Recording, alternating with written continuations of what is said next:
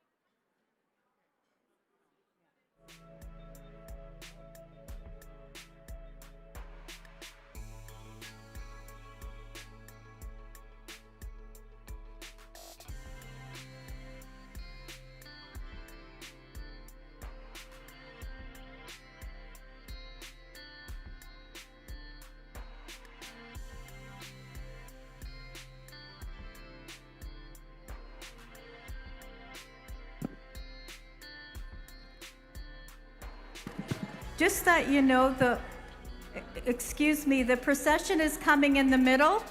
So if you're sitting in the middle, can you please push back your chairs? So if you're sitting in this middle part, this is where they're coming in. If you could please push back your chair.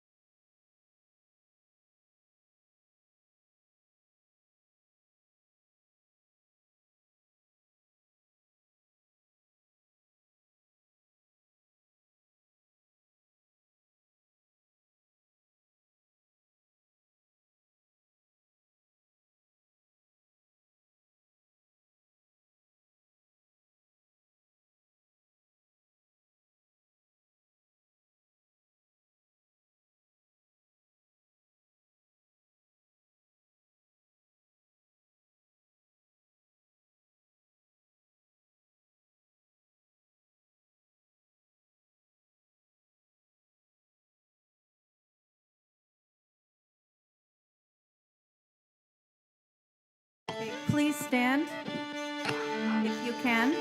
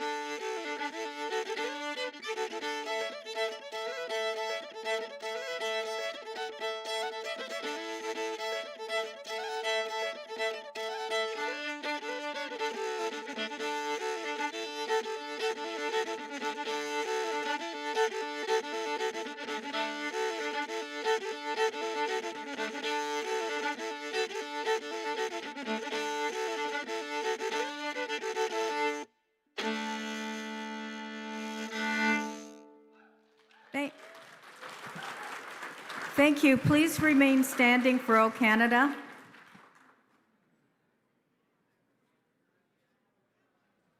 O Canada, our home and native land, true patriot love in all of us command. Car ton bras c'est porter le pays, il sait porter la croix. Ton histoire into épopée des plus brillants exploits. God keep our land glorious and free. Oh, Canada, we stand on guard for thee. Oh, Canada, we stand on guard for thee.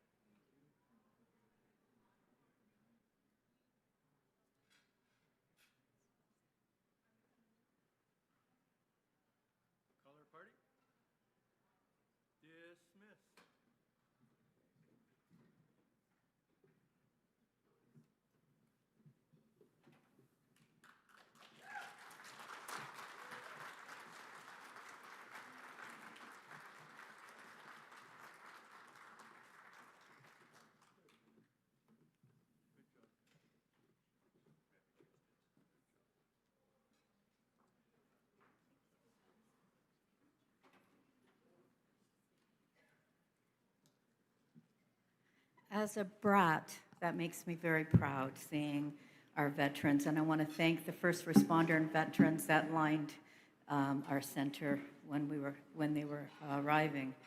Now we're going to do how we open up everything usually, the We Aspire and our statement of crime purpose.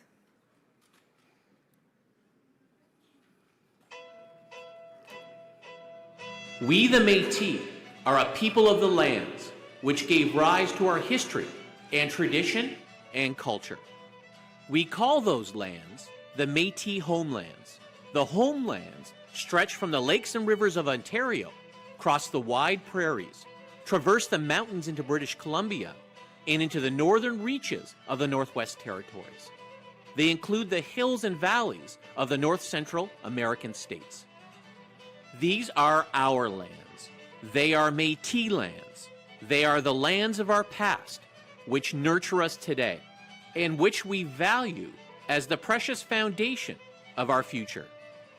As the Métis who live in the homelands, we hold it to be a fundamental truth that we are one of the Aboriginal peoples of the Americas. The Métis Nation continues today to be the embodiment of our past, the source of sustenance for our present, while giving rise to our hopes and aspirations for the future. We are a nation born of independence and self-sufficiency, whose teachings are founded in the values of honesty and truth. We are proud of our rich heritage. We are inspired by the values and traditions of our ancestors. The strength of our society is based on democracy, freedom, fairness, equality, generosity, justice, and the customary and written law of our people. Above all, we cherish harmony and peace. As Aboriginal people, we hold sacred the rights of the individual and the collective. We have respect for each other, for the land, and for the animal and plant life that surrounds us. We are a people who honor and respect the family, our elders who hold the keys to the past, and our children who are the future. Guided by our spiritual values, we aspire to attain our highest potential.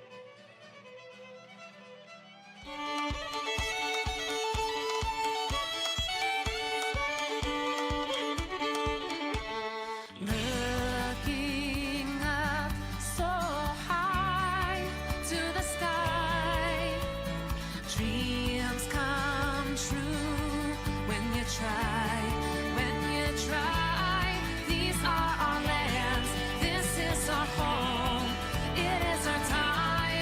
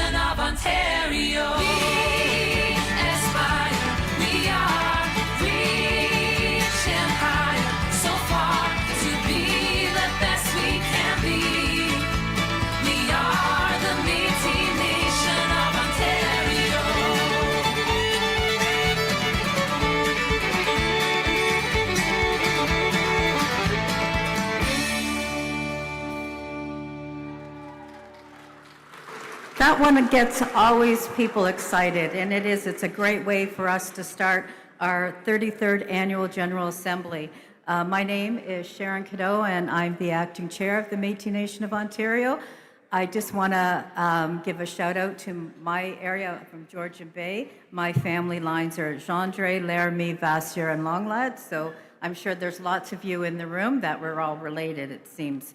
And before we get started, I'm going to ask Executive Senator Stephen Callahan to come up to start us off in a good way with an opening prayer.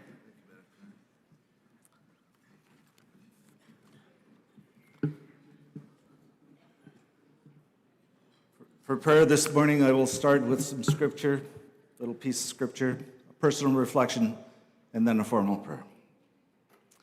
John 14:23 reads, Jesus replied, "Those who love me will keep my word, and my Father will love them, and we will come to them and make our home with them." I reflect that when I turn on the news, you see people displaced by war, by flood, by fire. I personally have little idea what that must be like. I know that too often our ancestors were displaced, but personally, I don't know how that feels. I'm lucky. I was reflecting on people displaced by disaster, evacuees, refugees. Then my mind started to wander, and to the first time that I had to move to go away to school. My room is emptied out, packed into my old baby blue Ford Econoline. I placed my hand on the wall to say goodbye. For almost 2 decades, this room housed my bed, my vinyl, my cassette tapes, my clothes, my books. Well, this room housed me. Moving is never easy. It comes with worries. Will I make friends? Will I be happy? Will I find comfort? Will I be safe? Creator, someday I will move to an even better place, a place with no worries, with no stuff to be concerned with, and where everyone is my friend. And I won't need to pack a single bag. But for right now, Creator, we pray that some comfort will come to those displaced by disaster. Amen. Marseille.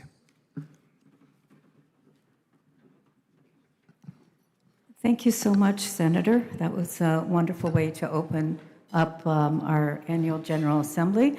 And now I'm going to ask the Regional Councillor Alicia Brink to come on stage. And we're going to, if you close your eyes, we're in Thunder Bay. So this is a land acknowledgement from Thunder Bay.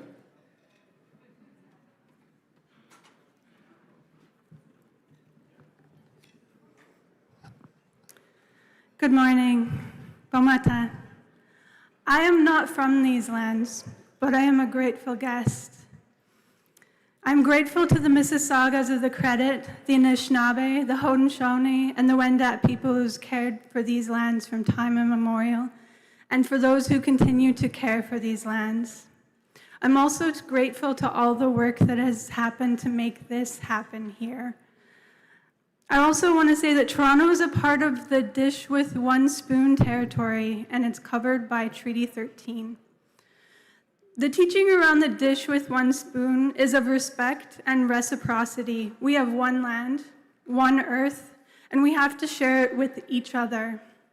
That is one of our greatest responsibilities, and it's such an important teaching today. This assembly was originally planned for Thunder Bay by the Kaministiquia River, under the mountain in Mkiwaju, and at Fort William Historic Park. A place where right now you can smell the raspberries on the vine. I love that land. I love its people. And I know many of you were looking forward to being there. I was. Thunder Bay District Council had a dream of showing you everything we love about that place, from the lake to the amethyst. That dream was full of music, dance, and good food. I wish you could have seen what they saw for you. Their work, their passion, and the care they put into every detail, it was a love letter to you, to the land, and to the citizens of our region. I'm sad that we could not see that dream come to life, but I am so proud of them, proud of their ability to dream, to love, and to care for the land, for the waters, and for each other. The skies have been eerie, very strange where I'm from. I'm not lying when I say that it was apocalyptic. Eerie hues of orange and dirty yellow. The moon was red. The sun was nearly eclipsed by the smoke. Many people in the north have lost their homes to the forest fires, and some have lost whole communities. Métis in the north were often referred to as Wissakodawen. It's an Anishinaabe for how fire burns one side of the log and not the other. I recognize that maybe it is too soon to say because some burns are still weeping, but I want to remember fireweed. When the fire goes out, about 20 to 30 days after that, the land erupts in purple and pink flowers. And the wind that once fed the wildfires will dance with the fireweed.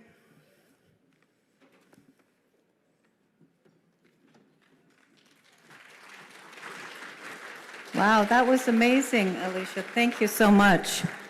And now I'm going to ask, and I don't have it here, Madeline Sheriff. And she's the youth rep for Region 2, but also the youth rep for the Thunder Bay Council, because unfortunately they couldn't make it up here. So she's going to bring greetings on their behalf.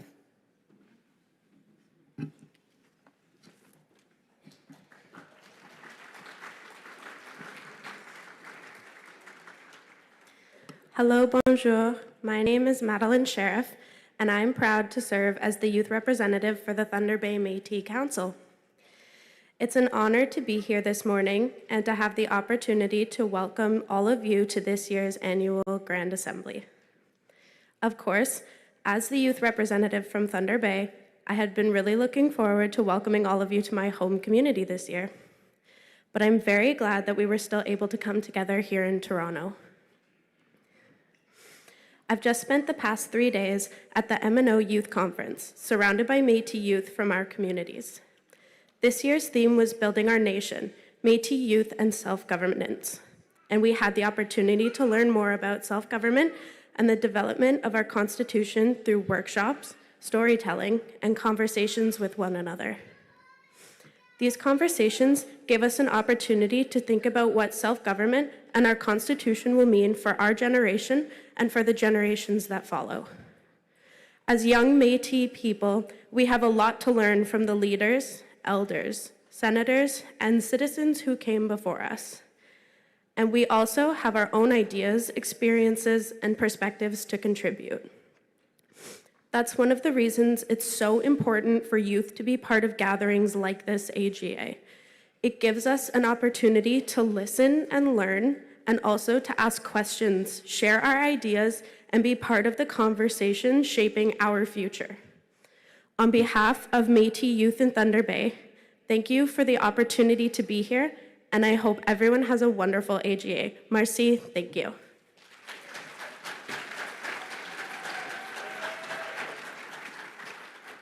Thank you so much. Okay, so now it's been a year, I can't believe it, and we're ready to report back. So I hope you sit back and enjoy what we've accomplished for you.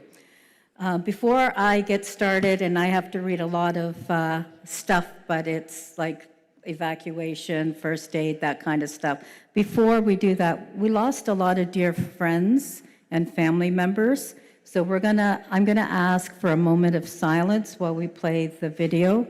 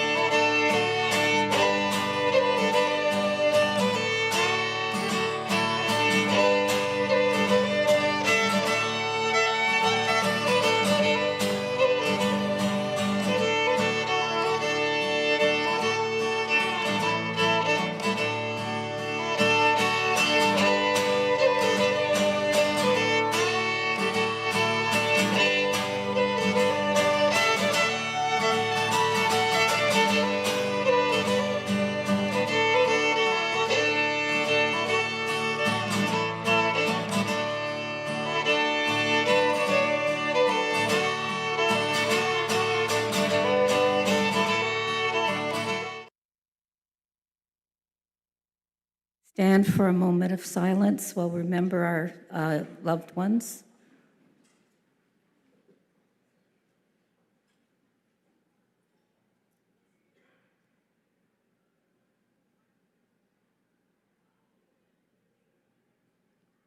Thank you so much. Okay, so I'm going to talk about some of the rules and stuff right now. This year, you're not going to see a countdown timer. However, if I'll be using my discretion for the length of times for each speaker to ensure fairness and wishing everybody that can speak can do so. If the speaker talks more than 3 minutes, I may implement the timer. And I have to take a moment for the evacuation plan. So if there's an emergency, please see the primary evacuation routes and use the aisles to exit from the main meeting room. So these doors.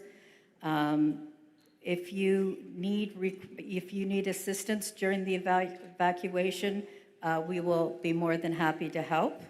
We have staff here that would be able to help you. Medical emergencies, we have our wonderful first aid people, and they're out there, but you'll see them wandering around. They have joined us for, has it been 3 or 4 years now? So they're part of the family. You know, it's nice to see them, and they're going to keep a special eye on President Margaret Fro to make sure she keeps that hand up at all times. We don't want it to get any. See, I have a nurse right here, okay? So we can actually sit you over there beside her. So you have your own personal nurse. Okay. And the hotel has a strict no smoking policy. So they are marked. If you're a smoker, they're outside the door and they're marked. I'm sure you already know where they are. And the clickers, I'm not gonna talk about them right now because we're not gonna use them until the afternoon. So I'll come back with the clickers. And you know, the vendor fair is up here, and the Kush Kapaya Métis art exhibit is in the Toronto A room. So we're gonna ask that you do that on your lunch, and we're gonna give you a half-hour break, you know, so then you can make sure that you do that. You can grab something to eat, refreshments, and go shopping or look at the art exhibit. Okay, so I'm going to now introduce the PCMNO. So they've actually done videos. So if we could get that rolling. Hi, I'm Donna Grenier, and welcome to the 33rd MNO Annual General Assembly. I am from the historic community of Penetangmachine in Region 7. I'm proud to serve as senator on the PCMNO, and I look forward to a productive, meaningful assembly filled with kinship, culture, and community dialogue. Hello, and welcome to the 33rd MNO Annual General Assembly. My name is Stephen Callahan, and I am from the historic Métis community of Penetangmachine. This assembly is a time to honor our traditions, strengthen our governance, and ensure our voices are heard across the homeland. It is a time to build bonds as we move into a very exciting future. Enjoy, everyone. Hello and welcome to the 33rd Métis Nation of Ontario Annual General Assembly. My name is Ryan Lafleur, and I am from the contemporary Métis community of Ottawa. I'm the post-secondary representative on the PCMNO, and this assembly is going to be a great opportunity to elevate the voices of Métis students and youth, and to work towards a future filled with learning, leadership, and cultural pride. Hello and welcome to the 33rd MNO Annual General Assembly. My name is Greg Garrett. I'm from the Georgian Bay Historic Métis community. I'm the MNO Councillor for Region 7. I also serve as Associate Secretary for the Housing and Homelessness portfolio, and I'm Regional Captain of the Hut. This assembly reminds us that by working together, we can build lasting foundations for our people, both physically and culturally. Hello, and welcome to the 33rd MNO Annual General Assembly. My name is Suzanne Forte, and I am from the historic Métis community of Mattawa-Ottawa River. I am the PCMNO Regional Councillor for Region 5. It's inspiring to witness the strength and unity of our Métis communities as we gather in celebration and collaboration. My name is Alicia Brink, and my roots are in the Red River. I am MNO Councillor from the Northern Lake Superior Métis community. This assembly is a vital moment to focus on resilience, sustainability, and our shared responsibility. I am grateful to be here. Hi, everybody. My name is Kathleen Anderson. My historic community is St. Andrews Parish. I'm the regional councillor for the Southwest region. I serve as the provincial secretary for economic development and government infrastructure. I am proud to work alongside each of you to ensure strong, sustainable Métis communities through sound governance and opportunity. Hello, and welcome to the 33rd MNO Annual General Assembly. My name is Andy Dufresne, and I'm from the historic Métis community of St. Boniface, Red River. I am the PCMNO Councillor for Region 6. I also serve as the Associate Secretary for the Health and Well-Being and Seniors Portfolio. I look forward to supporting vibrant, healthy Métis communities across the province through our shared vision. Hello and welcome to the 33rd Annual General Assembly up here in Thunder Bay. My name is Sharon Cadeau, and I'm from the historical community of Penetang. I'm the acting chair of the Métis Nation of Ontario. My portfolios are housing, homelessness, health, well-being, and seniors. It's an honor to gather here with the Métis citizens and leadership from across Ontario to reflect on our accomplishments and continuing chartering our path forward together. I hope you have a great time. Thank you. Hello, and welcome to the 33rd AGA of the MNO. My name is Kate Stewart McNeil, and I am a Drummond Islander. My pronouns are they or she, and I'm currently serving on the PCMNO as Regional Councillor for Region 8, which is located in South Central Ontario.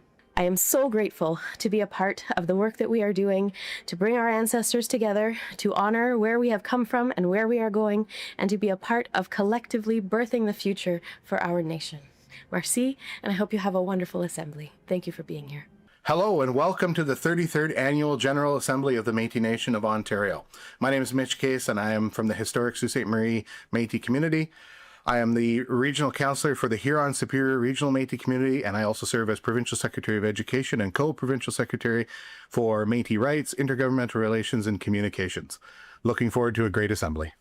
My name is Cecile Coutu, and I'm a PCMNO Senator. My ancestral lines are McGregor and the Riel family.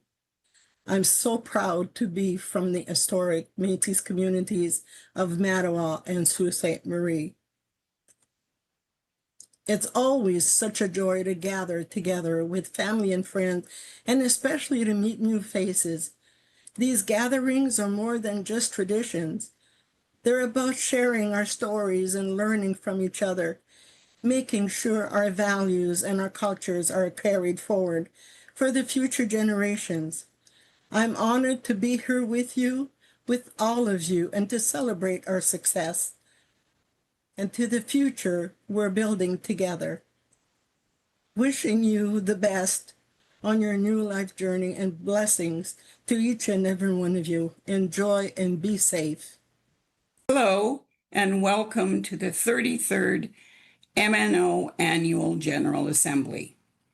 My name is Joanne Young and I am from the historic community of Isla-la-Crosse in northwestern Saskatchewan. Isla-la-Crosse celebrated its 250th anniversary this year, and I was lucky enough to be able to attend some of the events. I am the Secretary-Treasurer of the PCMNO. I also serve as the Secretary for the Finance and Records portfolio. I want to thank you for taking the time out of your schedules to become part of this important gathering as we move forward on our self-government journey and we celebrate our successes and look to create a vibrant future for those that come behind. Merci Imigwich. Thank you. Hello, Tansha, and welcome to the 2026 Métis Nation of Ontario Annual General Assembly. My name's Teresa Stenlin, and I'm the Regional Councillor for the Northwestern Ontario Métis community also sometimes known as the Regional Councillor for Region 1. I also serve as Co-Provincial Secretary for Métis Rights, Intergovernmental Relations, and Communications. And I am proud to be from the Northwestern Ontario Métis community from the traditional territory of Rainy Lake, Rainy River, Lac Seul, and Treaty 3. I'm a descendant of the half-breed adhesion to Treaty 3, and my Métis family lines are the McPhersons, the Morrisseaus, the O'Connors, and the Triscolls. It's a pleasure to welcome fellow Métis citizens, leaders, and guests as we come together to celebrate our shared culture, strengthen our nation, and continue advancing our collective rights and future. I would like to thank the Northern Lake Superior Historic Métis community for their time, effort, and the planning they did to originally host us at the Fort William Historical Park prior to the pivot to move the AGA. Marcy, thank you all for joining us, and I hope you have an engaging and rewarding Annual General Assembly. Kuapimatan! J'aimerais vous souhaiter la bienvenue à notre 33e Assemblée de 2026 de nos Métis de l'Ontario. Mon nom est Liliane Etier et je suis honorée de vous servir comme sénatrice pour la soirée aujourd'hui. C'est un rassemblement bien spécial pour partager notre histoire de famille et de continuer notre travail si important pour notre nation des Métis. Hello, everyone, and welcome to our 33rd MNO Annual General Assembly for 2026. My name is Liliane Etier, and I am honored to serve as a senator on the PCMNO.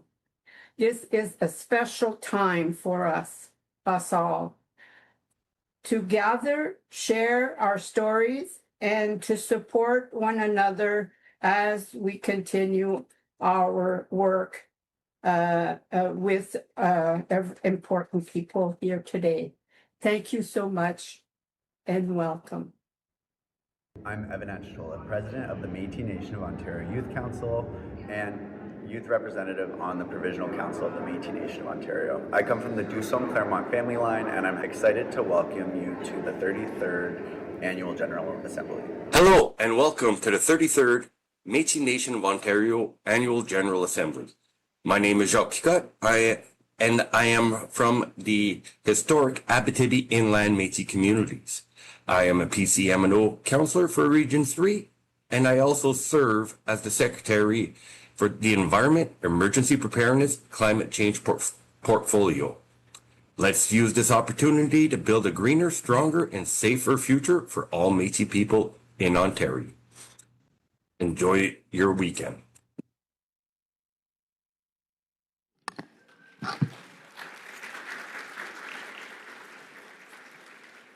And last but not least, good morning, Bon matin. My name is Margaret Froh. I'm President of the Métis Nation of Ontario. It's my great honor to be so Chief Captain of the Hunt, and I serve as Provincial Secretary for Justice as well. I know that this isn't quite what we had expected, but it's really wonderful to see all of you here this morning. There's always something really special when our citizens come together in one place where we have a few days to have important conversations, to visit, to reconnect, and to really chart our path forward. And I hope that you make the time to reconnect with folks over the course of the next 2 days. So it's wonderful to have you all here. And it is my great honor to introduce our first guest speaker this morning, Mr. Tony Belcourt.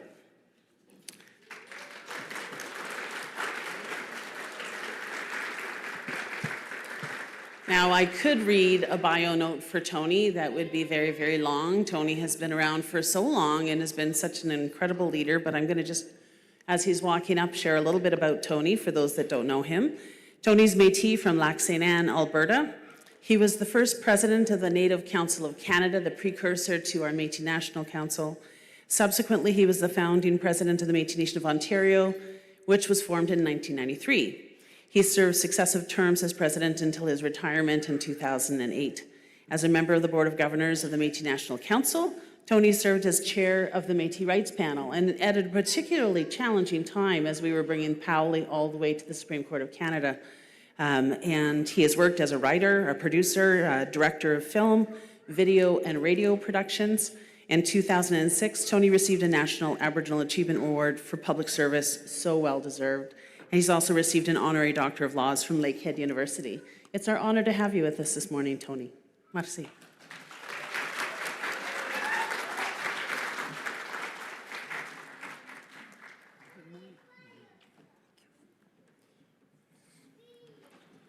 Thank you, Margaret. It's an honor for me to be here.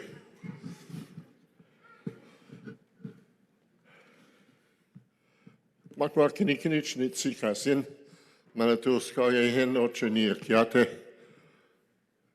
is Tony Belcourt. I'm from the community of Lac Sainte Anne, Alberta.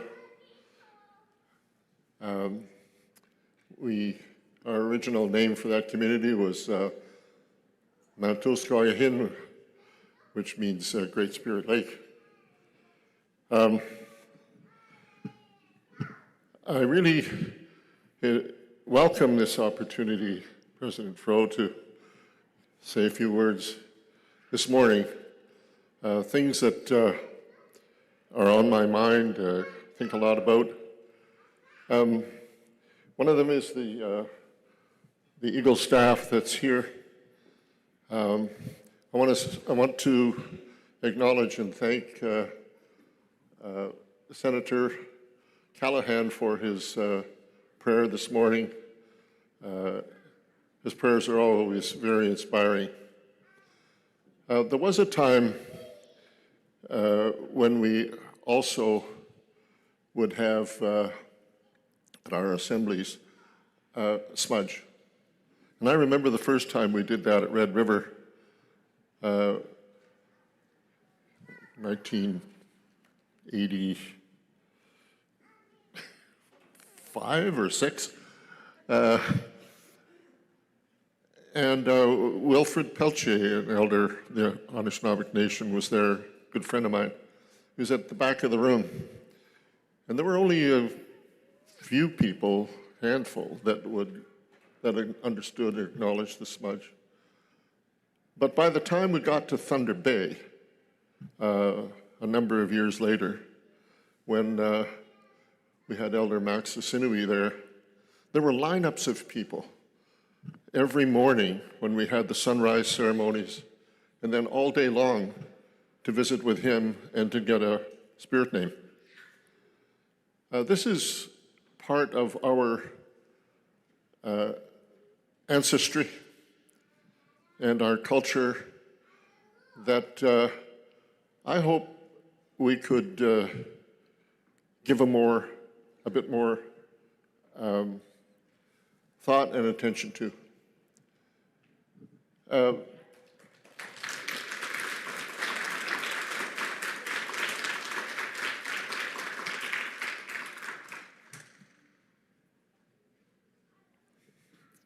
My father always wanted me to get a government job. He grew up in the Depression of the dirty 30s. My mom wrote me a letter one time to tell me about how it was that if this old hermit hadn't given her some fat to render to make some bread, we might have starved that winter. I didn't realize we were in that kind of a situation. I was a kid, and I thought, well, I just didn't think about it. But we do come from a history, and a very sad one, of poverty, landless people, people subjected to racism.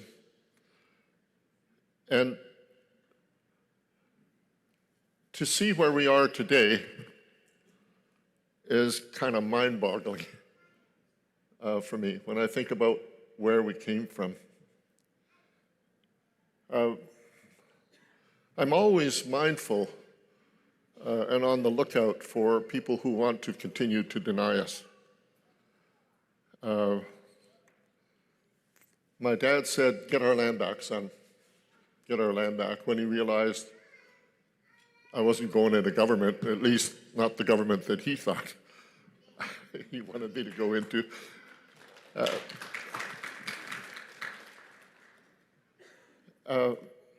That's still a mantra of mine, and I hope will continue to be a mantra of our people. There's no reason on God's good earth that we should not have lands that are recognized as Métis lands.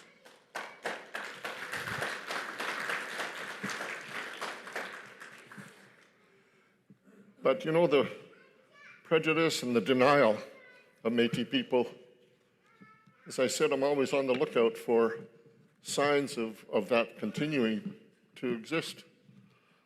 And Madam President, I congratulate you on all the work that you're doing, and that of the national president, in getting us to where we are, getting recognition and this immense, incredible agreement of recognition and leading towards our movement towards implementing our right of self-determination. But on the other hand, I always know there are people there in the background somewhere trying to trip us up. It's something that I've lived with all my life. Even when they spied on me. It's nice to see a letter from the Prime Minister of Canada.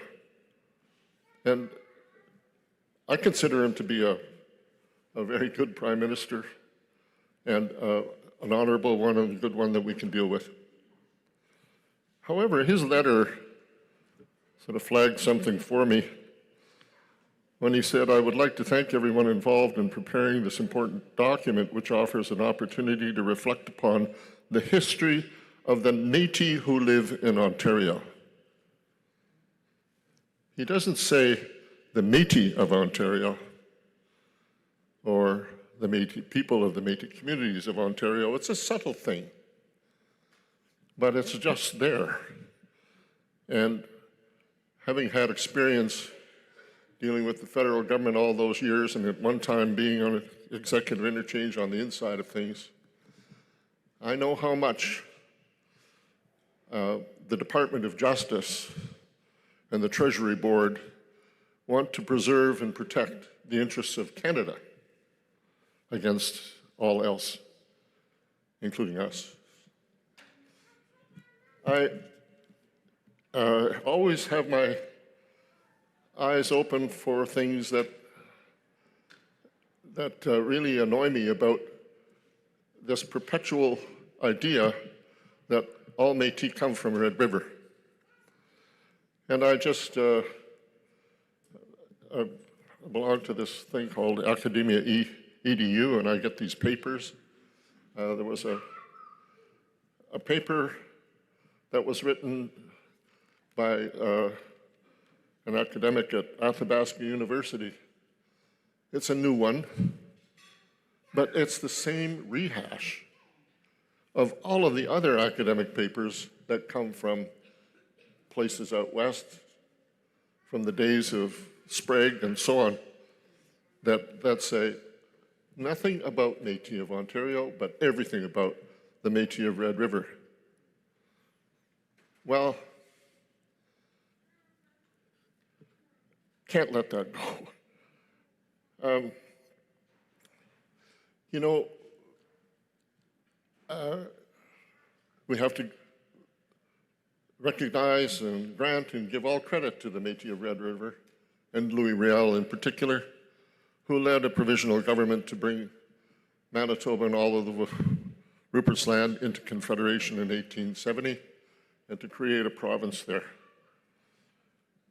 But it's long past time that people also understood and saw Métis facts.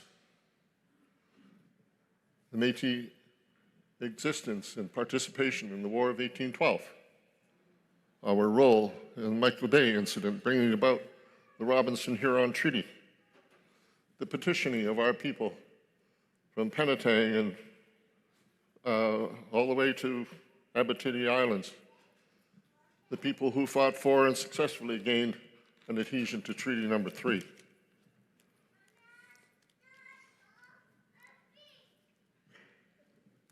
Those are historical facts, but you know, in contemporary times, we also need to acknowledge and understand and trumpet the participation of the people of this province in fighting for Métis rights ever since the 60s.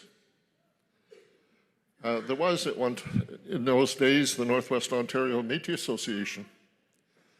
Paddy McGuire and his son Mike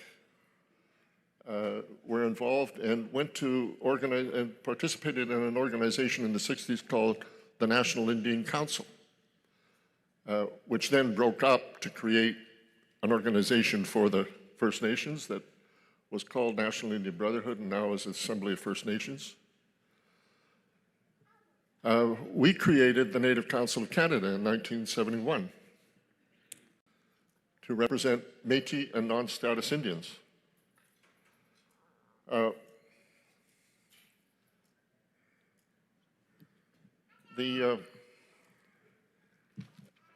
just wanted to take a moment to tell you that in 1971, or 1972,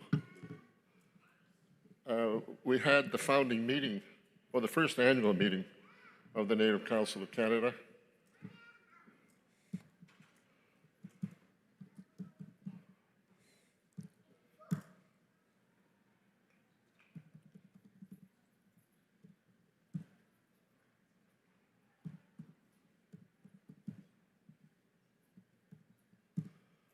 There, finally, cooperation.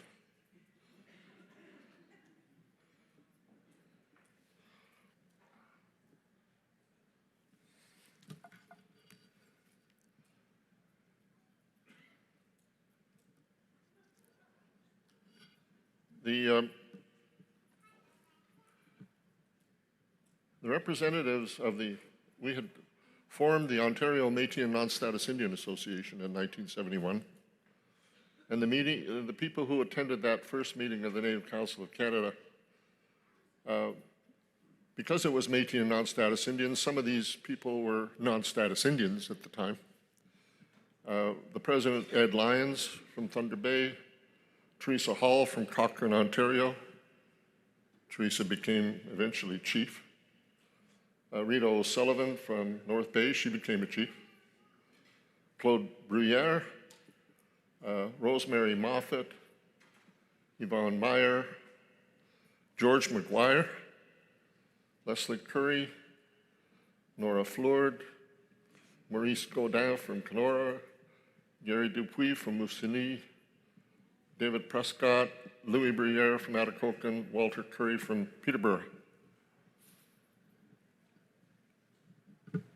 You know, in 1971, we didn't have a Constitution Act. We didn't have any kind of recognition for our people. We were just political footballs. We'd come to the federal government and say, you have a responsibility for the Métis people too, and they'd say, no, go see the province. It took a long time to get that issue finally settled, thanks to Steve Powley.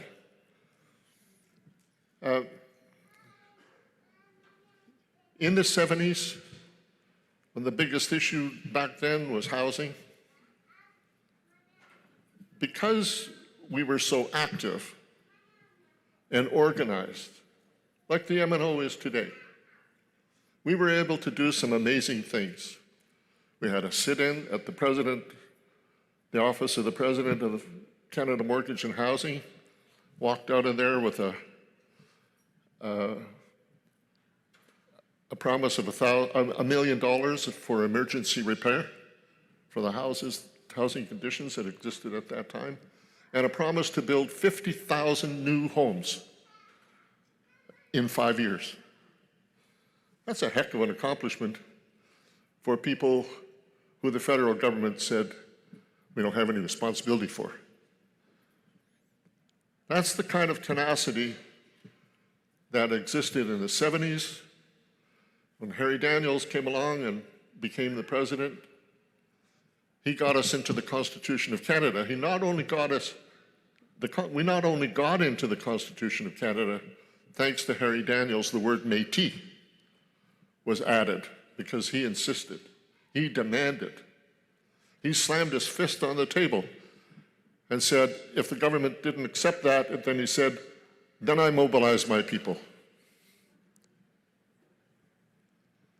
That's the kind of strength and resolve of our people that is getting us here today.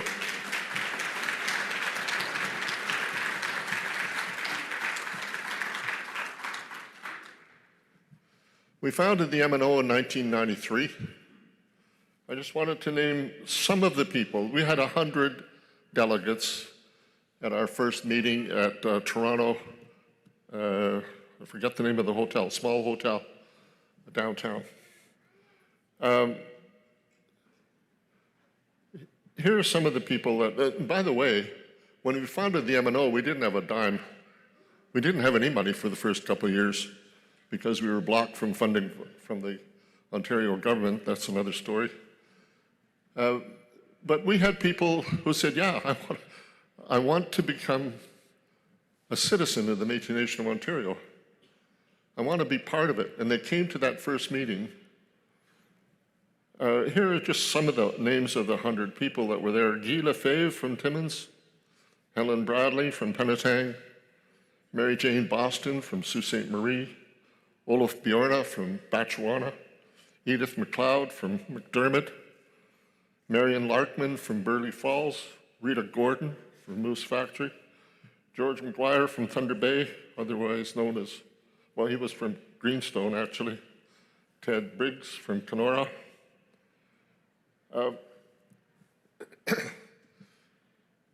100 dedicated people who came to a meeting,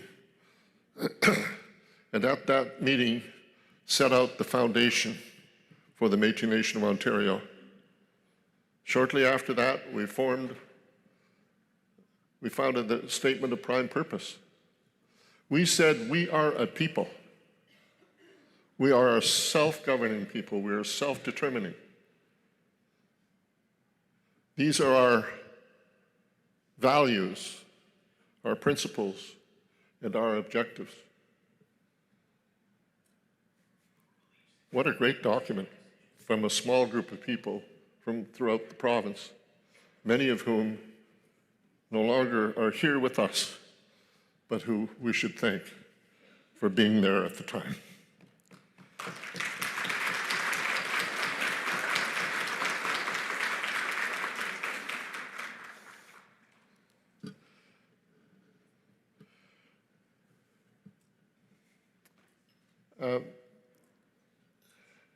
I'm really looking forward to hearing all of the reports that are going to come today. I'm excited about where we are. I'm excited about the fact that we've got little kids running around that one day are going to be sitting here in your place.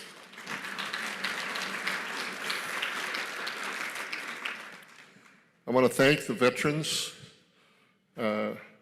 for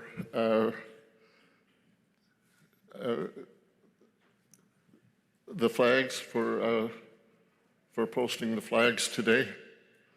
I want to thank everybody involved in the organization of the MNO and for putting on this assembly. I want to hats off to the MNO events team for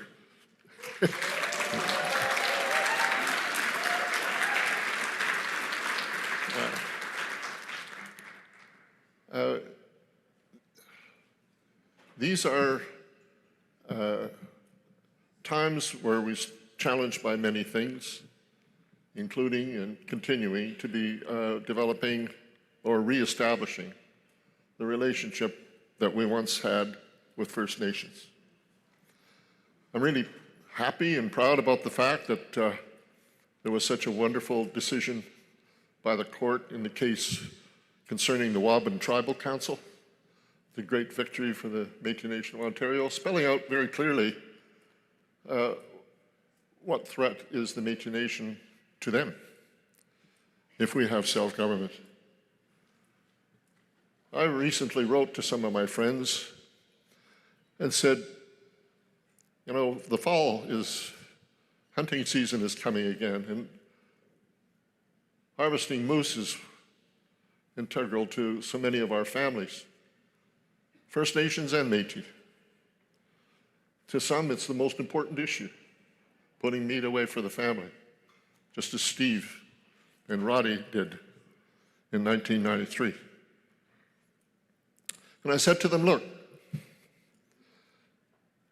the Métis are not the reason why there's such a reduction in the moose population, why there's a threat out there.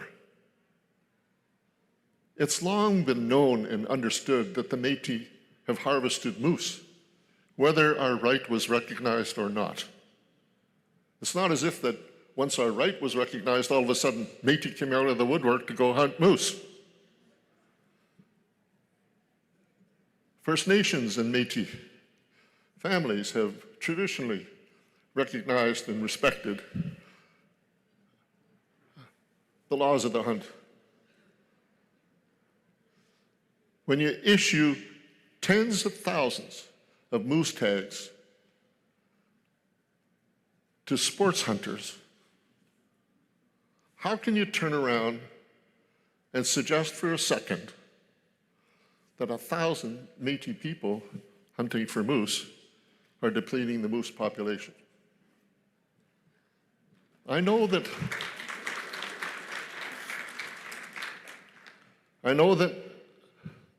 many of my First Nations friends agree with me, and hopefully we'll work to try to ensure that we're going to get a relationship reestablished with First Nations in the proper way that it should be, that it once was, and should always be again in the future.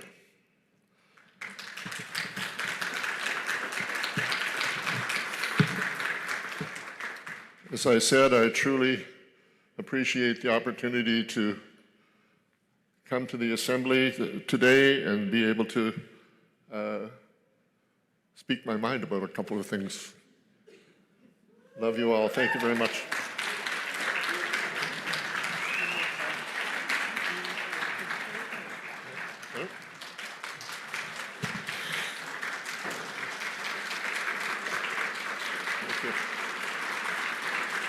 And it's just proper.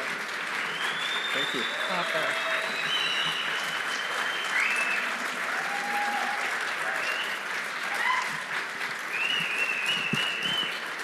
So very well deserved, Tony. Thank you for that beautiful reminder that we really are standing on the shoulders of giants. That history, every time you come to the microphone, you share a little bit more about that history, and we really appreciate it. And thanks for letting us stand on your shoulders too. So on behalf of all of us, we have this beautiful painting by Isabel Paz, one of our young artists, saying thank you for being in the canoe with us. Merci. Oh, thank you. Yeah. Chris is going to take a picture of you and I with the painting.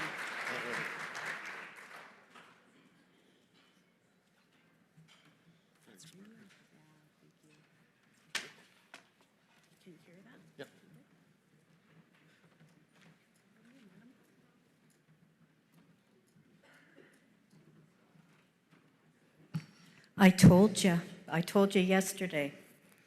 I was lucky enough to serve under Tony. I'm the only person on the PCMNO that has served under all three presidents. So Tony is amazing. He has lots of history and knowledge, and he's here. So if you want to get more information, just sit down and you'll get that. The one thing he forgot to talk about is the tenacity that he had when, for the harvesting agreement, the government said, okay, we'll give you a harvesting agreement, but not below the French. And Tony said, no, that's not happening. So that's when we had a massive hunt below the French, and we got our way. So thank you, Tony. So, and other situations like that. So, hey, it worked. Okay, so our next speaker is MPP Stephanie Bowman, Liberal critic for Finance, Treasury, and Trade, and Commissioner, Board of Internal Economy. Sorry.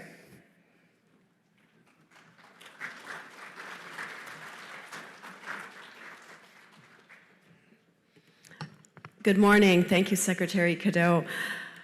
Merci. Good morning. Bon matin. I wanted to first thank President Fro and the whole PCMNO citizens and staff for the warm welcome and the chance to be here this morning. I also had the chance to be here last night and to hear the wonderful and uplifting prayers from Senator Callahan and to hear the singers and the beautiful performances. I tried a jig, but I might need a few more lessons. My name is Stephanie Bowman. I'm the Member Provincial Parliament for Don Valley West, and I was first elected in 2022, and I currently serve as the Liberal Finance Critic at Queen's Park. I'm from London, Ontario. I just celebrated my 30th wedding anniversary to my wonderful husband, Dave, and I have two great children, Maddie and Luke, who I'm very proud of. And before getting into politics, I spent about 20 years in leadership positions at financial institutions like Scotiabank, and I was also at Ernst & Young. So I'm a chartered accountant by background and pay close attention to the numbers.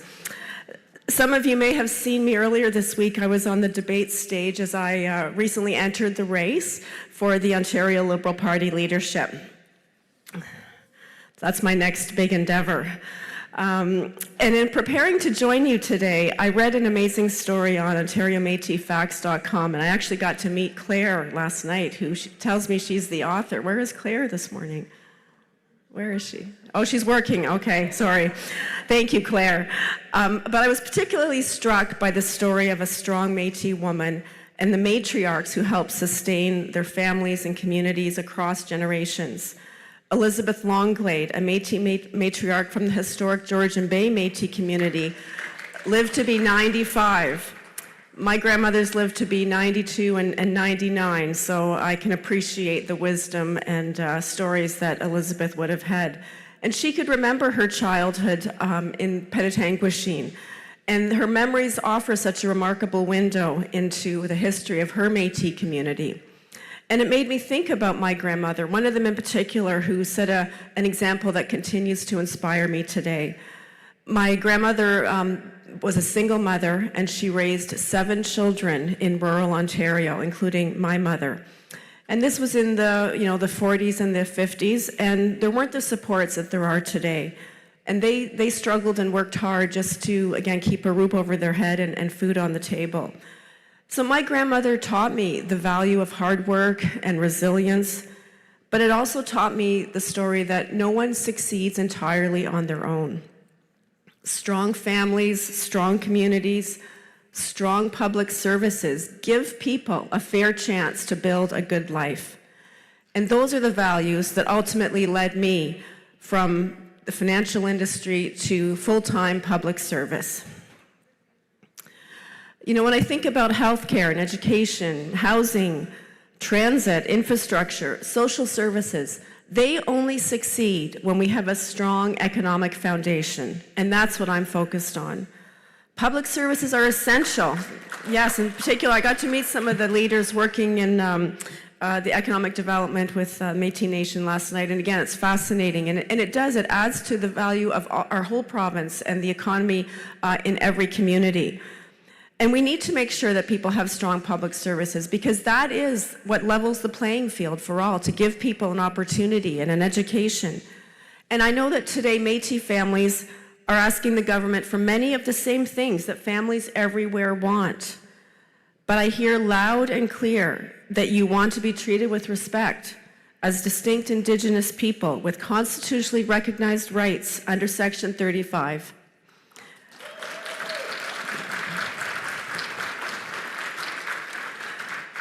And I know that no one size fits all.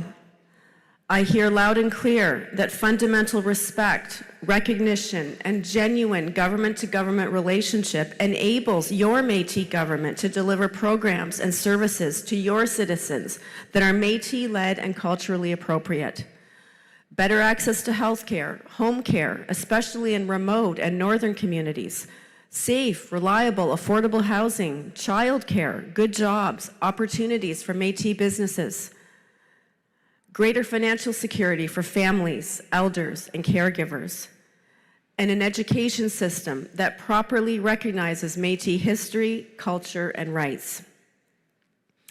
A genuine government-to-government relationship needs to be stronger and based in understanding, collaboration, and respect.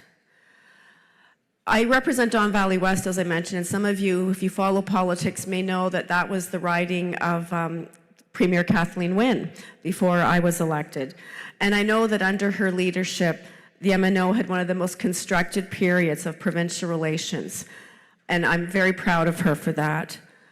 As a Liberal, I know that collaboration cannot mean government develops a plan and asks for your thoughts at the end, or worse, doesn't consult at all. It means sitting down early with you. It means listening. It means ensuring that Métis rights protected under Section 35 of the Constitution, is not just ink on paper. And denialism of these rights cannot be appeased.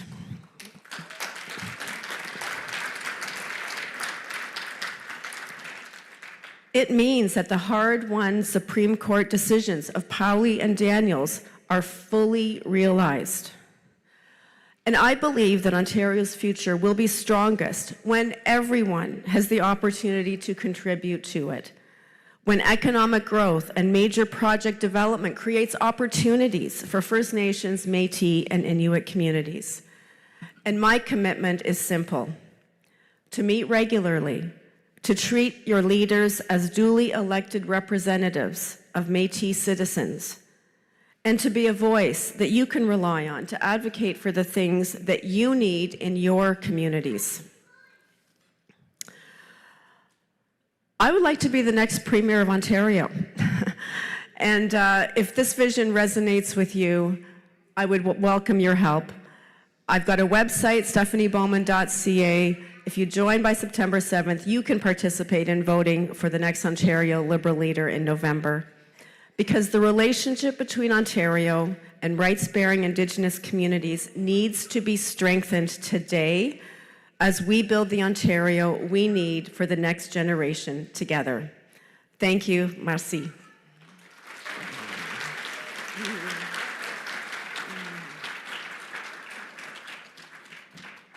Stephanie, it's wonderful to have you with us, and wonderful to hear such strong, affirming words. And we wish you all the best in this new adventure that you're engaging in. And on behalf of all of us, we want to present you with this beautiful painting by that wonderful artist who is out at her booth selling her wares, able to sign it for you. But what a beautiful image. And I think, as I mentioned to President Belcourt, there's lots of room in our canoe, and we need partners. We really appreciate you being here with us today. Merci. Yeah.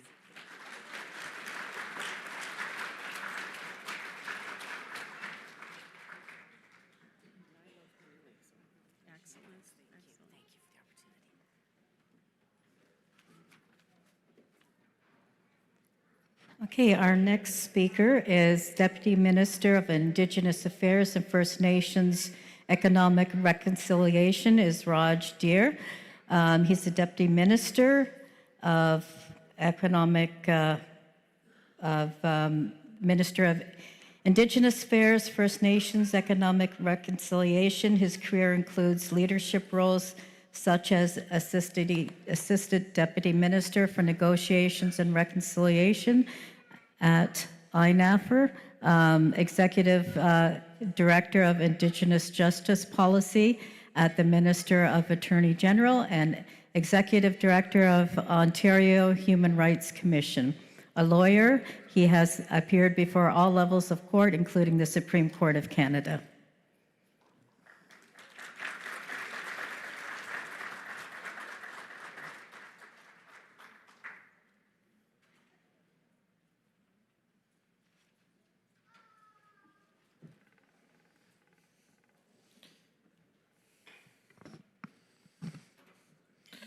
Thank you, Chair Cadeau. And thank you for the invitation to join you today at the 33rd Annual General Assembly. It's a privilege to be here and to bring greetings on behalf of the Government of Ontario. Before I begin, I wanted to acknowledge the leadership of President Fro and the Métis Nation of Ontario, as well as the citizens, senators, youth, veterans, knowledge holders, and community leaders who have gathered from across the province for this annual General Assembly. The wildland fires have affected so many across the province in 2026. And it's in moments like these where we empathize with the experience of displacement as we were reminded by Senator Callahan. And we're also reminded of the strength of communities, as we heard from founding President Tony Belcourt, to adapt while remaining connected to one another. Like many of you today, I had been looking forward to participating in the canoe landing planned when this assembly was to be held in Thunder Bay. I am aware that the waterways have long connected Métis communities across what is now Ontario, carrying families, trade, stories, culture, and relationships from one generation to the next. But we know that rivers do not always follow a straight course. They adapt to the landscape before them while continuing toward their destination. I want to acknowledge the incredible undertaking of the Annual General Assembly's organizers, who adapted and made some difficult decisions to change the venue of this General Assembly due to the wildland fires. Like the rivers your ancestors navigated, this assembly has had to change course, but its spirit, purpose, and importance remains unchanged. There is a special energy that comes from bringing people together, and it's such a privilege to experience that here with you today. For decades, Ontario and the MNO have worked together on matters of shared interest, including supporting the economic and social development of Métis communities and families. Ontario has provided $470,000 this year through the Indigenous Community Capital Grants Program to support upgrades to the Powley Institute, which will serve as Ontario's first Métis-led research, cultural and community center, and will be a key space for community gatherings and cultural programming, making sure that Métis histories are preserved and shared. Ontario has also provided $2 million to date in support of Métis survivors and intergenerational survivors through residential school-related initiatives. I'm honored to stand with you and remain committed to maintaining strong and positive relationships with Métis communities across Ontario. As we continue our work with the MNO, we will continue to collaborate and communicate with partners, supporting economic and social development and helping to create opportunities for Métis citizens, families, businesses, and communities. So to everyone gathered here this week, thank you again for your leadership, your advocacy, and your commitment to your communities. Thank you as well to the organizers and volunteers and staff whose efforts have helped to bring this gathering together. I wish you a productive and successful AGA, meaningful conversations, and an opportunity to enjoy time with friends, family, and fellow citizens. Merci. Thank you again for welcoming Ontario to be part of this year's gathering.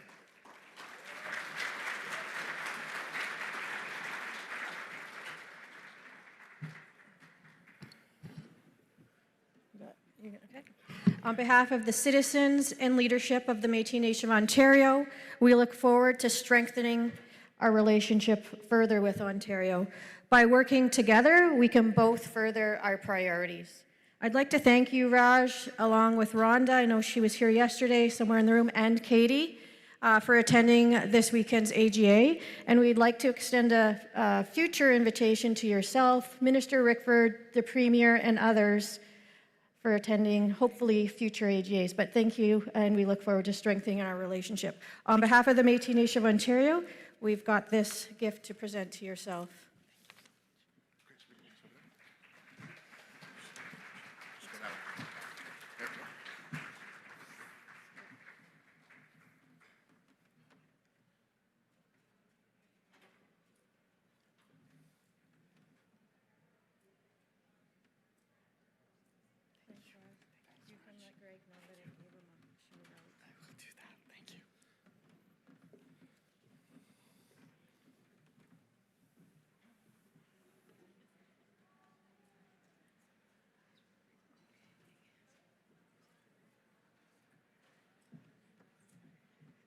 Okay, so now we had everything in reversed order. We're going to go with some pre-recorded messages for people that could not make it, and I'm going to tell you who they are in a minute.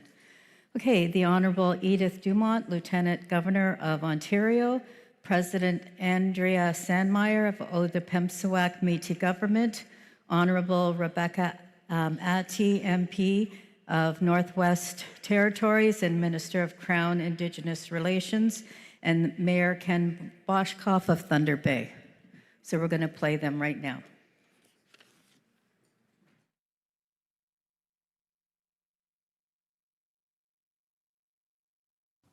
Bonjour, c'est avec grand plaisir que je vous adresse mes meilleurs vœux à l'occasion de votre assemblée annuelle. I am delighted to send my very best wishes as you come together to celebrate, reflect, and look ahead.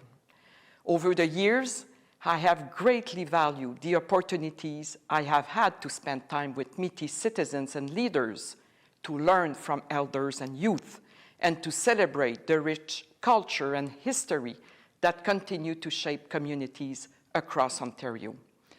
Alors que vous vous rapprochez d'un vote citoyen sur votre Constitution, vous poursuivez des initiatives telles l'Institut Paulé et votre engagement envers la jeunesse, la culture et le mieux-être communautaire. Ainsi, vos fondations permettent à l'identité métisse de s'épanouir. In doing so, you are helping build a strong foundation for the future generations. To President Margaret Fro, the Provincial Council, and everyone attending this year's General Assembly, I thank you for your leadership and dedication to your communities and for the thoughtful conversations that will take place over the coming days. As you continue this important journey, I look forward to learning about the insights and perspectives that emerge from your discussions. Je vous souhaite des conversations inspirantes et que votre Assemblée générale vous offre de beaux moments de partage. Merci.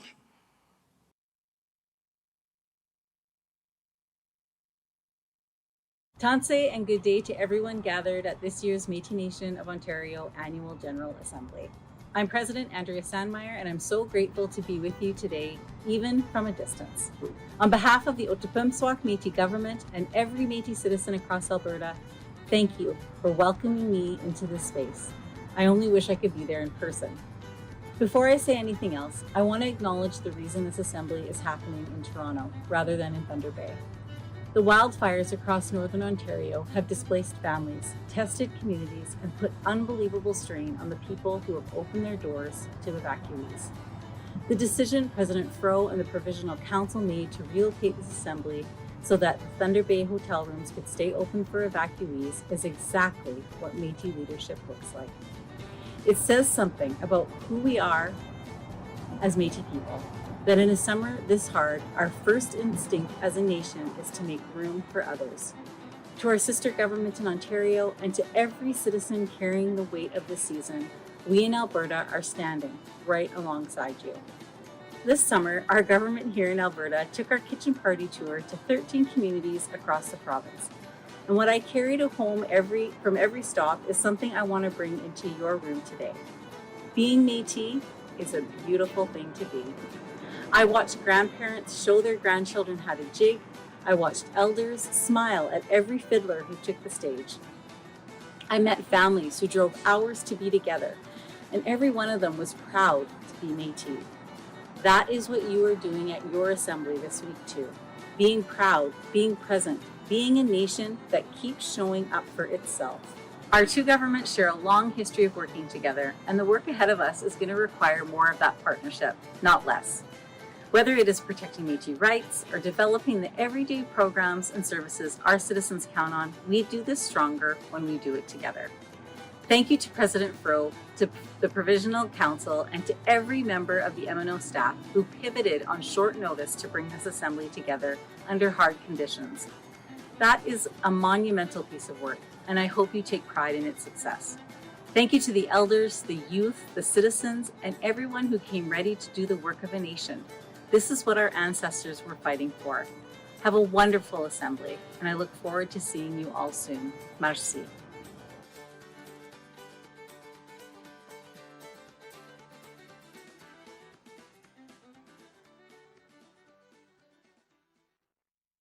Tanzai, hello, and bonjour. My name's Rebecca Alty. I'm the Minister of Crown Indigenous Relations and the Member of Parliament for the Northwest Territories. I'm pleased to send my warmest greetings to the leadership, delegates, and citizens of the Métis Nation of Ontario gathered in Thunder Bay for your 2026 Annual General Assembly. I wish I could be there in person with all of you, but appreciate the opportunity to send greetings from Ottawa. The Annual General Assembly is an important moment for your nation. It's where Métis citizens in Ontario come together to conduct the formal business of your government, to discuss and pass resolutions, and set your strategic direction moving forward. It's an honor to work with you to strengthen our relationship, promote reconciliation, and build a better, more prosperous future for today and for the next generations. I want to recognize the strong leadership, resilience, and vision of the MNO. Your work reflects a deep commitment to advancing Métis rights, strengthening communities, and building a future grounded in Métis identity, culture, and self-determination. We continue to support our shared goals of closing socioeconomic gaps and supporting strong, thriving Métis communities. As we work to improve housing, I look forward to hearing your perspectives on the new Indigenous housing strategy. What you share will help guide our work together to better support Métis housing needs and identify solutions to address key gaps impacting housing development, affordability, and sustainability. This work builds on existing initiatives such as the Urban, Rural, and Northern Indigenous Housing Strategy and programs that support MNO citizens. Our government remains committed to strengthening our relationship with the Métis Nation of Ontario, supporting your priorities, and working with you to improve outcomes for Métis citizens, whether in housing, economic development, community well-being, or more. To all those participating in this year's Assembly, your voices, leadership, and engagement are essential to this important work. I look forward to continuing our collaboration in the years ahead. Merci, thank you, merci, and masicho. Tanzai, hello, and bonjour. My name's Rebecca Alty. I'm the Minister of Crown Indigenous Relations and the Member of Parliament for the Northwest Territories. I'm pleased to send my warmest greetings to the leadership, delegates, and citizens of the Métis Nation of Ontario for your 2026 Annual General Assembly. I wish I could be there in person with all of you, but appreciate the opportunity to send greetings from Ottawa. The Annual General Assembly is an important moment for your nation. It's where Métis citizens in Ontario come together.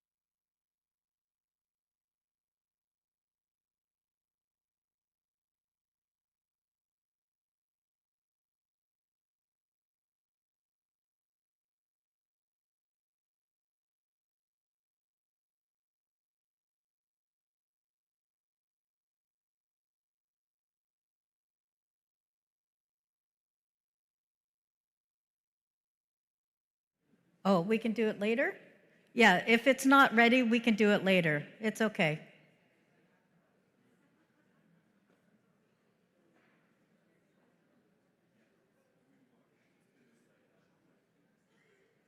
We'll do it now?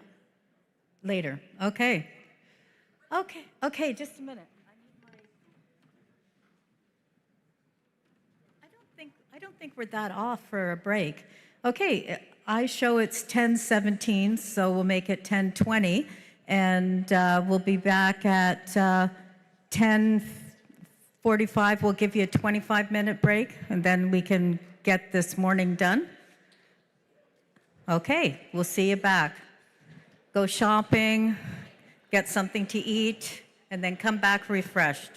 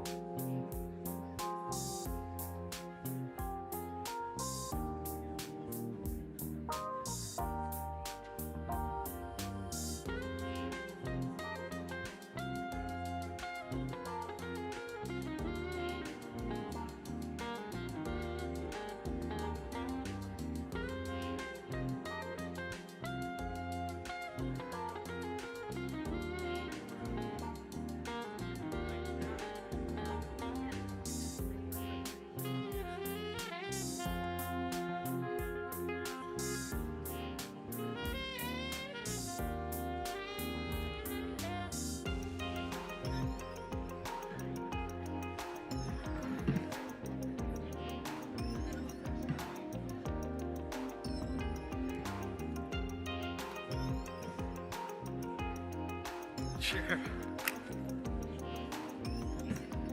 This is, oh, right.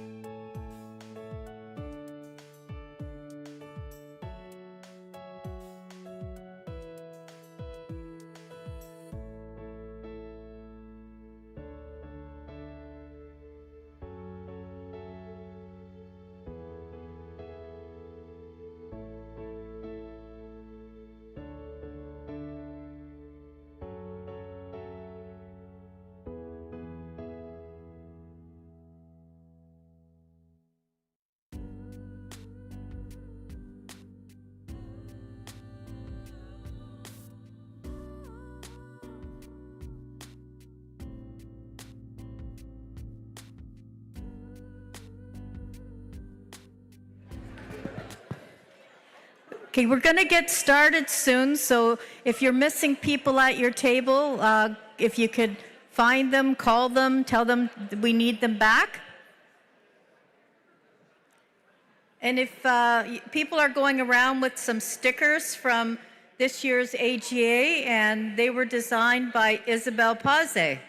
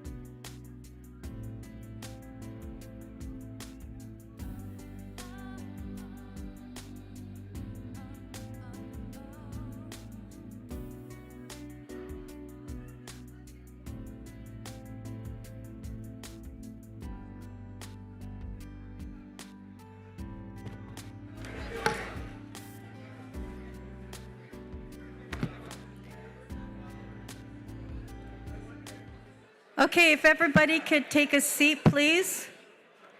And I have something that Joanne Young, our Secretary Treasurer, wants me to let you know. There was a memo that went out, but if you were impacted by Air Canada or any flight cancellations because of the Annual General Assembly being changed to Toronto, if you could contact, and the email is financeevents@métisnation.org. And I'll read that again later. And just also a little note, presidents of councils, we have one per council, and it's the Métis Rules of Order. These are the only rules of order you should be using at your community council. So if you want to go over to community relations, they have a small amount, but they have enough for one per council. And thank you for coming back. I appreciate that. And next up is going to be President Fro with the State of the Nation address.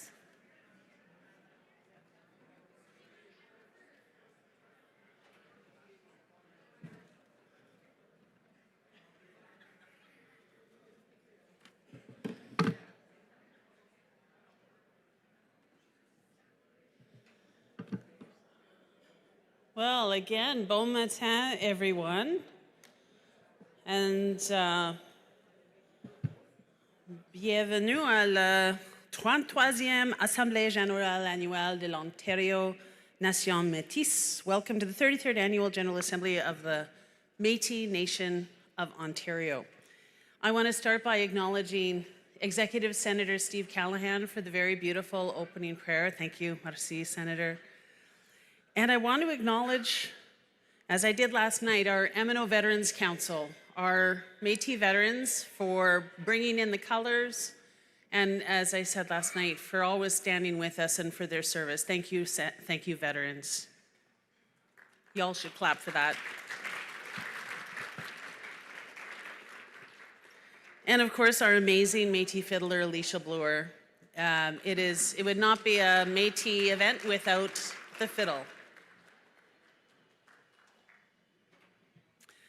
And to all of you, to our leadership, our citizens, friends, and allies, I want to thank every one of you for being here with us today. I know the past week and a half, 2 weeks has brought unexpected changes to everybody's plans. Your willingness to adapt and the commitment to take part in our government means a great deal. And on behalf of the Provisional Council, we are deeply grateful. I want to say thank you, merci, to the Thunder Bay District Métis Council and the citizens of Region 2 for investing countless hours preparing to welcome us to Thunder Bay. And I really appreciated the youth rep's comments this morning that she offered to the Assembly. Circumstances obviously were outside of anyone's control. Those changed our plans, and I want our citizens in that area to know how much we appreciate all their hard work, generosity, and hospitality.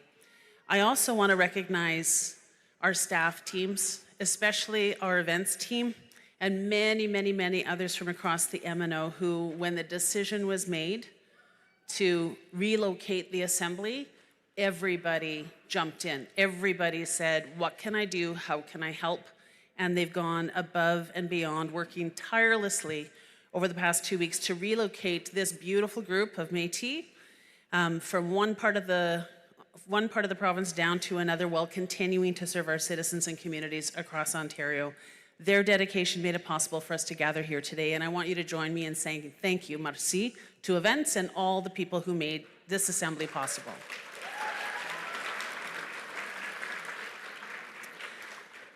So on this 33rd Annual General Assembly of the Métis Nation of Ontario, I am proud to once again stand before you as your president.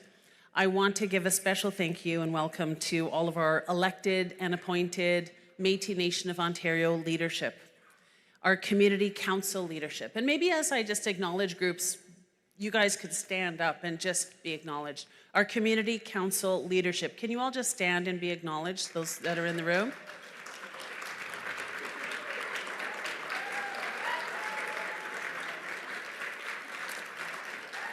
I was going to say, there's a lot more that aren't standing up.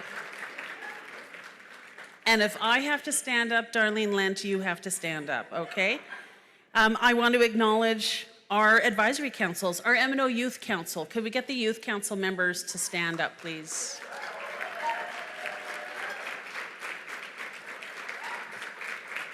Could we get our MNO Women's Council members to stand up, please?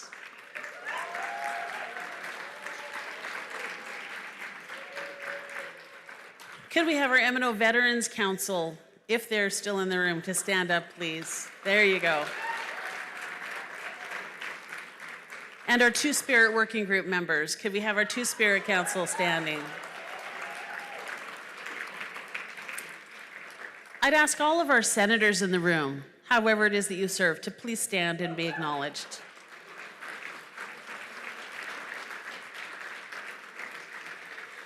Our captains of the hunt.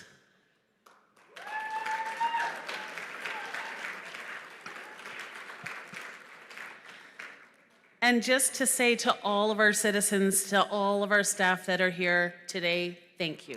Merci.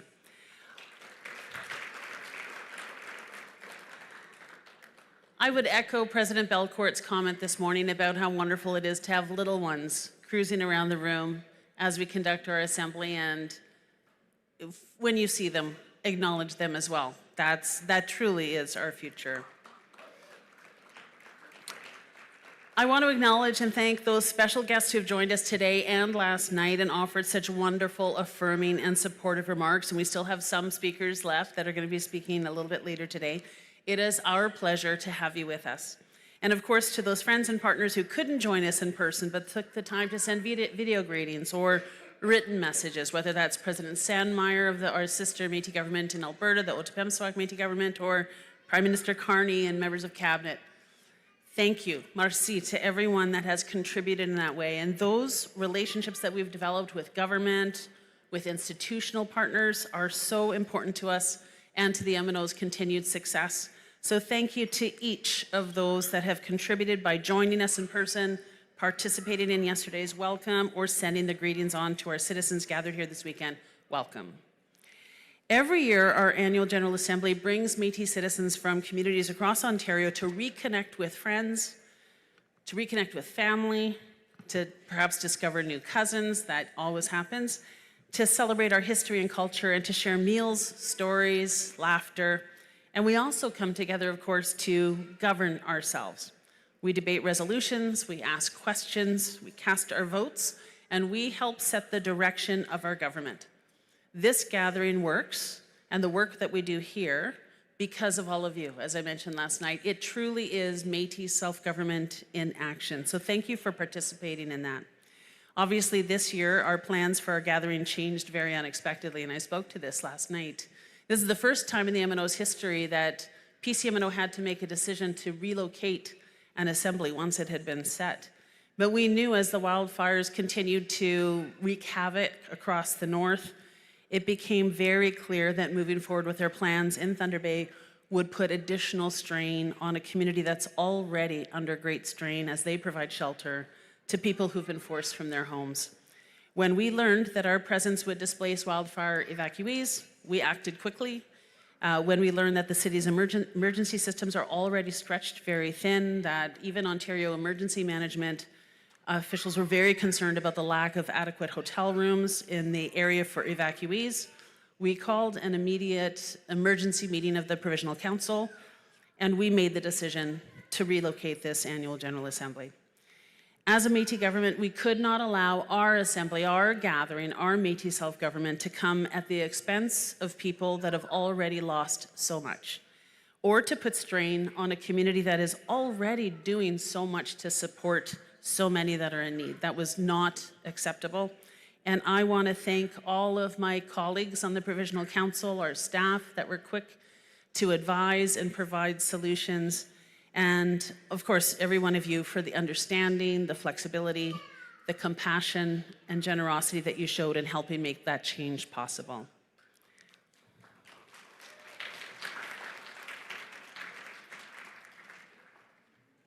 I want to acknowledge the difficult circumstances that many communities across Ontario, and in fact, across the country, as we all see on the news, have faced this summer as a result of wildfires.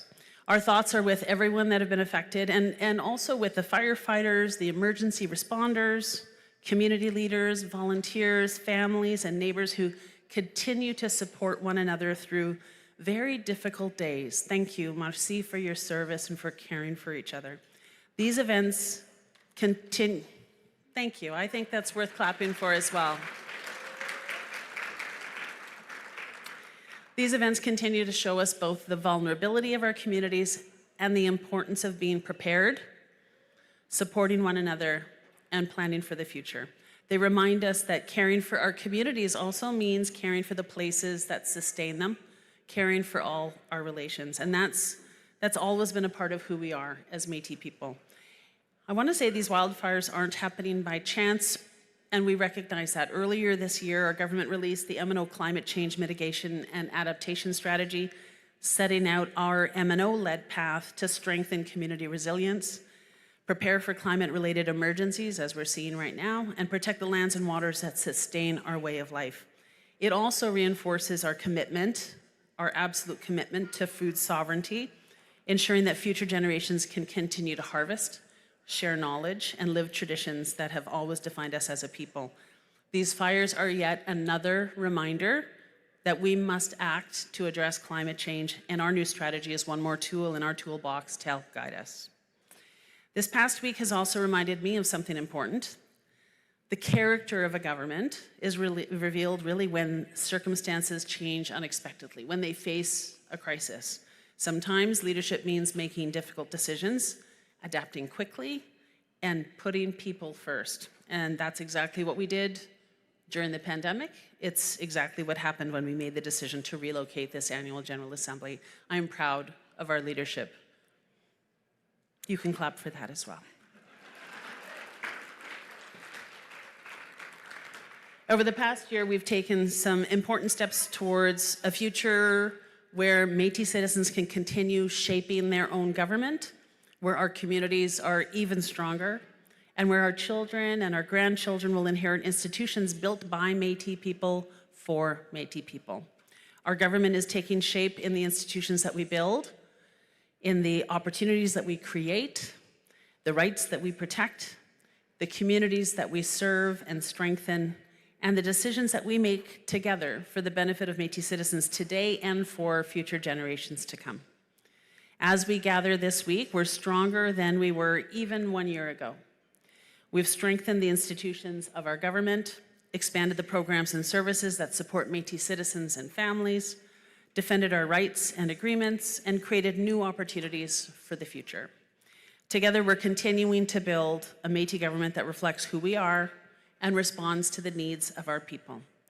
Building our government also means protecting it. So since we last came together, we've continued making important progress towards self-government.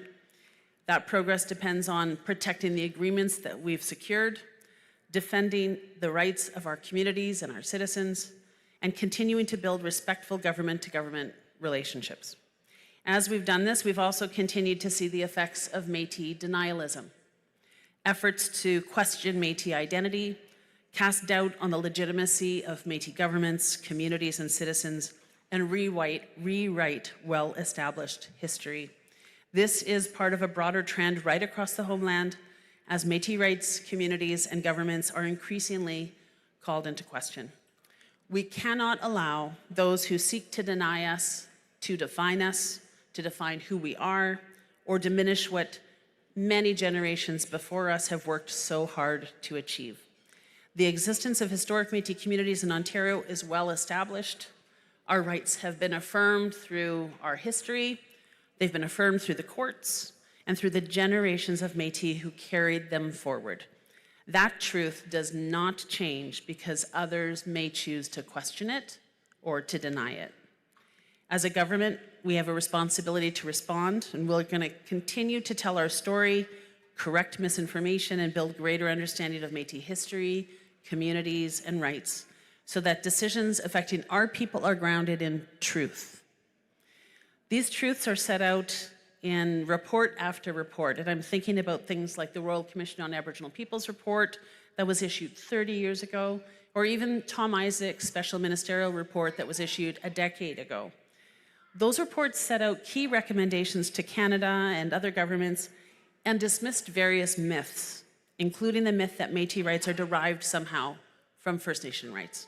Those reports affirmed that Métis rights are distinct and constitutionally protected. And those findings and those recommendations remain just as important today because many of those same misconceptions continue to shape public discussion. Last month at Back to Batoche celebrations, I had an opportunity to meet with Crown Indigenous Relations Minister Rebecca Alty, who we heard from this morning, along with Secretaries Case and Stenland and MNO Youth Council leaders Gabby Moreau and Caitlin Mitchell-Anderson for a wide-ranging discussion on issues affecting Métis citizens. During that conversation, Minister Alty spoke very clearly about Section 35 of Canada's Constitution. First Nations, Métis, and Inuit are all recognized as Indigenous peoples with constitutionally protected rights, and there is no order of precedence. There is no hierarchy of rights. We told her that Canadians need to hear that message more often and more publicly, and I was delighted when she agreed with that. That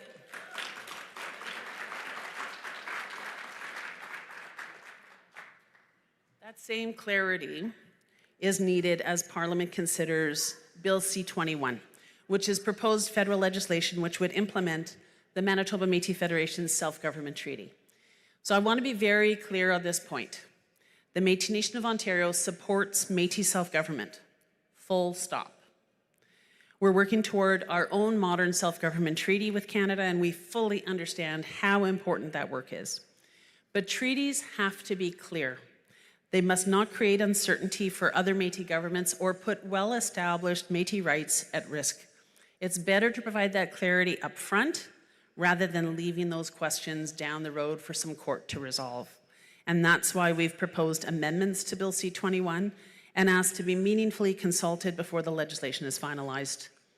When the bill returns to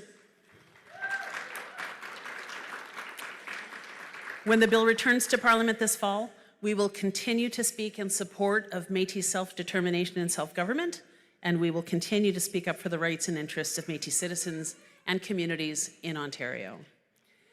While that work continues in Parliament, our own self-government agreement has also been tested and upheld in the courts, and President Belcourt mentioned that this morning.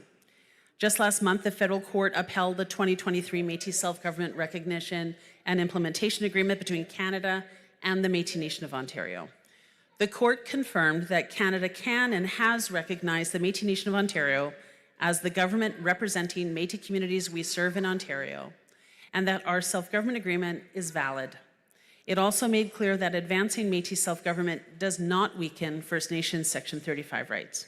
Both can be recognized and respected together.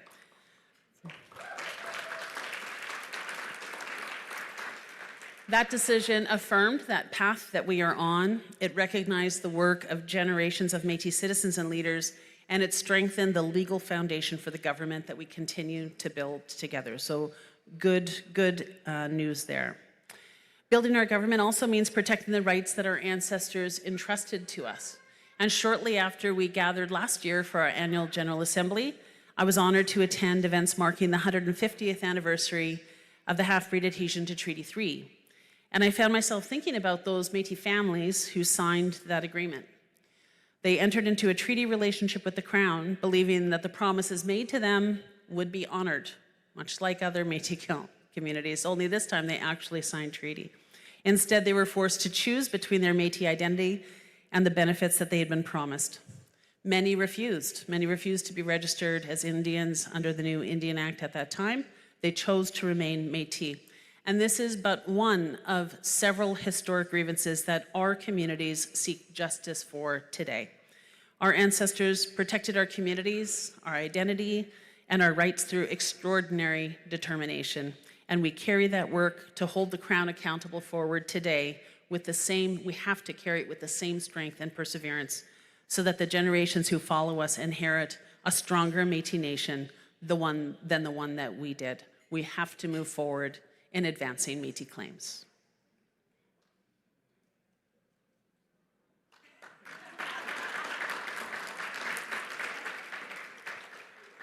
One of our most important jobs.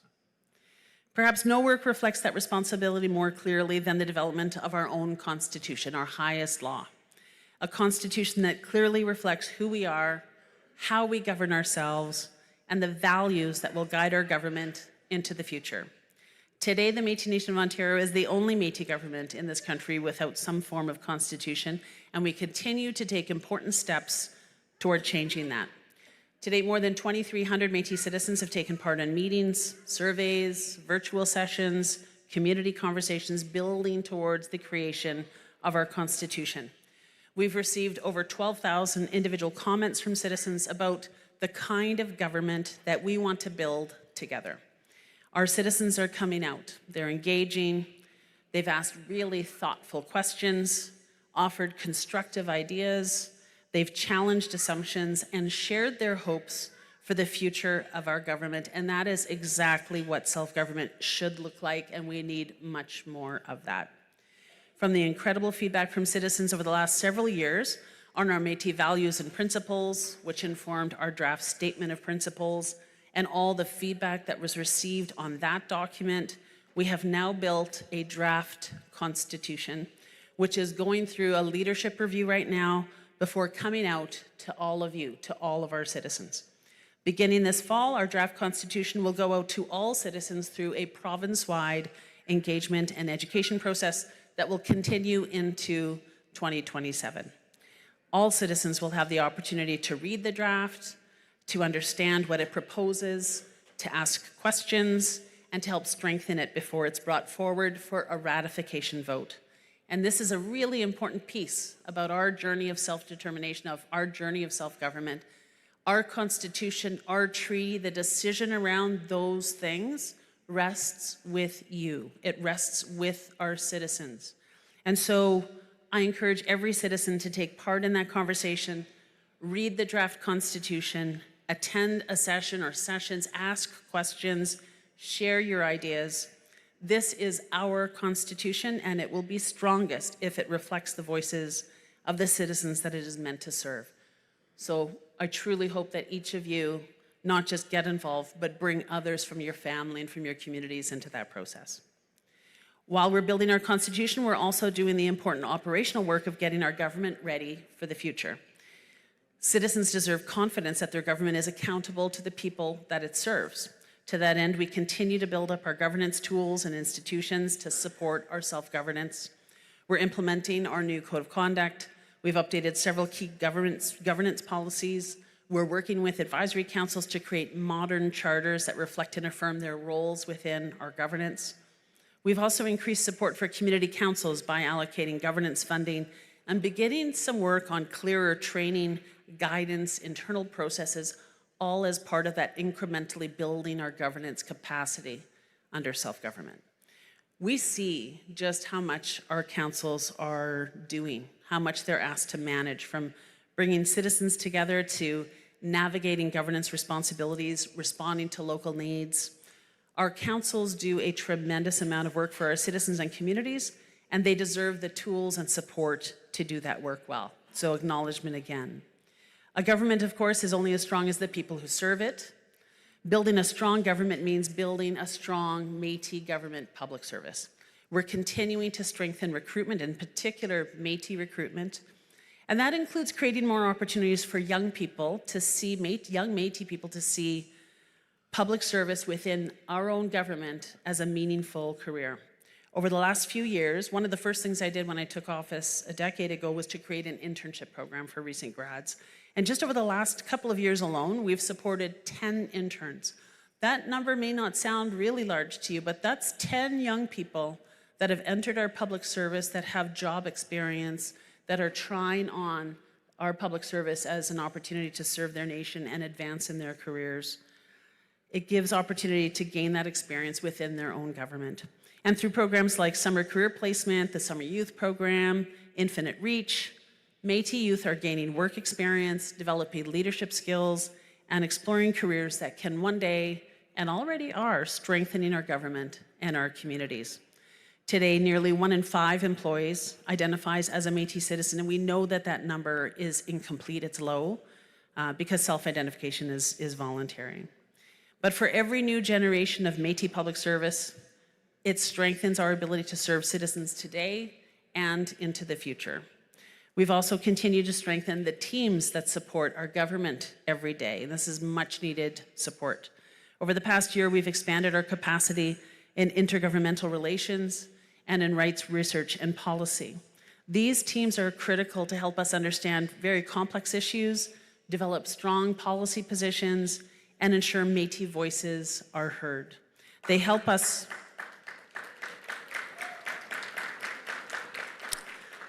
show up prepared when decisions affecting Métis citizens are being made.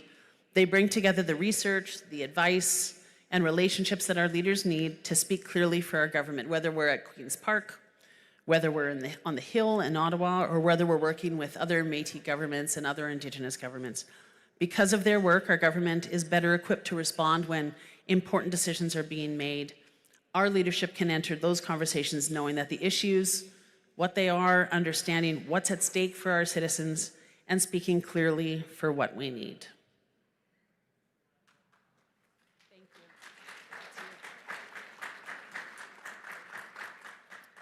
Thank you, Sue Mason, for giving me a water break. Another step in that work has been establishing and building up our institutions, including the MNO Cultural Commission and Land Trust. The Cultural Commission exists to preserve and promote Métis history, culture, arts, and heritage.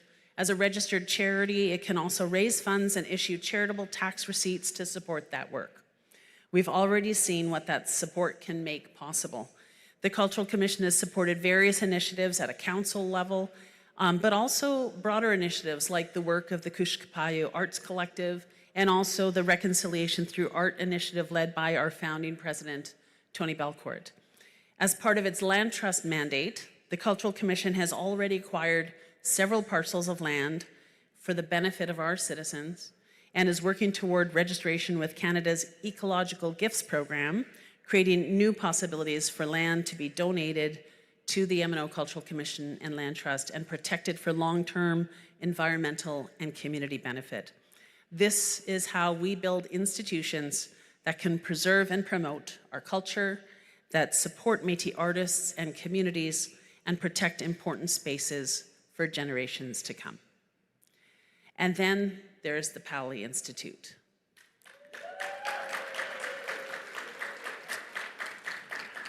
You're going to be hearing more from Secretary Case about the Powley Institute, but I have to speak about it. I am so incredibly excited about the Powley Institute and what I know it will accomplish in the years to come.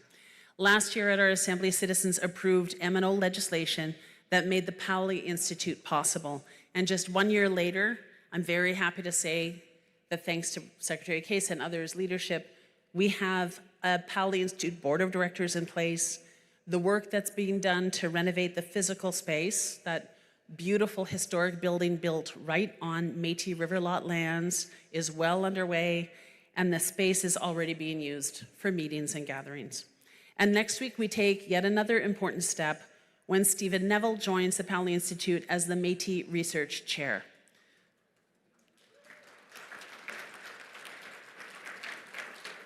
Stephen is a proud MNO citizen with roots in the Georgian Bay area, and he's going to bring welcomed experience to the Powley Institute as it builds out its role in Métis research, education, and cultural revitalization. I know that the Powley Institute is going to become one of the most important institutions that we build. It's going to serve our education and research arm, helping our citizens, our communities research, preserve, and share our histories, stories, and experience.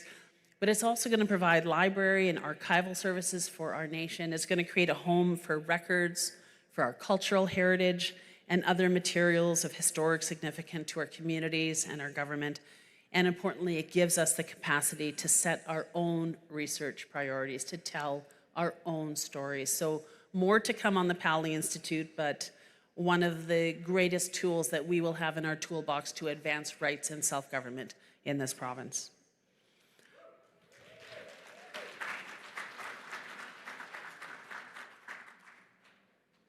Strong governments also build strong relationships, and that's one of the reasons that the MNO remains a very active governing member of the Métis National Council.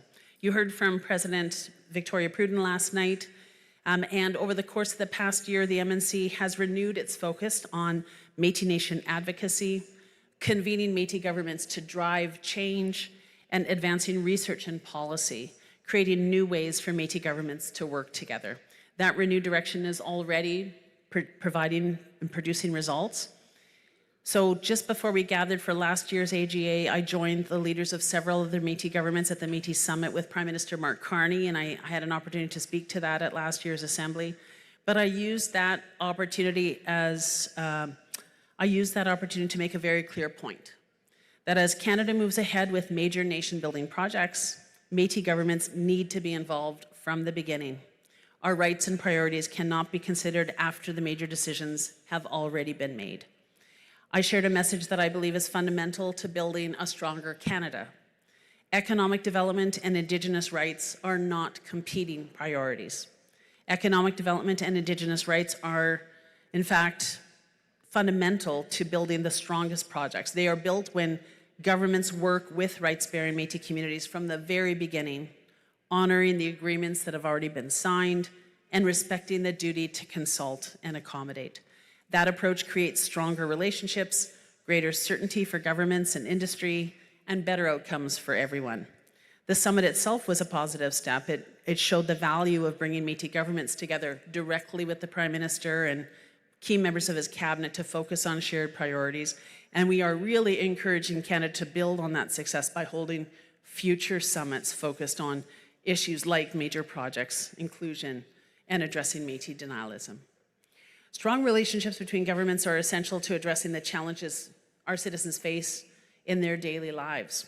Supporting Métis government, cross-Métis government collaboration is one of the most wonderful opportunities in the Métis National Council's renewed priorities.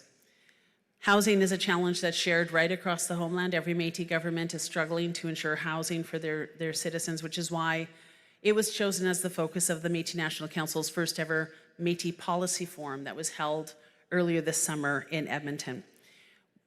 The MNC brought together 5 Métis governments to have the opportunity to share what is working, to identify barriers that we have in common, and to consider where a coordinated approach among governments could strengthen our collective voice. And by the end of the forum, there was a commitment from all governments to advocating for the renewal and expansion of the Canada Métis Nation Housing Accord. For our citizens, this means real, tangible results.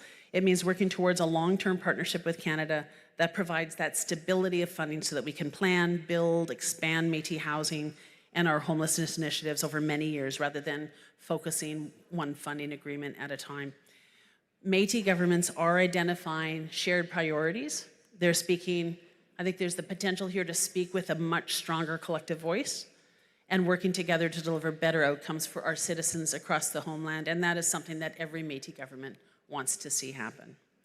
The Métis National Council also helped open a new chapter in relationships across the homeland this year in signing a memorandum of understanding with the Northwest Territories Métis Nation, which creates a formal space for Northern Métis voices in those national discussions and advocacy. And we had the president of the Northwest Territories Métis Nation with us last year for our assembly, and he spoke about the work that they are doing there. Thanks to that MOU between the MNC and the Northwest Territories Métis Nation, we've already had one leadership summit where we've come together to talk about the lived realities, the challenges, the barriers, and the work that must happen among our government, the Northwest Territories Métis Nation, the Otipemisiwak Métis government. A very productive leadership summit where our leaders talked about how we can act together on priorities that we know are important to our citizens, like access to safe housing, equitable health supports, stronger pathways for Métis students, and a clear federal process to address long-standing Métis claims. These are the kinds of issues where collaboration between Métis governments can turn a shared concern into much stronger collective action. So we will continue to do that work to bring a stronger voice for our people. And while our governments work together to address those types of challenges, we're also connected by something deeper, and that's a shared history and culture that stretches right across the homeland. And earlier this year, further to the advocacy of Secretary Case and other Métis leaders, as part of the MNC delegation to the Vatican in 2022, the MNC welcomed home a rare model Métis dog sled that had spent more than a century in the Vatican museums. We're hoping that this will be the first of many Métis cultural objects that find their way home, thanks to the collaborative work at a national level to advance reconciliation.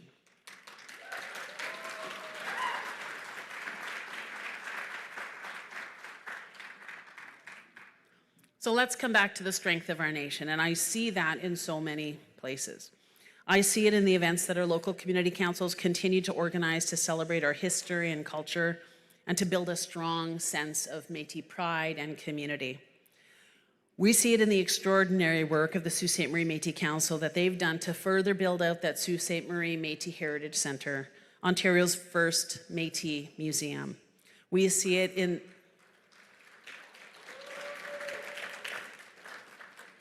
the incredible walking and canoe tours that they run, sharing the history of the Métis, the broader Métis story, as well as the Métis community in Sault Ste. Marie, and the importance of the water, of course, as well, the eco component of that partnership with all visitors. We saw it last September in Thunder Bay when citizens gathered at sunrise at the Terry Fox Monument with members of Terry's family to honor his life, legacy, and Métis heritage. And the Thunder Bay Council worked with the MNO and the Fox family to bring people together along the shores of Lake Superior. As the sun rose, there are beautiful pictures, citizens gathering along with their veterans to remember Terry's courage, determination, and generosity, and to celebrate the Métis roots that were part of that history, that story. I felt it again this winter at the Clearwaters Métis Council's feast that was held at the Canadian Warplane Museum. Good work, Council. At the Toronto York Region Métis Council's winter rendezvous, at both of those events, there was good food, there was laughter, there was wonderful music, a really great feeling that you get when citizens come together is simply to have the opportunity to gather, to share culture, to just enjoy being together. Those gatherings create space for people to connect, to reconnect, to welcome new faces, to share our culture and strengthen the relationships that make a community feel like a community. And I see community councils finding new ways to work together as well. In southwestern Ontario last fall, all of the councils in that region made the deliberate choice to hold their elections on the same day. They wanted to create more awareness and momentum around local elections with citizens in the region. They wanted to encourage greater participation and remind citizens that there is always room for new voices in leadership. They were so encouraged by the experience that they plan to do it again in the next election cycle. And that innovation, that spirit of collaboration, all of that continues. Just this June, the Moon River and Georgian Bay Métis Councils came together in Collingwood for the first joint swearing-in ceremony of its kind. A wonderful example of neighboring councils beginning a new term together, sharing knowledge and investing in strong local leadership. We're seeing councils create new opportunities for Métis entrepreneurs, and I was so sorry to miss it, but I know that good times were had in Region 3 when the Abitibi Inland Métis community held its second annual business pitch competition, our very own Métis Dragons competition. 10 Métis-owned businesses applied, 6 finalists presented their ideas to a panel of judges, and Kuzi Tree Services received the $10,000 grand prize to help grow its business. The competition also recognized a 17-year-old Métis entrepreneur, Austin, with $5,000 towards purchasing equipment for his DJ business. I love this initiative that's supporting established Métis businesses while also creating space and giving support to the next generation of Métis entrepreneurs, an opportunity to get started and to grow. That's vision. And these are all very different examples from different parts of the province, from different councils, but I think they tell us something important about the strength of our local communities. And I want to thank every community council and every citizen who contributes to that work for everything that you do throughout the year. Thank you. Merci.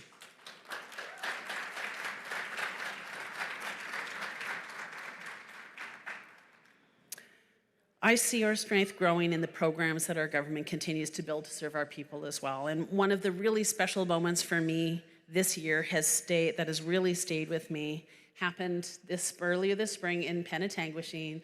We've got a couple of our little citizens here that joined us as we broke ground for a new Métis childcare center.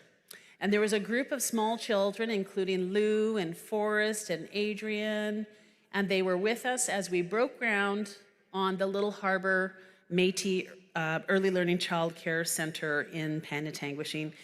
Thanks to Secretary Case's vision, they had tiny little hard hats, tiny little shovels that were very real, by the way, but they were there. The shovels were almost as tall, actually taller than some of the children were. It was impossible not to smile. Looking at those children, you can't help but think about what that moment represents. We are investing in Métis children, in our Métis families, and in our future.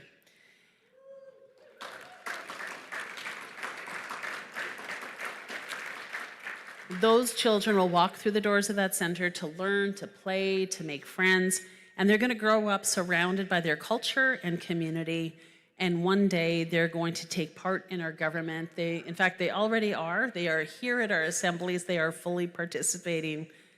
Probably not yet voting, just for clarity.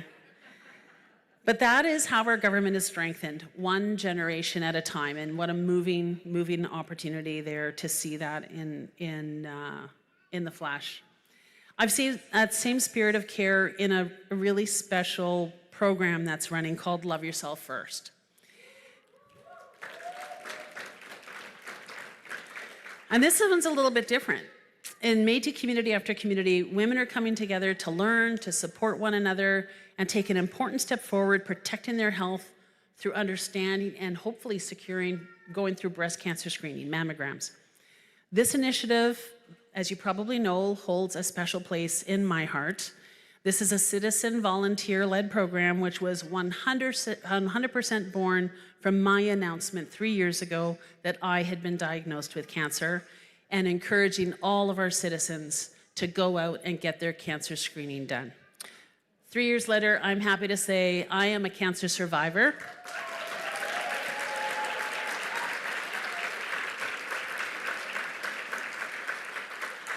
And that is thanks to early detection through screening. And I want to thank our citizen, retired RN, Luann Cunningham, for the work that she has done and the partnerships that she's built with health professionals across the province.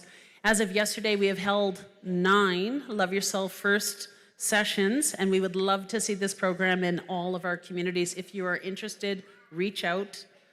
I've seen firsthand the compassion behind this program, and I know that it is already changing. And in some cases, I think probably saving citizens' lives.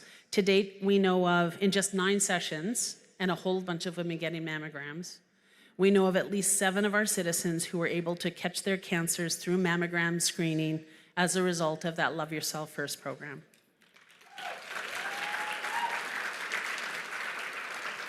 So I want to say congratulations to Luann, to Aaliyah over at Ontario Health, and all of our friends there at Ontario Health, and of course our Healing and Wellness team for making that program possible.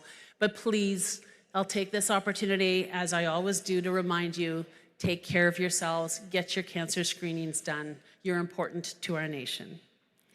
I've also been encouraged to see our government taking on a greater role in caring for our lands and our waters over the last several years. This year, for the first time, Canada and Ontario invited the Métis Nation of Ontario to help draft the Métis Annex for the renewed 2026 Canada-Ontario Agreement on Great Lakes water quality and ecosystem health. That tells us something really important. Thank you, Shirley.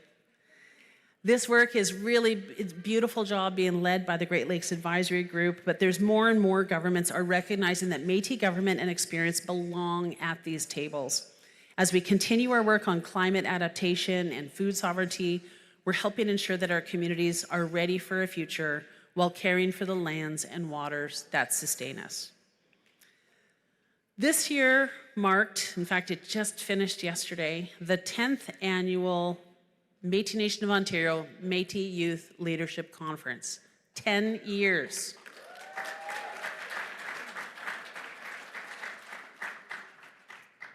I was delighted a decade ago when then MNOIC President Mitch Case stood at a microphone and announced the first annual Métis Youth Leadership Conference, which I thought was a brilliant move, and we have fully supported.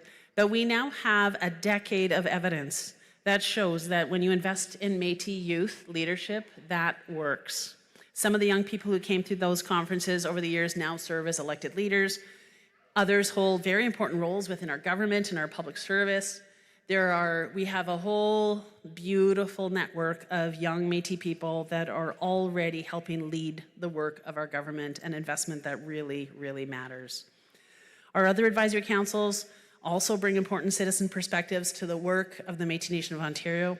Through their outreach, advice, and community connections, they help identify emerging priorities and provide insights that can help support better decisions, programs, and services.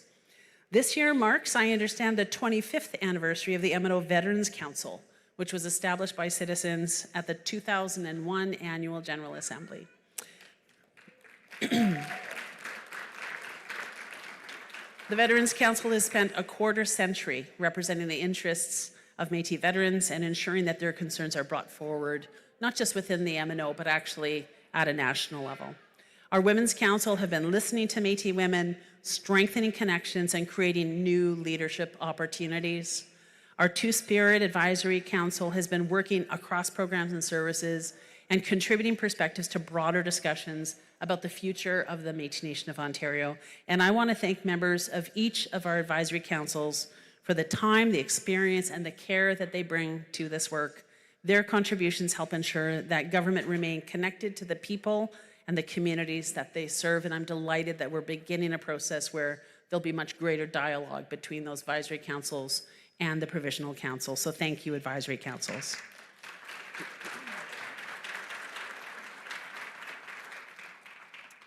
And I want to take a moment to acknowledge and thank my Deputy Chief Captain of the Hunt, Dave Hamilton, and all of our captains of the Hunt for the work that they do to support our communities and our Métis harvest.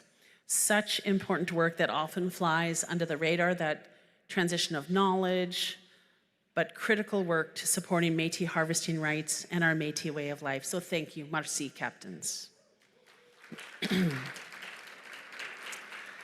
As we look to the year ahead, there's two pieces of work that stand before us that will help shape the future of our government for generations to come. Our Constitution, which I've already spoken about a little bit, and our modern self-government treaty with Canada.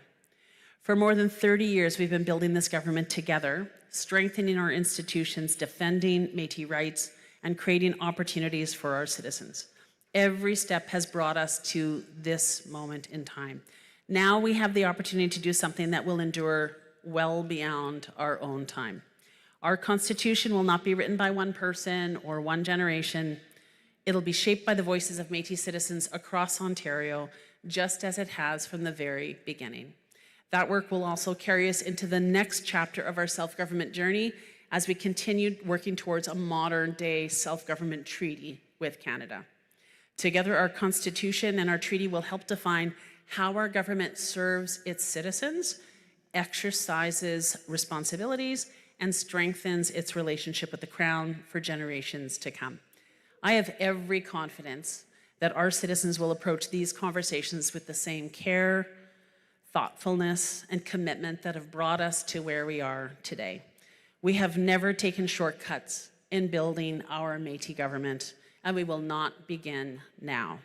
The year ahead will ask us to listen. Sure, go ahead and clap.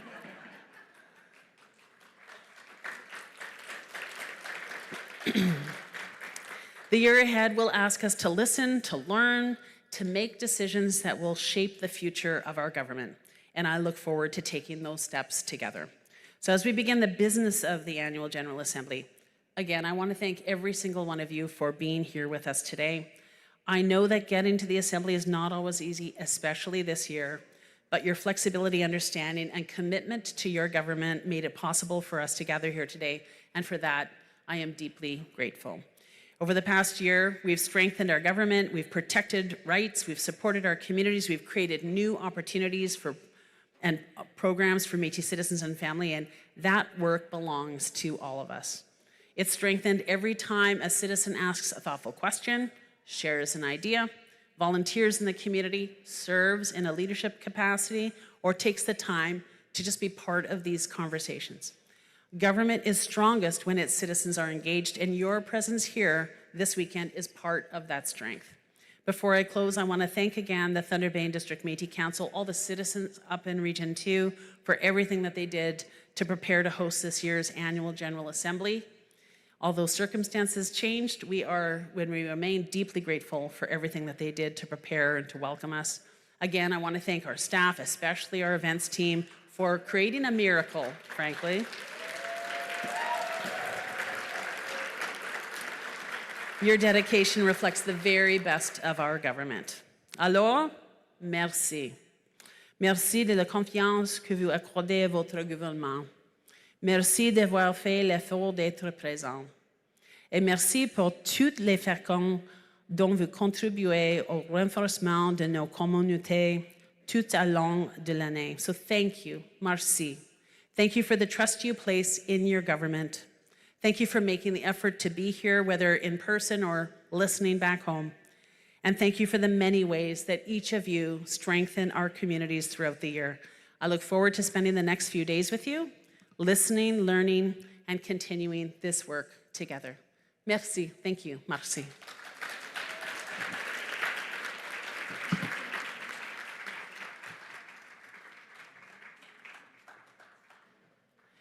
And now it is my great pleasure to introduce and welcome the MNO's Chief Executive Officer, Dale Leclerc.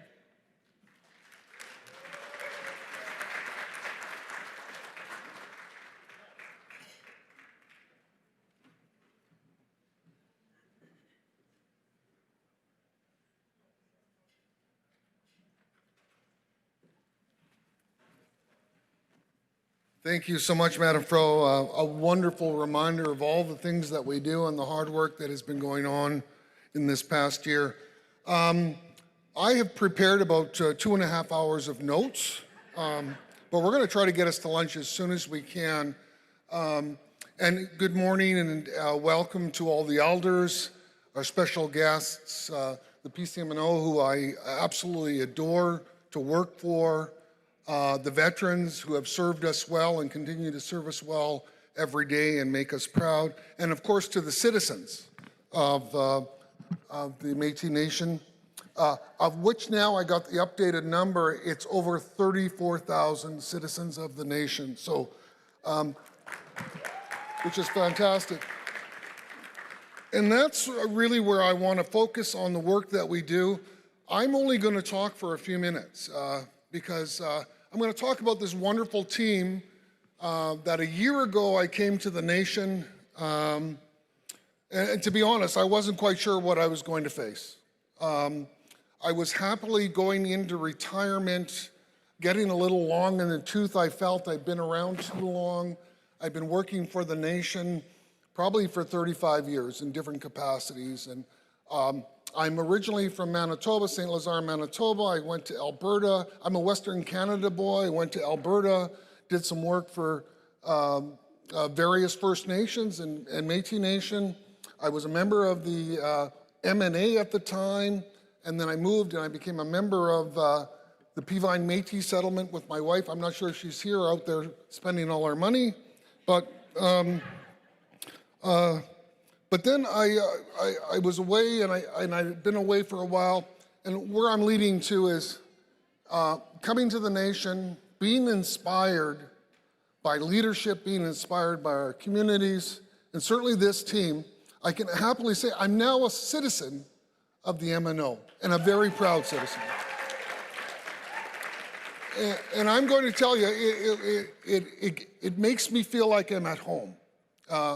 I've been almost to all the communities. I'm getting to understand our 500 plus staff, meeting with them, spending time in community events. And I don't know why, but I'm overwhelmed by the community and who we are and the strength that we represent. Over the past year, this is my 1-year anniversary for being with the nation. I started just before the last AGA, and I really didn't know what to say to you back then. And I still don't know what to say today, but we're going to get through it. But over the past year, I've had the opportunity to really get to understand the nation. And as you know, there was a major step taken by the MNO in separating the politics with the Secretariat. And now it's our job to transform that Secretariat, which is a public service. And everybody is, I would put it in the canoe concept. When I first got here, I don't think everybody was in the canoe. And I think we had branches, doing great work, but they're floating down the tributary of the river, and we were all over the place. And not that we weren't doing good work, but we weren't doing the work together. And the nation has taken a lot of time with a statement of prime purpose and dedicating its direction to what we need to do as a nation. And we just spent some time from Tony to Margaret, understanding where the nation has been in regard to self-government and fighting, and putting our fists up, and moving this government and this self-government concept forward based on rights in 35. And it's the most important thing that we can do, but it has to translate into how do we connect and move forward citizens, right? Those 34,000 people, and we needed to bring it together as a large group, provide some leadership, provide direction based on those fundamentals. And all of the work that you see going up on the stage when Madam Fro was speaking, you saw all of those pictures represent a tremendous amount of work by 500 people, or a little more than that. Employees who we got in the same canoe through a new leadership group. So I just want to say, what has changed from last year? There's a tremendous amount of change in the way in which we're approaching and moving our mandate forward, both for the PCMNO and our leadership and for the public service and all of us rowing together in that canoe. And I want to say this, is that probably the most fundamental thing I did and sort of heard out there is Métis people have to lead Métis people. We have to be committed to our citizen. And so one of the very first things we did, or I did, was identify our strengths.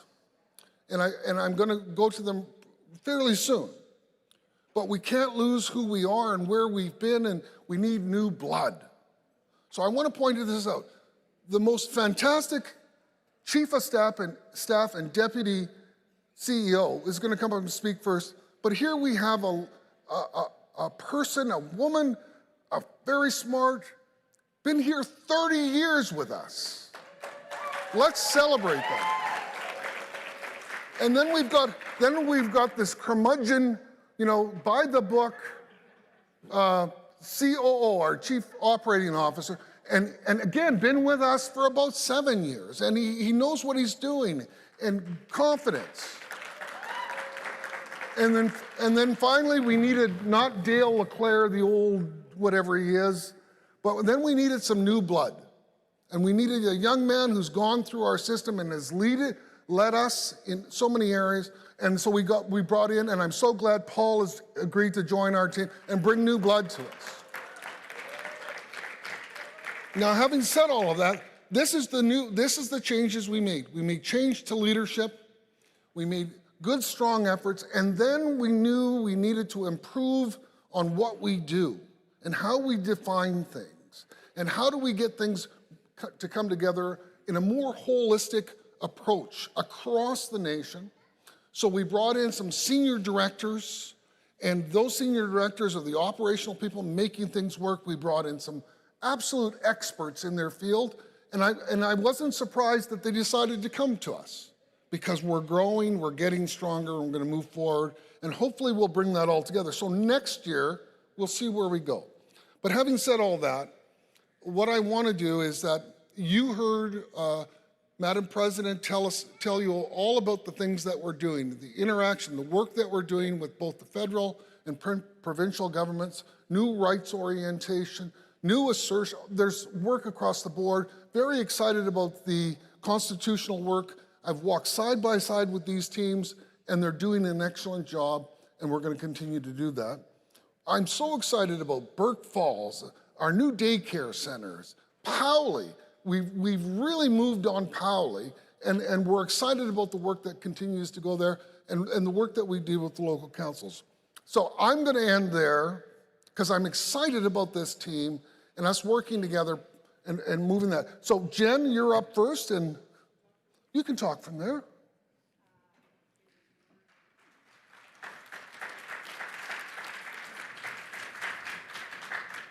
Is it working now? Yeah. Oh, yeah, that's working.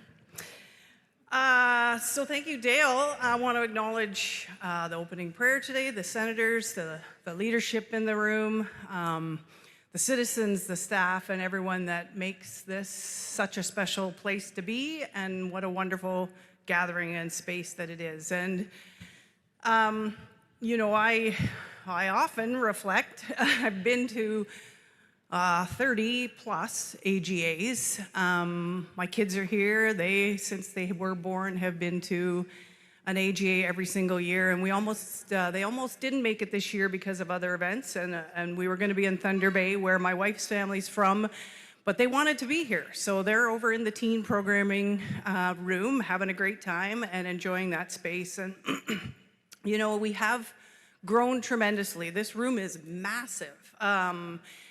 We are the MNO, as much as sometimes we take attacks from folks, we have been incredibly successful. We are a government of firsts. We were the first Métis government to sign a harvesting agreement.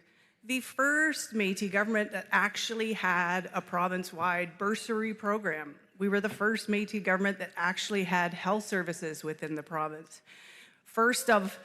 Yes, yay. We were the first with two other Métis governments to sign a self-government agreement.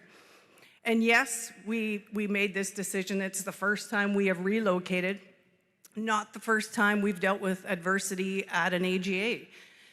We had a flood at an AGA at Elk Lake and almost had to vacate the tent. We got hit by lightning at one of our AGAs. We had to fumigate the tent at an AGA because of insects and other things that were taking us away. But in spite of all of that, we had wonderful times together. We gathered together. We debated together. We didn't always agree, but we made awesome decisions together. I think we're one of the first to hold a drag bingo at the same time as a corporate Métis mixer, and how amazing.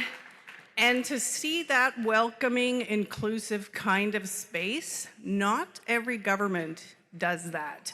And not at every time in our history were we open to that. And so we got to continue to push the boundaries and open our spaces so that our kids and all of our communities feel welcome. And we are doing that, and that makes me proud, and that's why I'm still here after 30 years doing this important work.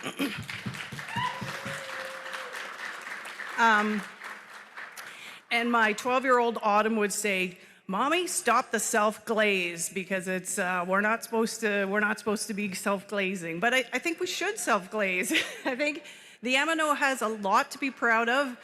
We're far from perfect, but we've done some tremendous things. And I want to point people to, there's a table at the side and also at the registration where you can get the AJ kit. Make sure you get copies of those and bring them back to your communities. This tremendous annual report, which tells the stories of the branches and the work that they're doing daily to make a difference in the lives of families and kids, unbelievable. And this 30-year amazing historical report, I would say over the years, MNO was pointed to as the gold standard for delivery of education and training programs. And we still, the work that they have done and how they have grown to provide post-secondary supports and early learning, it is to be looked at and celebrated. And this is a celebration of 30 years, so I encourage folks to get that.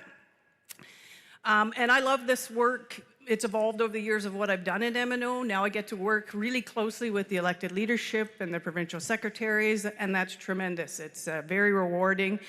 And one other thing before I turn it over, my dad, who sat on 2 successive terms of the Provincial Council of the Métis Nation of Ontario, has had to miss the last couple AGAs because it's hard for them to travel. But you'll see my son Ace, who's in the teen programming room, has my dad's hat on his head, and he wears it proudly. And he said, "I'm going to bring the hat, and we're going to take it around and take pictures and show it at different events at the AGA, and we'll bring it home back to Owen Sound along those shores of Georgian Bay, and we'll let him experience being here through that hat." So I just want to thank all of you, and yeah.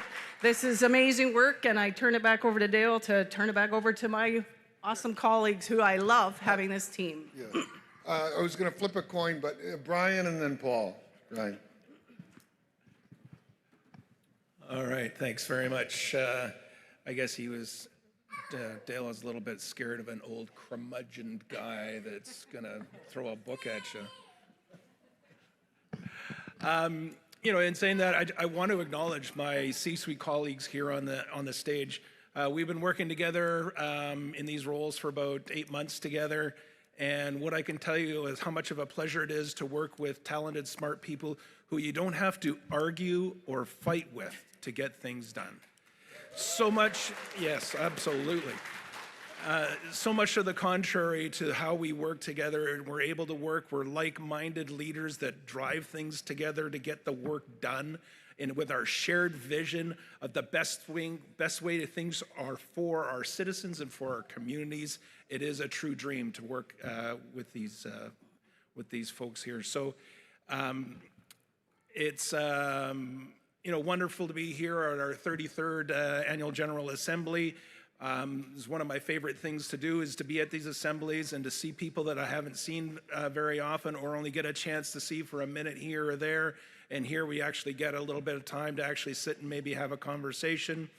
And it's also meeting the new people that it's their first AGA to come to, or new community council members who it's their first AGA and feeling our governance and working. And I want to make sure that you all feel welcome and enjoy your first AGA, and make sure you mingle and meet some people, because it's a great place to do that.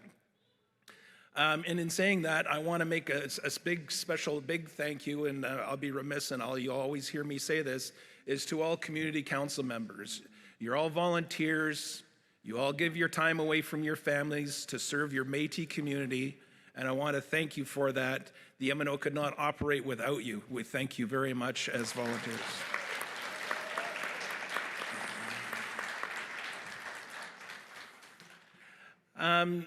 So this is also my first time talking to you, not as the Director of Self-Government, and to talk to you about a constitution and banging that drum and getting that going. And it's hard. It's hard not to get on there and to stay in my lane on that. But as your Chief Operating Officer, my mandate is to advance MNO priorities that touch people's lives every day, and to take care of our staff. And I'm going to touch on a couple of these things real quickly before the orchestra starts and my microphone gets taken away and disappears.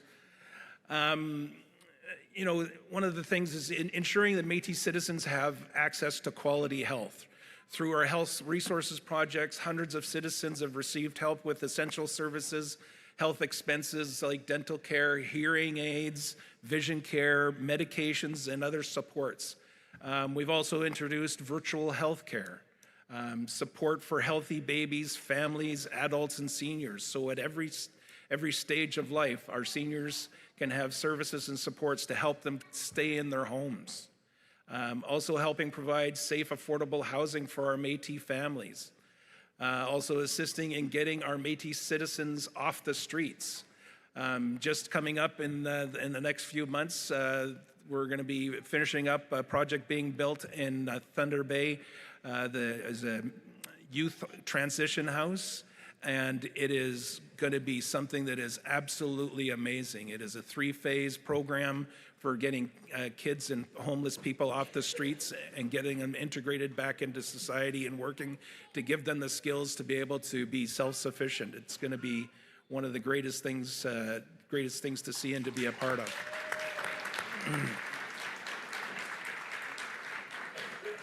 And working with our education and training branch with a post-secondary education supports, job training, school bursaries, early childhood education, as well as our Métis, as President Fro mentioned, our Métis Child Care Centers, which is very, very exciting. And our Berks Falls Outdoor Center, which is going to be absolutely fantastic to get everybody out there to see what's happening out there. So these are some of the priorities that are actually guiding my work, and that's only some of them. Like there's a whole, I don't have enough time to go through all of them, but that's the beautiful thing about being here at the AGA. I hope that all these citizens know that these services are available, and if you or someone in your family can benefit from them, please reach out. You know, that's why we're here. That's why our staff is here. They're out in the lobby. You'll go out and you'll see all of our branches have tables out there to be able to talk to you and see if there's some way that we can actually help with some additional supports if you need any. All of our staff is going to be there, and they're going to be talking to you and ready to talk to you with kindness, respect, and with complete confidentiality of your situation. So please make sure that you go and see them and talk to them, because they're there for you. Thanks. All right. Well, good afternoon, everybody. For those who I haven't had the opportunity to meet yet, my name is Paul Robitaille. I am a really proud member of the Georgian Bay Métis community. I'm an MNO citizen. And I'm also a really proud product of the investments in our citizens that President Fro was talking about. I was one of the young people at that first annual Youth Leadership Conference. I am a beneficiary of those 30 years of investment in education and training for our citizens to be able to build them up within their professional careers. I'm a product of crafternoons and beating circles and all those great things that we do in our communities. And now I'm so proud to be able to pay that forward and to help serve in a capacity within our public service as our Chief Strategy Officer. Thank you. Well, I'm clapping for all of you who helped make that possible, really. So, Chief Strategy Officer, it's a bit of a nebulous term. I think I get asked every day, what does that mean? What do you do? So in a nutshell, really what my role, the teams that I oversee are all about, are fundamentally protecting and upholding our Métis rights and ensuring that that work is at the top of our agenda in everything we do and thought about and acted upon throughout our public service. But we also do a lot of work that might not be seen every day in the same way that a lot of our programs and services branches are, but is essential to pushing the envelope forward so that we can continue to provide for the needs of our citizens in the new ways that matter to them and as our needs evolve over time. So within that work, the branches that I work with and I oversee and lead are our Lands, Resources, and Consultations branch, Rights, Research, and Policy, Economic Development, Intergovernmental Relations, and of course, Self-Government. So when I came to our public service in January of this year, so 8 months ago, as Brian mentioned, really the conversations that we started to have as a C-suite were largely around the title for today, Operational Excellence. What does that mean? What does that look like? How do we build that out? So that really is where, to me, it focused in on two fundamental components that, if we can invest our time and invest our resources and invest our intentionality, we will be able to continuously push that envelope forward in a good way. And those are people and process.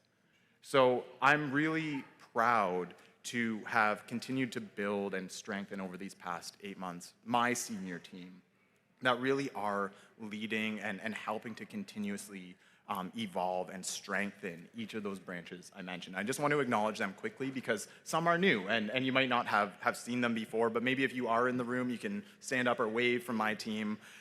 So the first is Meredith Kaplan-Jameson, who is our Senior Director of Strategy. So Meredith came to us from a long career, including within the federal public service. I won't go through the resume, but leads our IGR, our intergovernmental work, as well as self-government, and works with the teams there and is doing just an absolutely incredible job. We started the same day and have really been on this journey together.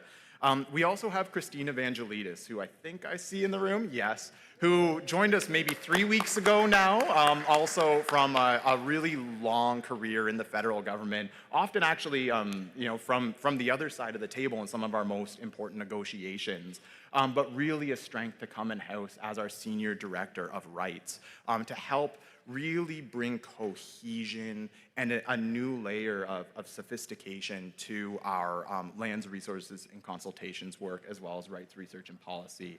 And then we have Linda Norheim, of course, very long-serving Director for Lands, Resources, Consultations. Edmund Burgee, who oversees our rights, research, policy work. Donna Maitland, who this is week 2 on the job for her, an MNO citizen and Director of Economic Development, and is going to really build that portfolio. As well as Ryan Schubert, who has really bravely stepped into Brian's shoes within the self-government space to move that work forward. So a really incredible team of people who truly are proven, high-performing experts, leaders in their fields, and who are all really united by that vision, that drive to serve and to move that envelope forward for all of us, for our communities, for our citizens. So that's the people. What does the process, though, look like, and how are we moving that forward? And fundamentally, right, I think strategy should always be kind of simple, right? It may kind of blossom out into ways, but you should be able to articulate it. So really on the process side, what we are looking at all scales and all levels within our branches is how do we strengthen the working relationships between our staff and our elected leadership? Because we know if we can bring our professionals together with those in our communities who have been uplifted by our own people to bring their voices forward and lead us to the future, we're going to be able to do some very incredible things. So that really has been our time focus on the process side. And that looks like a bunch of different things. For example, when a new piece of federal legislation comes forward, that means our staff quickly identifying this opportunity to have our voices heard, analyzing the issues, bringing whatever research and data we have forward, working with Jen as the Chief of Staff to engage the right levels of our elected governance structures, to be able to inform them, work towards positions that then we can bring forward so that the Métis voice is heard and the true Métis voice is heard within any sort of external process that is happening. That is strengthening that working relationship and process in my mind. It means when there's a funding opportunity that's out there, we're not just, writing a nice proposal, submitting it to a nameless inbox, but we are actually building, proposals that are based in data, demonstrating a need, and not just submitting it, but then building advocacy plans where we can work with the right elected leaders to set up the right meetings with the right people to say, hey, this is our proposal, this is our need, this is our plan, this is how we're going to deliver, and this is why you need to keep investing in us. It looks like making sure that whenever there's an opportunity to engage in the outside world, we are working with our right elected leadership to prepare them, to brief them, to be there side by side so that they can focus on that meeting, and we can be the ones taking notes and making sure the follow-up is happening, but then making sure that the follow-up is happening so that a conversation is it's not a conversation, it actually leads to a relationship that gets us moving forward and real tangible results for our people. And it means when we have big existential issues like self-government, that we are building the right staff team, which I firmly believe that we have, and they've proven their work over the span of years, but that they really are working with PCMNO, the provincial secretaries, working with the agreements we have signed even internally, like our regional implementation agreements, to make sure that as we continue to build out that constitution and eventually bring it to all of our citizens, right? Because this is something for all of us that everybody gets a voice and a vote on, that we are doing it in the right ways, that are always working in lockstep, staff, leadership, citizens at all points. So there is a lot of work, but I really think, the processes, the team building we've started is just going to continue, because at the end of the day, as President Fro had said in her remarks, what we are all doing here is building and continuing to build a Métis government that does reflect who we are and meets the needs of our now 34,000 citizens. And that work is never done. I can tell you, as of later today, there will be at least 34,001 citizens, because we're going to be going down to registry with Adrian to make sure that he can get his citizenship card. But his needs are going to be different, right? Thank you. But so that just means we need to keep this up. We need to be learning at every step. We need to be continuing to build, strengthen, and evolve our teams, and continue to work together with everyone in this room to do that. So I appreciate the opportunity. Thank you so much, Paul. Like I said, I can't be any more proud for the hard work these teams are doing. I know, as Jen pointed out, we could spend the entire day talking about our achievements. They're in the annual report. And we're very proud, and we're absolutely committed to doing more and making it better. And we're working on new systems and new policies as we evolve and move through this. But I want to end with this. Today and yesterday we heard a lot about how we transition so quickly from Thunder Bay to here. I remember having the discussions with the team, and we're sitting down, and I said, "Do you think we can do this?" And this team said, "We've been very flexible and versatile, and we can do this. We're the Métis Nation." And so I thought, this is fantastic. So we helped the PCMNO make their decision, a wonderful decision. But we've been talking about this events team for a couple of days now, and I want to introduce you to the amazing events team over here. These are the ones that are making it work. So our thanks to everyone. If they come up here, come on up. Come on up. Okay, just right here. If you want to stay. These people have made it work. They're amazing. And we'll end on that note. Thank you, everybody. Thank you so much.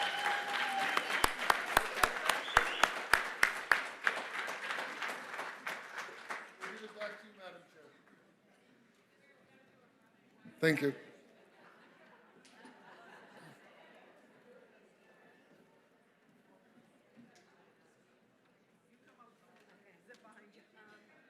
You said something about a book being somewhere or reports. It's not downstairs. Oh, they're at the side. Okay. Okay, they're at the side. Okay. Somebody was looking for reports when I was snuck out to go to the bathroom, and I didn't know what they were talking about. They're out here at the back of this room. We have other things that we need to talk about, but this is about the process, so we're not going to do that. We're just going to go to the prayer, and I'm going to ask Senator Donna if she could come up, and we'll talk about all the process and procedures after. And we have an hour for lunch. But I'm taking 40 minutes for the prayer. Oh, 40 minutes? I'm only going to take 40 minutes for the prayer, so.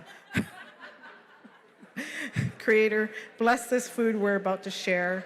May it nourish our bodies, calm our spirits, and remind us that sharing a meal is also the act of love, respect, and belonging. Merci, miigwech, amen.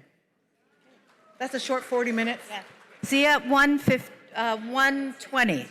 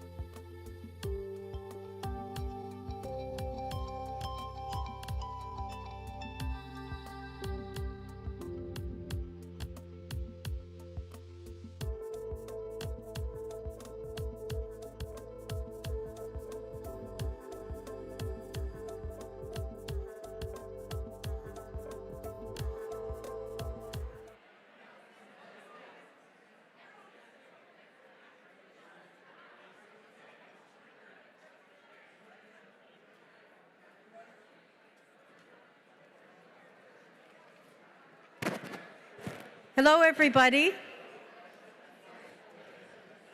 I hope you had a nice lunch. I hope you went and visited some of the booths out there, purchased stuff. Okay, we're going to get back on the agenda, and I'm going to ask Terry Goodtrack, the President and CEO of Aboriginal Finance Officers of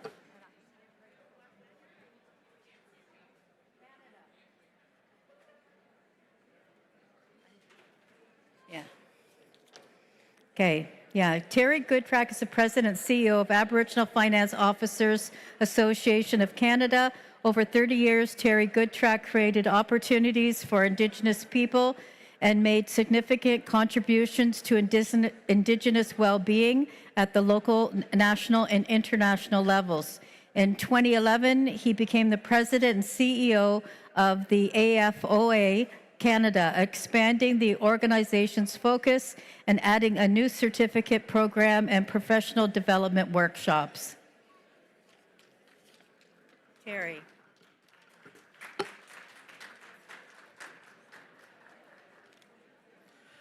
Thank you very much.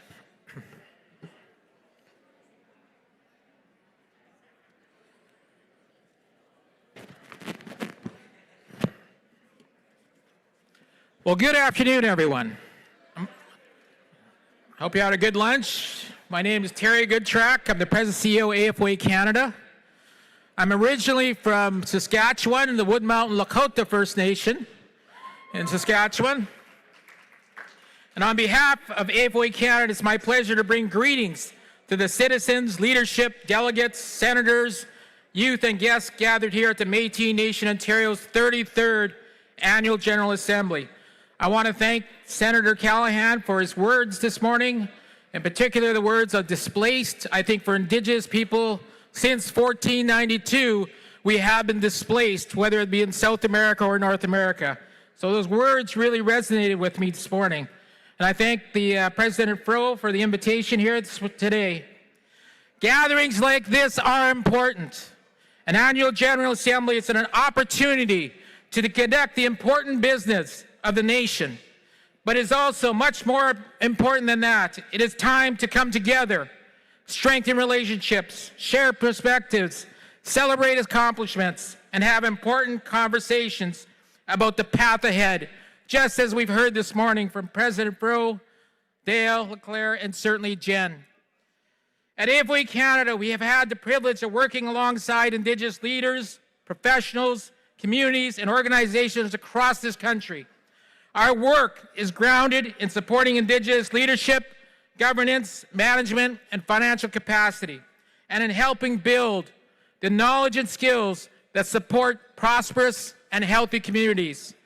Many of the priorities you're advancing here in Ontario resonate strongly with that work. To name a few, advancing Métis self-government means building strong institutions and ensuring Métis citizens have a meaningful voice in determining their own future. Housing and community development, and along with supporting Métis children, youth, and families are essential to building healthy and thriving communities. Investing in young people means creating opportunities while strengthening their connection to Métis identity, culture, and community. Economic development is also critical, creating opportunities for Métis entrepreneurs, businesses, citizens, and communities, and supporting greater economic independence. At AFOA Canada, one of the ways we contribute to that future is by investing in people. Through our certification programs, we support Indigenous professionals in developing expertise in areas such as finance, management, leadership, and human resources. And through our executive programs delivered in partnership with Harvard University, Indigenous leaders and senior professionals have opportunities to strengthen their leadership skills, exchange knowledge, and learn along one another. We have two important certifications at Harvard coming up that I'm hoping the Métis people will take advantage of. One is the next year in May 2027, we have a one-week executive program held at the Harvard Business School on building sustainable wealth. We've already had 8 cohorts. We've had Métis people who have attended, but I certainly would like more to attend. Our applications go out this fall in October. And with new certification we have at the business school next June is Indigenous Genesis Entrepreneurship Program, June 6th to 11th, for youth entrepreneurs from 24 to 34 years old who are in business. So we certainly want them to apply. Those applications will go out about November, January next year. And we're going to pay the full tuition for those students, so certainly apply. Go to our website. Because ultimately, building capacity is about more than credentials. It's about developing the people who will lead organizations, communities, the nations in the future. And none of this happens in isolation. It requires partnership and collaboration between citizens and their leadership, among communities and with organizations, governments, business and institutions that share a commitment to building a stronger future. At AFOA Canada, we believe strongly in the power of these relationships. We value our relationships with the Métis people, communities and organizations, and we look forward to continuing to strengthen those connections and finding new opportunities to work together. As you continue your assembly, I hope the days ahead provide opportunities for thoughtful discussion, respectful debate, learning, and just as importantly, time to reconnect with one another. On behalf of AFOA Canada, thank you for the opportunity to join you. I wish you a productive, meaningful, and successful annual General Assembly. To learn more about AFOA Canada, please visit our website at www.afoa.ca. And before I leave you, I'd like to share a short AFOA Canada video that captures something at the heart of who we are and the relationships we build with Indigenous communities across our country. The video is called We're Ready, and its message is also a message I'd like to leave with you today. We are with you every step away. Thank you. I invite you to watch the We're Ready video. Sidesh, could you please play the video?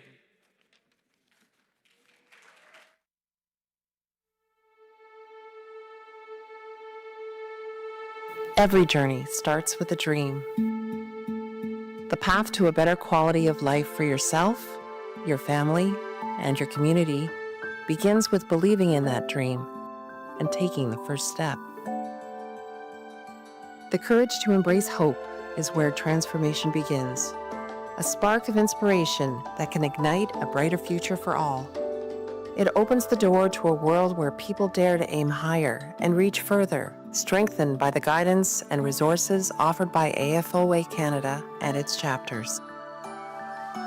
Every opportunity becomes a stepping stone, a chance to learn, grow, and move forward.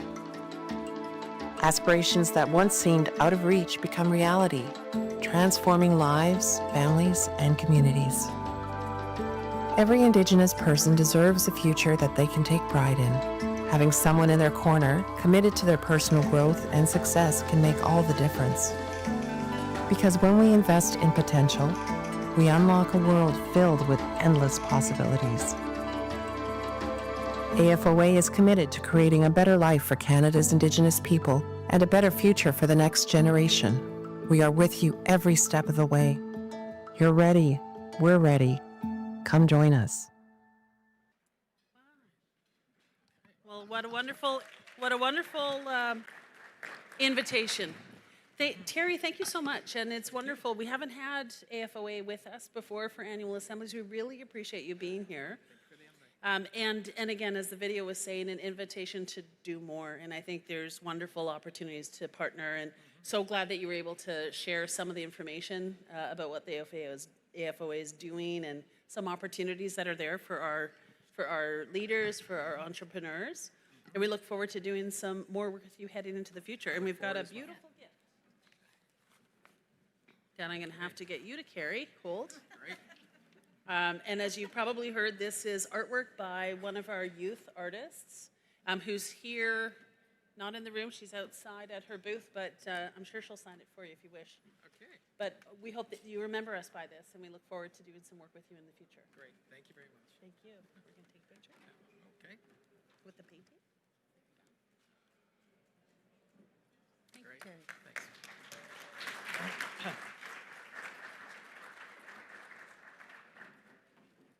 Okay, we have a cell phone that was found in the men's bathroom.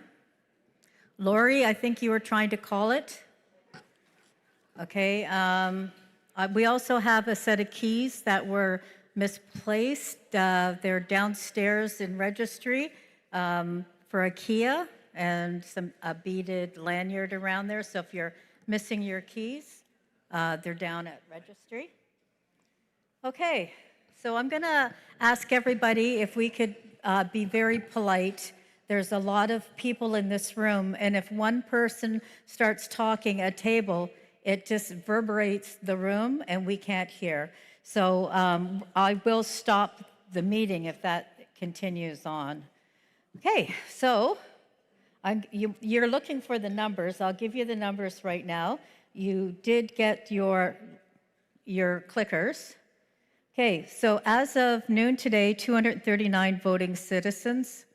So quorum is 119.5. Since we can't cut somebody in half, we're making it 120. Okay? So that's what we need to do business. So all of the items that I couldn't do before lunch, I'm going to talk about them now. So we're going to talk about, well, you picked up your clickers. We're going to talk about the standing rules for the AGA. So this is something that has been approved before, and I'm just going to read them. All MNO Annual General Assembly business will run in accordance with the MNO bylaws, the MNO Statement of Prime Purpose, and the application provision in the MNO's draft Métis Rules of Order. MNO citizens in good standing are entitled to speak and vote at the AGA. Proxy voting is prohibited. A citizen may not transfer their voting clicker to another citizen. A citizen who leaves the meeting for the day must return over their voting clicker to the assigned staff. At the discretion of the MNO chair or vice chair, the staff member or advisor may invite and provide operational information or professional advice. A citizen who wishes to speak at the AGA must approach a microphone, wait to be recognized by the MNO chair, and opening a statement with their name. The MNO chair may interrupt a citizen to explain a rule or to address a procedural breach, and a citizen interrupting must stop speaking and wait. On each issue or debatable motion, each citizen will be entitled to speak up to 2 times, each time for no longer than 3 minutes. Speaking a third time or longer than 3 minutes will require permission from the assembly, and that's all of you. The initial reading of the motion by the mover to the assembly will not be timed. Accommodations may be made to allow additional time for a citizen with disabilities to debate a motion at the chair's discretion. To speak a second time on the same motion or agenda item, a citizen must wait until those who wish to speak on it first, for the first time, have done so. A citizen who has questions may ask one follow-up question within the same 3-minute time slot. Debate must be focused on the pending motion or agenda item. If the process is slow or time is running short, the MNO chair may encourage an end of debate, after which the MNO chair considers to be a reasonable debating time. If an MNO citizen objects to ending the debate on the motion, the MNO chair must take a vote on whether the debate will end. And citizens must conduct themselves in a manner consistent with the MNO Statement of Prime Purpose.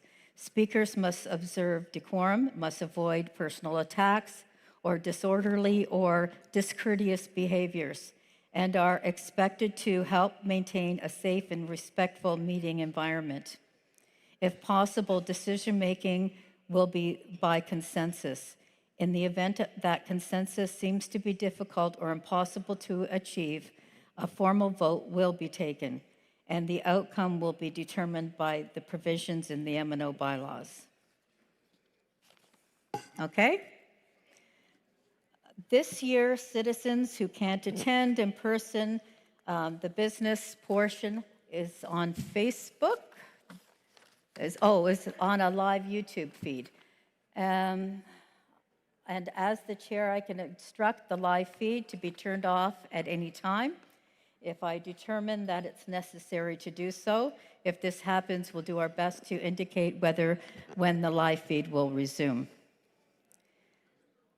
Okay, and if there's a note here that if by chance, if you don't want to be seen on the live feed, there's signage where you don't want to be, where we're not going to have you on the live feed. So I'm not sure where that is, if there's even signage in the room. Is there here? It is? Oh, okay. Okay. It's over there? Okay. So I'll ask people too, if you're a personal person, taking pictures, be respectful of that if they're behind the sign. Okay. And I think that's it for that business. Good.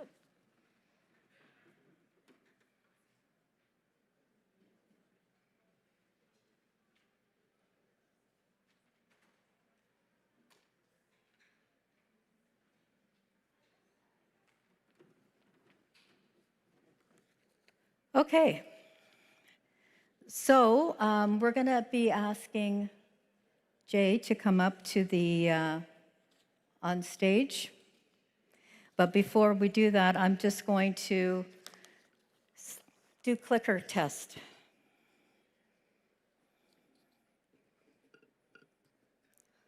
Does everybody have a clicker?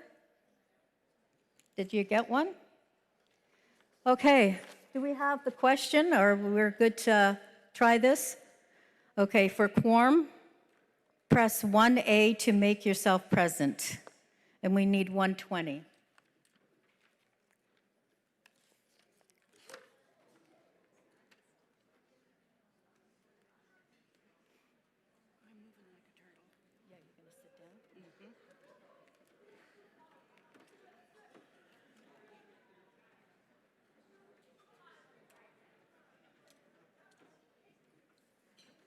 That's awesome. We can do business because we're going to be using the clickers for the Secretary Treasurer's report.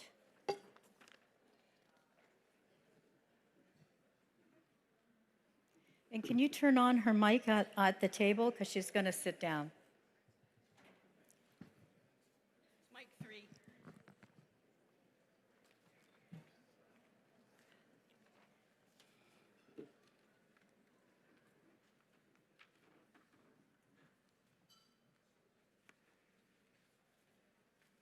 Which report's going first? Minutes. Oh, right. I'm looking for that too. You're supposed to adopt the agenda first. Did we do that? Yes, I did do that. But I don't even have any of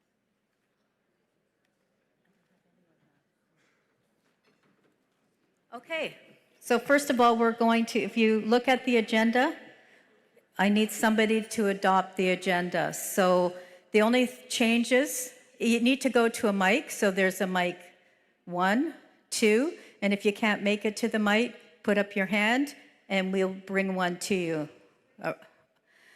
And there's one addition that I'm going to put in there is we have the youth council that they're going to be throughout the AGA coming and doing our stories. So they're going to be telling our stories and at certain times. So it's not in your agenda, but I'm just letting you know, so it'll be after a break or something. So if you can adopt the agenda with that information. So I'm going to go to mic 2.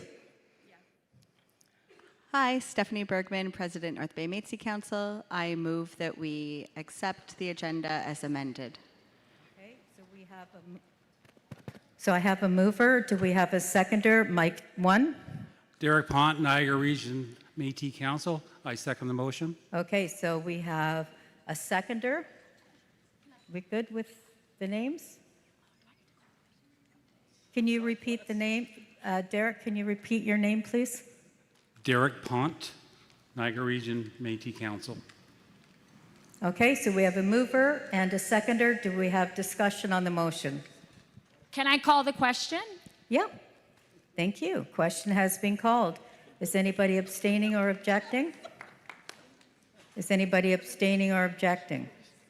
Is anybody abstaining or objecting? Motion's carried. Okay.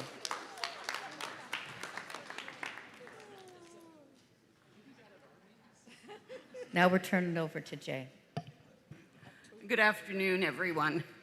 And with all these lights, I can't see any of you, so you can make faces at me and I won't know.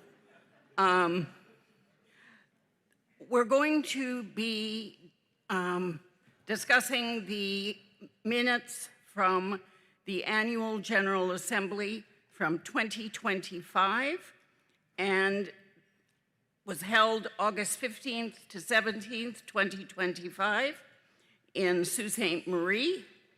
And these minutes I do not believe are in your package, but they were online. So they were available to be read. And what I'm going to do, I'm not going to go to bore you to death by going page by page and whatever else. What I will do is go to the motions that were made, and I will do a synopsis of the motion and do the be it resolved. I also will not be going through all of the whereas clauses. Some of them have 2 whereas clauses, and some of them have whereas clauses that go on for pages. So it will be a synopsis of the motion resolution and then the be it resolved clauses. So if people do have the minutes up on a device, the first motion that will be addressed is on page 5 of 33, and it is the adoption of the 2025 Annual General Assembly agenda. It was moved by Joanne Young, seconded by Eben Achatola, that the agenda for the 32nd Métis Nation of Ontario Annual General Assembly be adopted as amended and was resolved by consensus.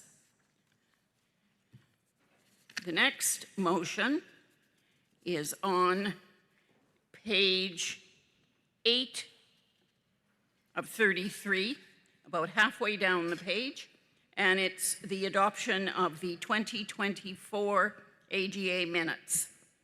And it was moved by Mark Mantha and seconded by Andy Dufresne that the minutes of the Métis Nation of Ontario Annual General Assembly held August 16th, 18th, 2024 be adopted as presented. That actually went to a vote. There were 206 in favor, 11 opposed, 4 abstentions. It was carried.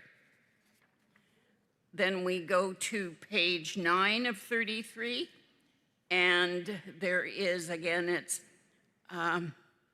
halfway down the page. It was the approval of the 2024-2025 audited financial statements. And Benoit Gru, our audit partner from Baker Tilly, reviewed the independent auditor's report and presented the statements for the year ended March 31st, 2025. And there were questions, and it was moved by Mark Mantha, seconded by Andy Dufresne, that the 32nd Métis Nation of Ontario Annual General Assembly adopt the Métis Nation of Ontario audited financial statements for the year ended March 31st, 2025 as presented. This went to a vote, 176 in favor, 24 opposed, 16 abstentions. It was carried. Then the next motion, just Following that was the appointment of the auditor. It was moved by Stephen Callahan and seconded by Kathleen Anderson that the 32nd Métis Nation of Ontario Annual General Assembly appoint Baker Tilly Ottawa LLP as the Métis Nation of Ontario Auditor for the year ending March 31st, 2026. Again, it went to a vote, 194 in favor, 12 opposed, 7 abstentions. It was carried. Now we go to page 12 of 33, and we're talking about special business resolutions. And this one was related to the Powley Institute Act, and it was moved by Mitch Case and seconded by Kathleen Anderson. And there are, I'll just quickly, there have been multiple resolutions throughout the history of the Métis Nation of Ontario calling for the creation of an educational institute, including 2017 AGA, 2024 AGA, and so it, whereas for a while down, and it's therefore be it resolved that the 2025 MNO AGA hereby adopts the Powley Institute Act as attached to this resolution, the full title of which is an act to establish an educational, research, publishing, library, archival, and cultural / artistic development institute to serve the needs of the Métis Nation of Ontario, its citizens, and the historic Métis communities it represents. It went to a vote, 236 in favor, 35 opposed, 4 abstentions. In 15.1, there was a special business resolution to remove the residency requirement in the MNO harvesting policy, and this basically was designed to be compliant with MNO policy 2011-002 and was brought to the floor to be voted on. It was moved by Margaret Froh and seconded by Sandy Driscoll. And again, we have several whereas clauses and go down to, therefore be it resolved that the 2025 MNO AGA resolves that, and then section 2 be amended, section 2.1D of the MNO harvesting policy be amended to read as follows. MNO citizen means a person who is registered as a citizen of the MNO in accordance with the definition, criteria, and processes outlined in the MNO bylaws and MNO registry policy. Then part 2, section 2.1F of the MNO harvesting policy be deleted in its entirety. Point 3, section 4.2B of the MNO harvesting policy be amended to read as follows: that they intend to participate in the Métis harvest in their community's traditional territory. And point 4, section 26A of the MNO registry policy guidelines be amended to read as follows: that they intend to participate in the Métis harvest, again in their community's traditional territory. And this went to a vote. It was resolved, 223 in favor, 39 opposed, and 3 abstentions. There was another special business resolution, and it was related to the awareness of the MNO harvesting policy and Métis harvesting practices, and it was moved by Steve Joss and seconded by David Hamilton, and was regarding the MNO adopted the MNO harvesting policy to regulate the harvesting activities of its citizens, including through the issuance of harvester's cards, also referred to as harvester certificates, to eligible citizens. And there were more whereases. And then it went to, therefore be it resolved that the 2025 MNO AGA directs that section 4.2 of the MNO harvesting policy be amended to change clause C and add clause D to now read as follows. And C is that he or she is Métis within the definition of 2.1 D.I, and D, which was added new, that they have demonstrated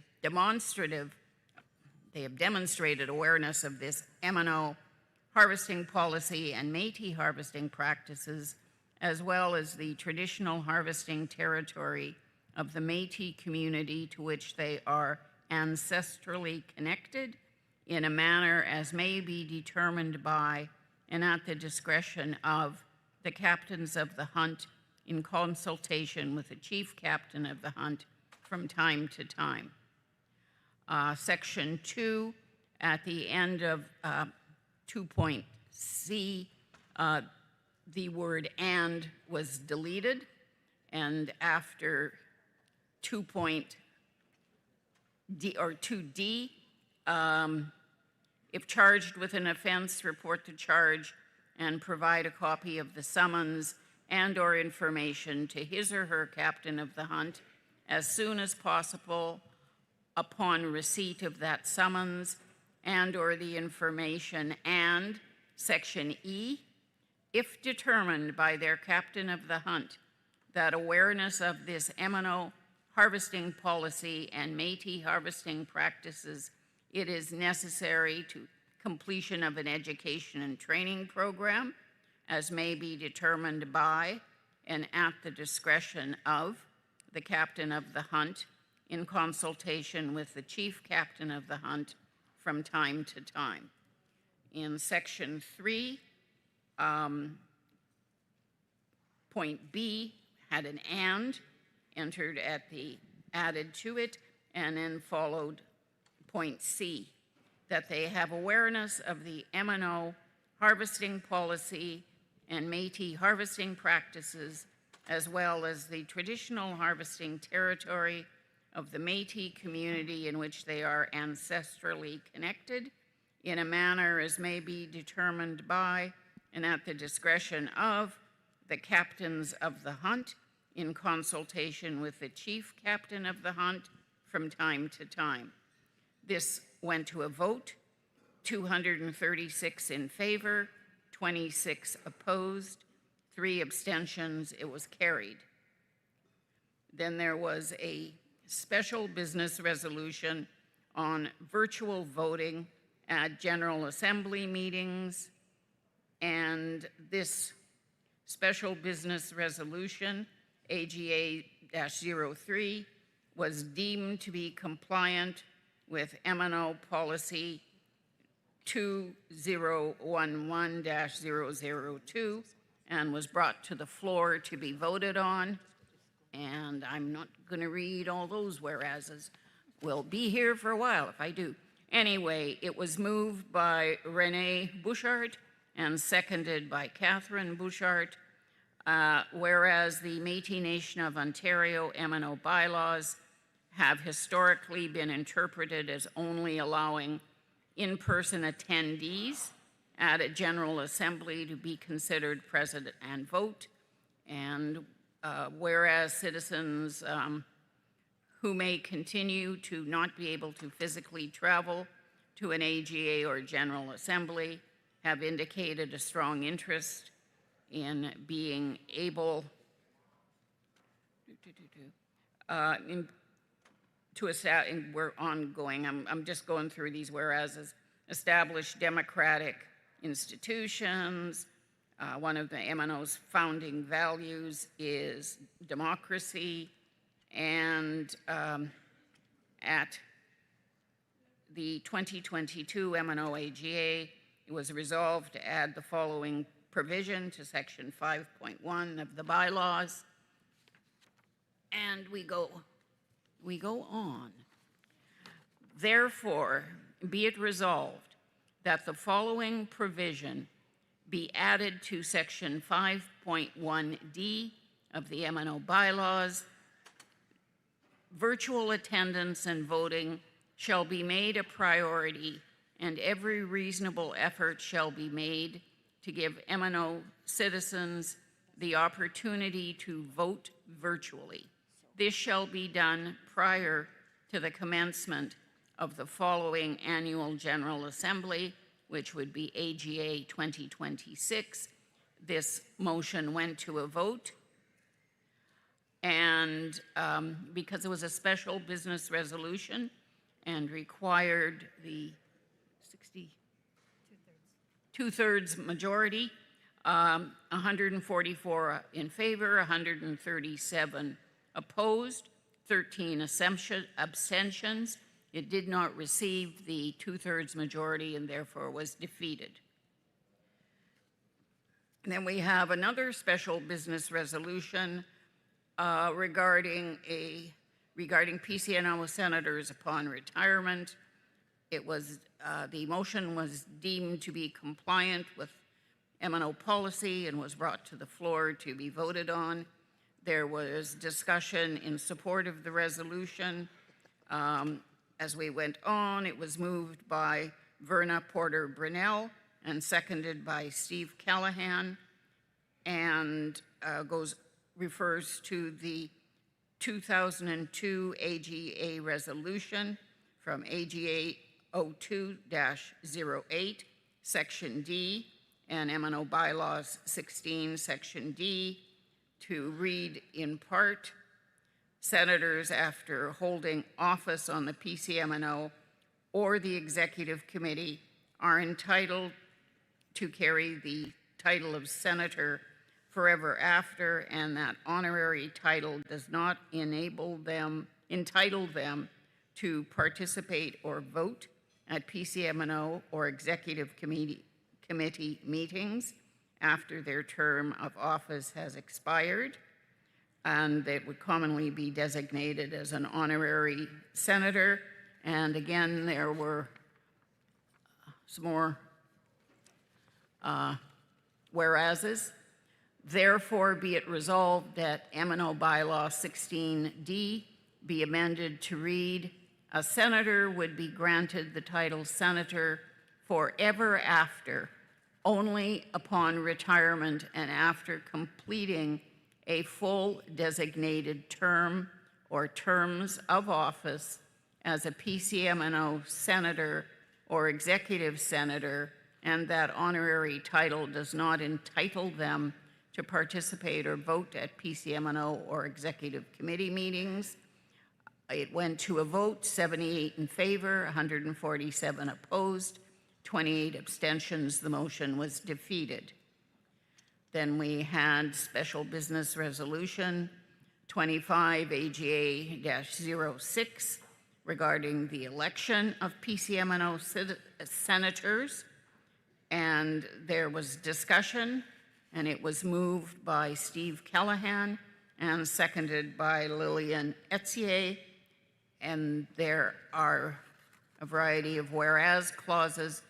Whereas the election of the PCMNO senators currently occurs after the other members of the PCMNO, and therefore the senators are behind the other members in exposure to procedures, orientation, and training. And we go through a few more whereases. And then it is therefore be it resolved that the election of the PCMNO senators be held at the same time as other PCMNO officials, that the Electoral Code Part A 6.11 and Bylaw number 16, the first part, be amended to read, Each community council may elect a senator pursuant to the MNO Electoral Code, Part B. Those senators elected to sit on their community councils and advisory councils, together with the senators currently serving on the PCMNO and any senators who have served at least one full term on the PCMNO, are eligible to run for a position of senator on the PCMNO, and these same senators are eligible to vote for the PCMNO senators. Elections of PCMNO senators will be overseen and administered by the Chief Electoral Officer in a manner similar to the election of other members of the PCMNO. The selection of the executive senator is to be accomplished by the gathering of senators at the AGA, and should more than one of the 4 newly elected PCMNO senators wish to run for the position, then the rest of the bylaw 16 would remain the same. This resolution went to a vote. 153 in favor, 54 opposed, 23 abstentions. There were more than 2/3 in favor, so this motion was carried. And then there was a special business resolution for the creation of a Women's Council representative on the PCMNO, and this resolution was deemed to be non-compliant with MNO Policy 2011.002, so it was not considered as a special business resolution.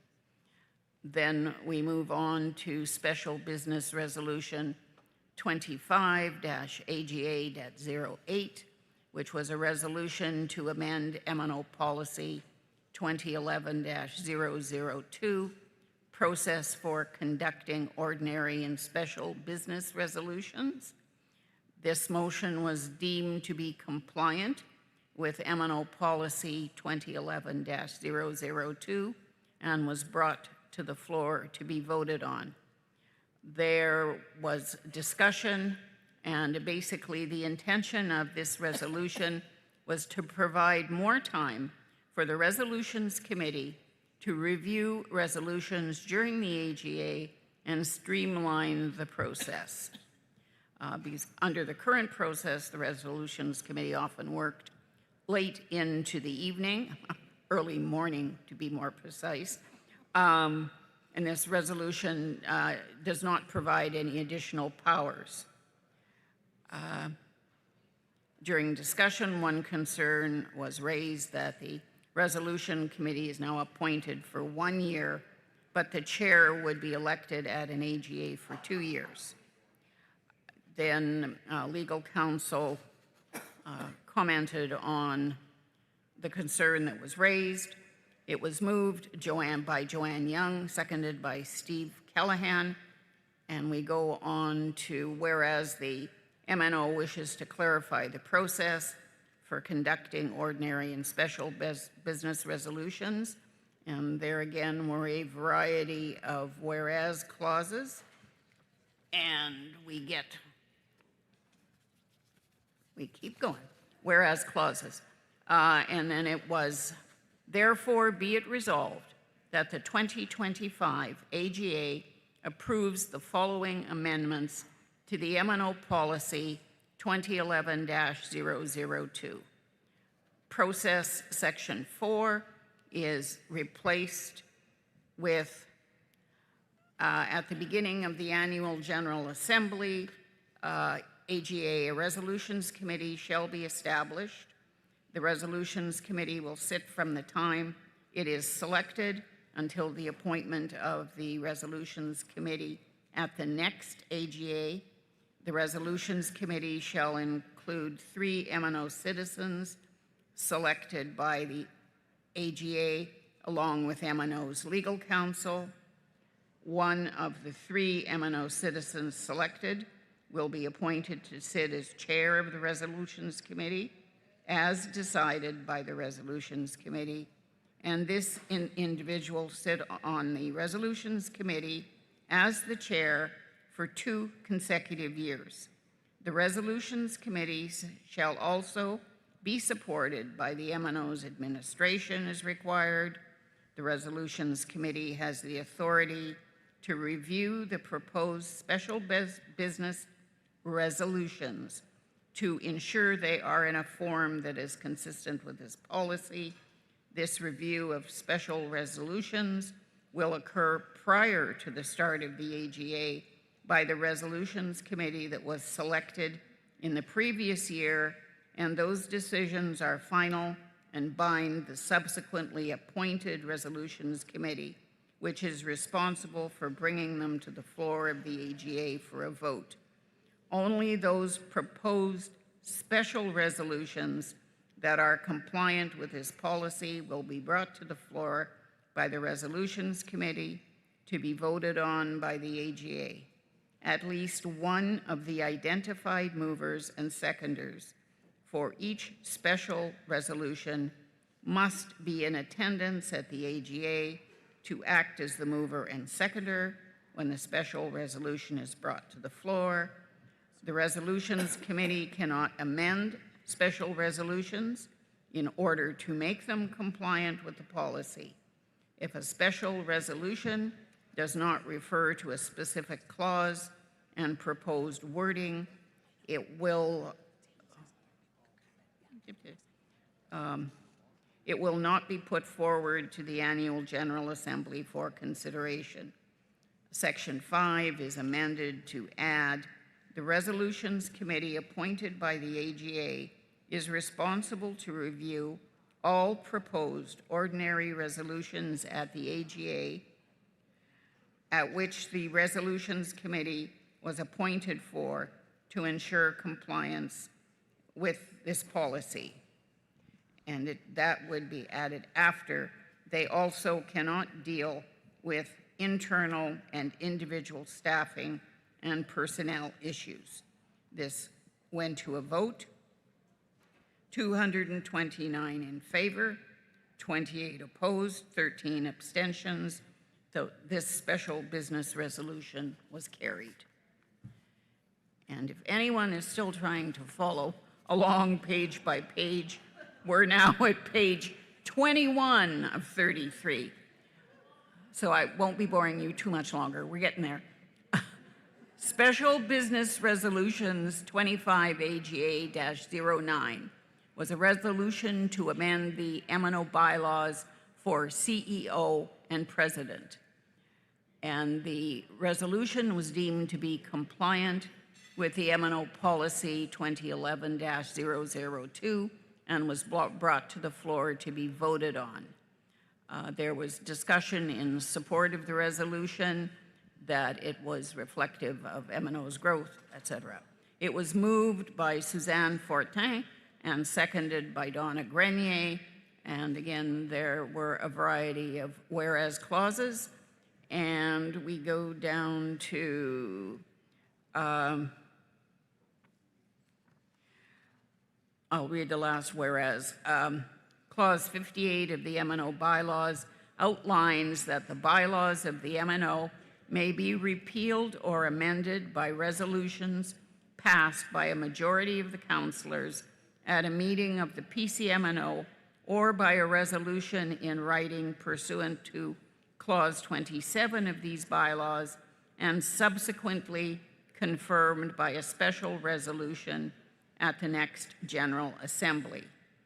Therefore, be it resolved that the 2025 Annual General Assembly resolves that 1, the following amendments to the MNO bylaws are hereby confirmed. And the amendments were in red font for ease of reference, and then a track changes version of the bylaws was attached for illustration. So clause 1 was amended as follows. These are the bylaws of the Métis Nation of Ontario Secretariat. being the legal and administrative arm of the Métis Nation of Ontario, which is the government and Indigenous governing body of its citizens and Métis communities in Ontario comprised of its citizens. The MNO is composed of 9 geographic regions and has established several institutions to better serve its citizens and the Métis communities comprised of its citizens. Those institutions include the Provisional Council of the Métis Nation of Ontario, the Registry, Community Councils, Captain of the Hunt, the Veterans Council, and the Women's Council of the MNO, and the Youth Council. Now, there were other clauses that were amended, but what we were looking at that was a big change was the new clauses 45 and 46, which were added. Clause 45, the PCMNO, based on the recommendation from the President, shall confirm or rescind the appointment of a CEO. The CEO shall be an officer of the MNO and responsible for the day-to-day management and operations of the MNO and its administration. The CEO shall be the most senior civil servant and employee in the administration. The CEO shall make decisions and act in a manner consistent with upholding and advancing the MNO Statement of Prime Purpose, and shall ensure that the duly passed laws, resolutions, motions, and policies of the General Assembly, the PCMNO, and the Executive Committee are carried out. The CEO shall report on a day-to-day basis to the President and provide regular updates and reports to the Executive Committee, the PCMNO, and the General Assembly with respect to the property and business of the MNO as well as its administration. Clause 46, if a vacancy occurred, the President or an official who would be eligible for that office may assume the role of CEO on an interim basis until a replacement CEO is appointed pursuant to Clause 45 of these bylaws. And the office of the CEO shall be deemed vacated if the CEO resigns by delivering a written resignation to the PCMNO, if he or she is found by a court to be of unsound mind, on death, number D, if he or she is terminated, if he or she is convicted of an indictable offense, or if he or she is placed on an extended leave. Clause 55A is amended to read, the President and CEO shall sit on the Finance Committee in ex officio capacities and shall be non-voting members. Clause 69 was amended to add the following definitions: that administration means the professional public service of the MNO that reports to the CEO, and Chief Executive Officer, or CEO, means the officer of the MNO who is responsible to oversee the day-to-day management and operations of the MNO and its administration. And H, Clause 14, 14A, and 23F are amended to capitalize the reference to regions. And then number 2, the MNO Legal Counsel is directed to make any technical or legal amendments related to the above, including updating cross-references and formatting, registering the amended bylaws, and to provide an updated copy of the MNO bylaws with these amendments to the MNO, which the MNO administration shall post publicly on the MNO website. This went to a vote, 210 in favor, 36 opposed, 12 abstentions. It was carried. And then there was special business resolution to amend the Electoral Code Point B, and this related to the authority of the Council Electoral Officer. And there was discussion. It was moved by Steve Callahan, seconded by Mitch Case. And basically it was whereas the Chief Electoral Officer is appointed by resolution of the Provisional Council of the Métis Nation of Ontario, MNO, and is responsible for decision-making, overseeing, and ensuring that the Métis Nation of Ontario's elections are thoroughly carried out and followed in accordance with the Electoral Code Part A, also known as the Code. And then there were other whereas clauses, and it was therefore be it resolved that Article 4.1 of the Métis Nation of Ontario MNO Electoral Code Part B is amended to include a new Article 4.1F, which shall be written as follows.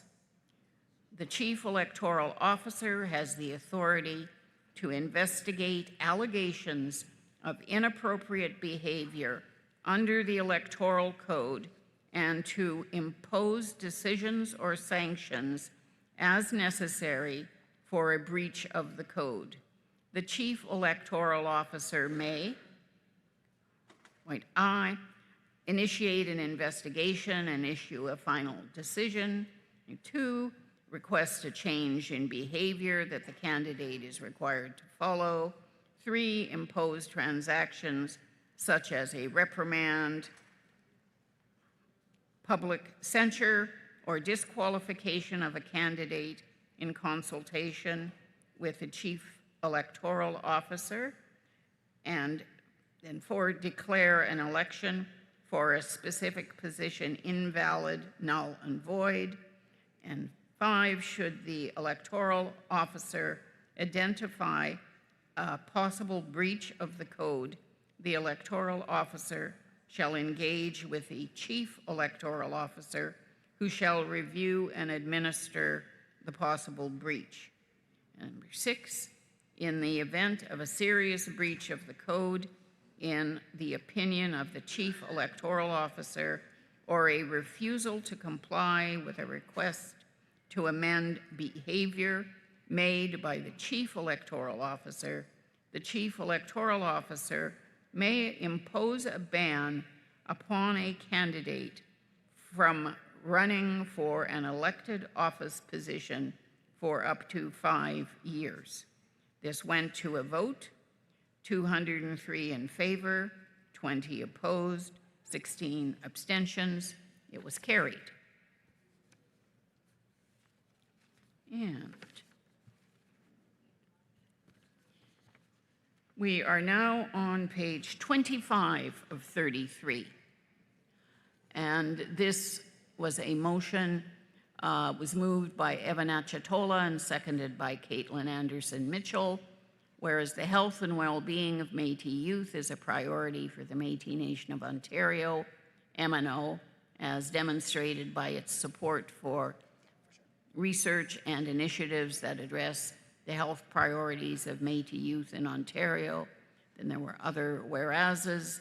Therefore, be it resolved that the 2025 MNO Annual General Assembly encourages the Provisional Council of the Métis Nation of Ontario, PCMNO, and MNO Secretariat to seek the necessary resources to convene a Métis Youth Health and Wellness Summit in 2026, including non-financial supports such as guidance, promotion, and collaboration.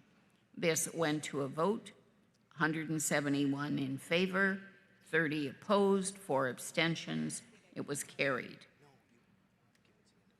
Then we went into ordinary resolutions. We're still on page 25 of 33.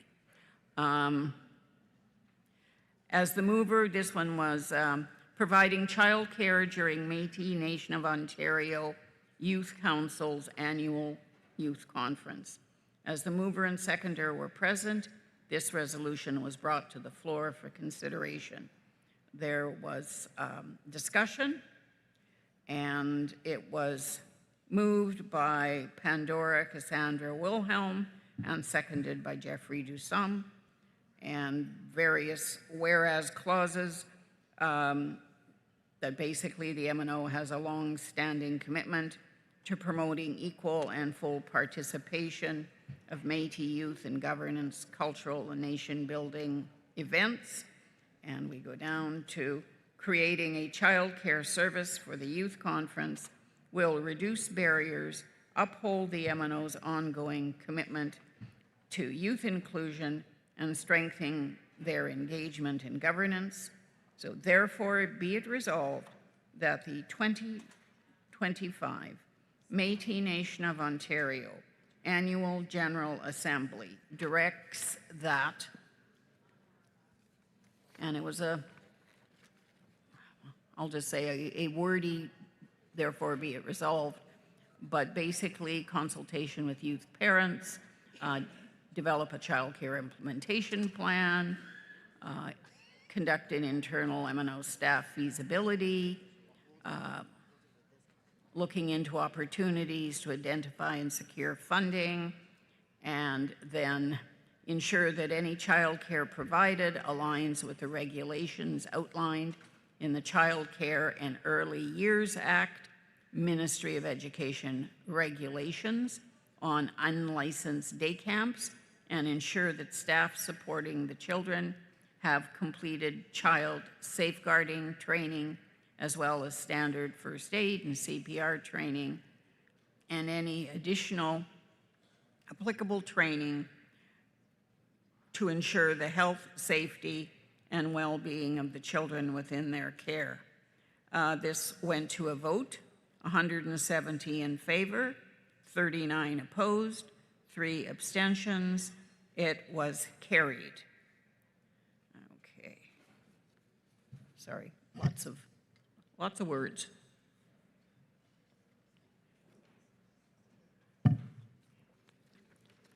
Ordinary Resolution 25 AGA OR-04 to enhance MNO Secretariat procurement from MNO citizen-owned businesses. The mover and seconder were present, so the resolution was brought to the floor. It was moved by Kathleen Anderson and seconded by Mitch Case. And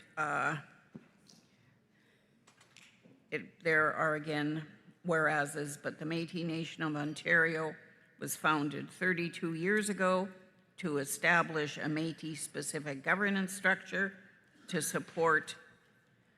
promote and support Métis within Ontario.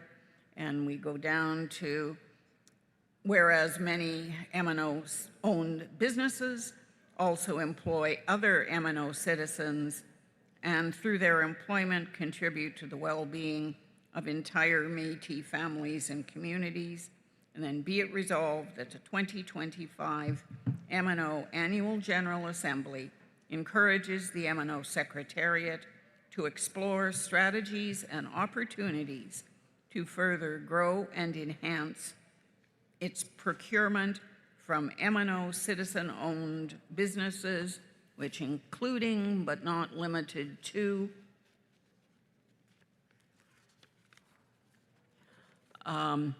developing and maintaining a MNO Secretariat business registry, providing training, establishing a baseline of total current MNO procurement from MNO citizen-owned businesses for the purposes of target setting and measuring progress over time, developing appropriate infrastructure and processes for tracking procurement, and providing annual reporting to PCMNO and MNO citizens on the MNO Secretariat's total procurement from MNO citizen-owned businesses and ongoing efforts to further enhance its effectiveness. This resolution went to a vote, 176 in favor, 26 opposed, 6 abstentions. It was carried. Then Ordinary Resolution 25 AGA-OR-05 to form a Métis Cultural Facilitator Committee. Mover and seconder were present. The resolution was brought to the floor for consideration. There was discussion and comments, and it was moved by Kelly Brett and seconded by Kathy Lauren. Whereas the Métis Nation of Ontario, MNO, K-12 Métis education kits are delivered throughout education spaces. However, there are currently no set processes in place for mobilizing accurate Métis stories and cultural traditions, and there has been a growing need within Ontario communities and education systems to learn more about our Métis culture and traditions. And then there are references to the statement of prime purpose, and we go on through a variety of other whereases, and we're now in the middle of page 28 of 33, and it's whereas our Métis children have the right to be accurately represented in order to proudly represent our culture and tradition in public spaces. We, the Métis, have been in hiding for generations, and we as a people need to build up our future generations to be proud Métis with accurate representations. Therefore, be it resolved that this annual General Assembly directs the PCMNO to support the formation of a citizen-led Métis Cultural Facilitators Committee that will define, identify, recruit, support, and help to mobilize Métis cultural facilitators that exist in our communities who support consistent and cohesive stories in sharing our unique Métis traditions as per existing and accepted MNO resources. Therefore, be it further resolved, this committee is directed to create a readily available directory of Métis cultural facilitators that communities can access and share by May 2026. The committee is directed to continue to expand this directory through ongoing recruitment, qualification, training, and support for Métis cultural facilitators who can be mobilized to share and preserve our history and tradition in our communities, outside institutions, and with our partner governments for generations to come. This motion went to a vote and it was defeated. Ordinary Resolution 25 AGA-OR-06 related to MNO harvesting policy and defining fish sanctuaries. The mover and seconder were present, so this resolution was brought to the floor for consideration, and it was moved by Steve Joss and seconded by Art Bennett, whereas Section 3.1 of the MNO harvesting policy states it is an objective of the MNO to encourage conservation practices during the Métis harvest so that the species are preserved for future generations. MNO citizens who participate in the Métis harvest will, and there was a listing of what making best efforts, etc. We go on with a variety of whereases, and it goes, whereas Métis harvesters are concerned that Ontario is defining water bodies as fish sanctuaries and waterfowl sanctuaries to support tourism rather than the purpose of conservation.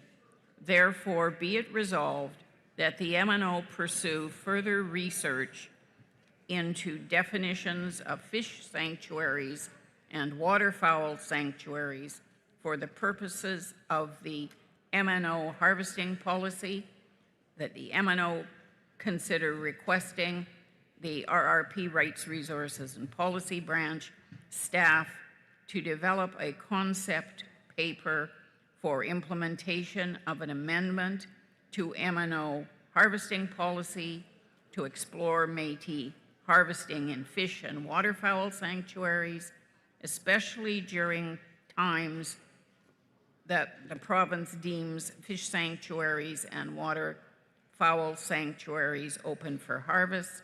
This went to a vote, 181 in favor, 11 opposed, 13 abstentions. It was carried. Okay, I can hear everybody talking. When we have a table talking and then there's more, it just like reverberates in this room and it's annoying. I know that we've had some complaints about the people sitting in the back that they can't hear us.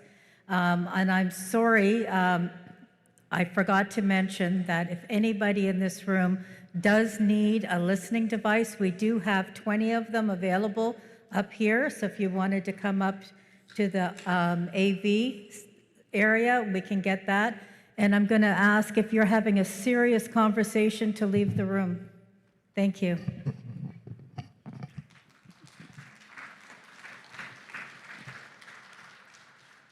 And I certainly recognize that going through all of these resolutions is not the most exciting event on the agenda for this afternoon, but it is necessary business. And we are now on page 29 of 33. We're getting there.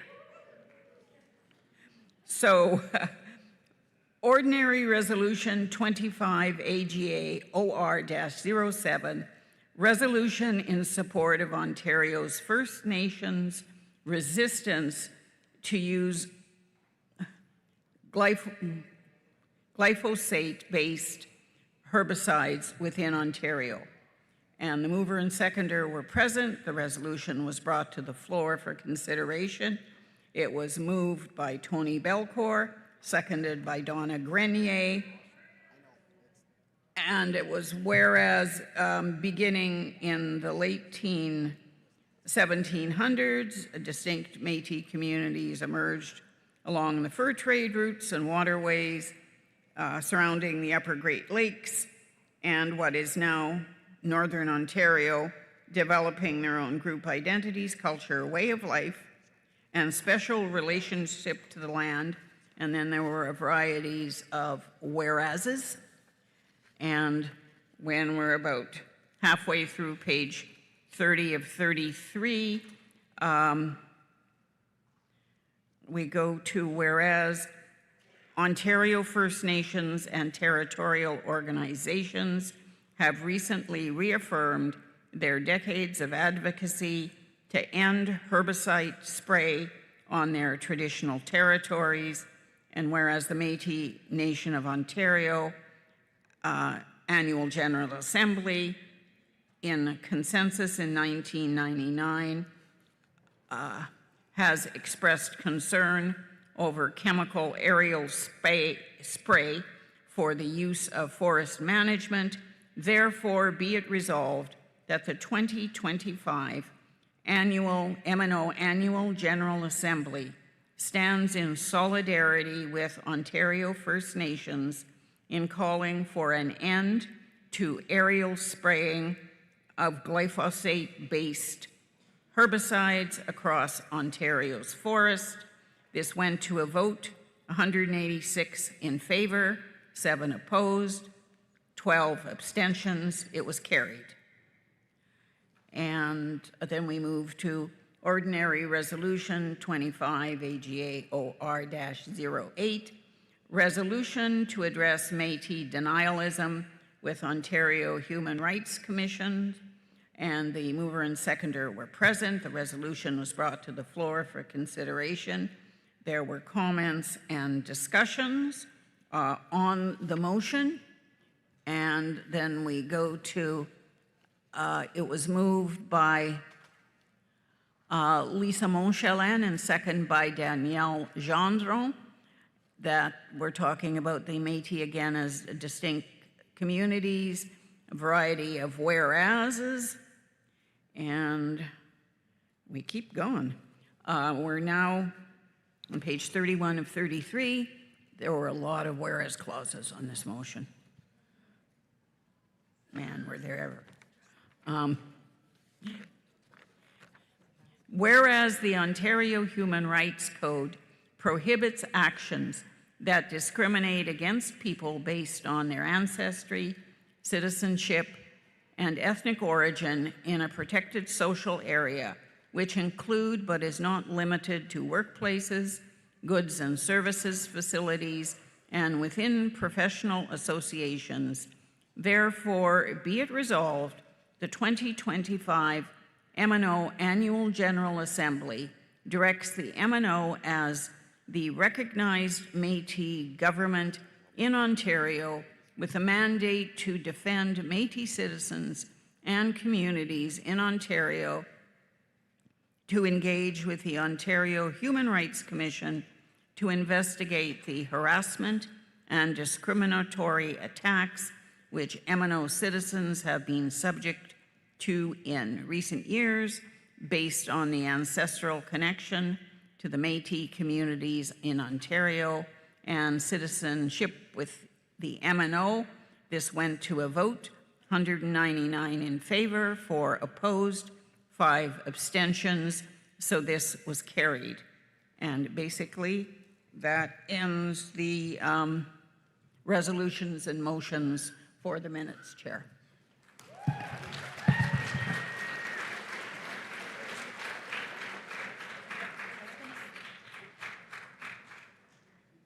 Is this on? Okay.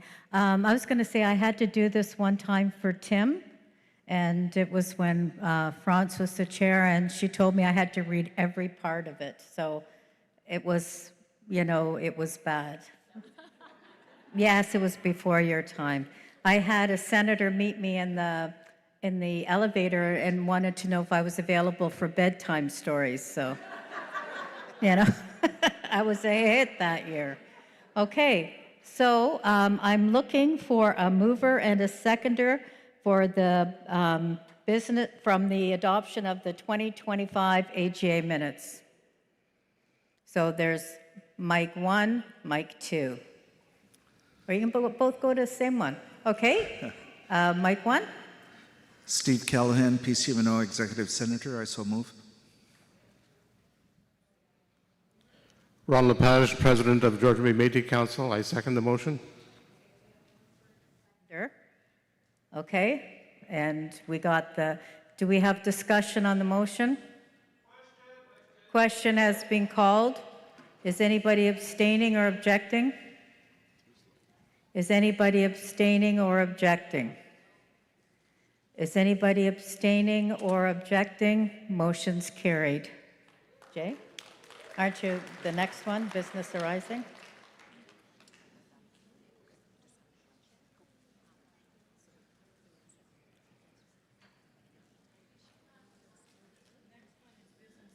Yeah. Okay. Okay, so we're done with that. Now, I'm going to say that last year, if you were here, I was very excited that we were having a resolution that was going to put the resolution committee on, you know, prior. And I said they might be there, but unfortunately I was wrong. And so we have to redo it again.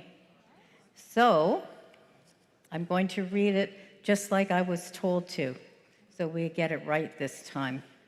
So under MNO policy number 2011, process for conducting special business resolutions and the draft special business resolutions are included in your kits. This is when you're nominating a representative for the resolutions committee, please prioritize the following: youth to ensure the younger voices are represented, senators for their experience and connection to tradition, citizens with relative skills, especially in governance and community engagement, who are deeply committed to MNO's governance and have a strong desire to contribute, diversity to ensure the committee reflects gender diverse and embraces two-spirit identities. At this time, we're welcoming delegates to come to the microphone to nominate an MNO citizen to participate on the Resolutions Committee. The Resolutions Committee will be comprised of 3 citizens who will be supported by legal counsel and an MNO staff person. Importantly, the MNO policy number 2011-002 was amended last year with the change that the timeline for appointment of the Resolution Committee. The Resolution Committee will now sit until the beginning of the next AGA.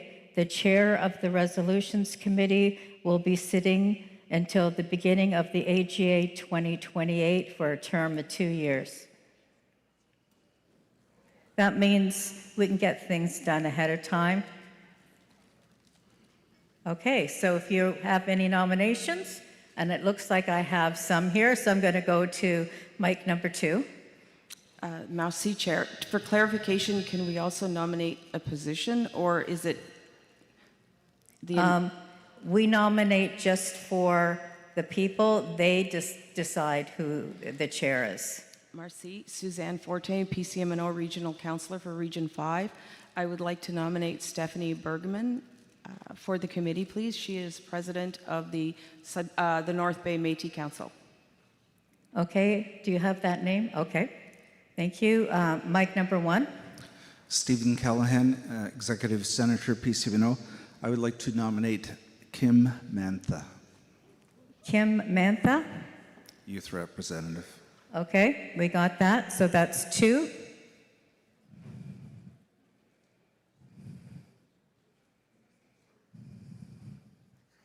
Mic number 1. Is that one? Dennis Higgs, citizen residing in Region 5. I nominate Executive Senator Stephen Callahan. Okay, and did we get his name? Okay, good. Okay, so we have 3 nominations. Is there any more? Going once? Going twice? 3 times. Okay, looks like we don't have to have an election. Looks like we have a resolutions committee. And I believe our lawyers are over here. Zach even came to visit, but we're going to shove him in there too, right? No. No, Emily's here. And so, Emily, where did you want to meet them? Right over here. So if your name was called and you're on the resolutions committee, you need to go over here and meet with Emily, and then you'll come back and tell us all the things that we need to know. Okay. You know what we're at? We're at break time. Okay. So can we come back for 3 o'clock? Okay. Do some shopping and we'll see you at 3.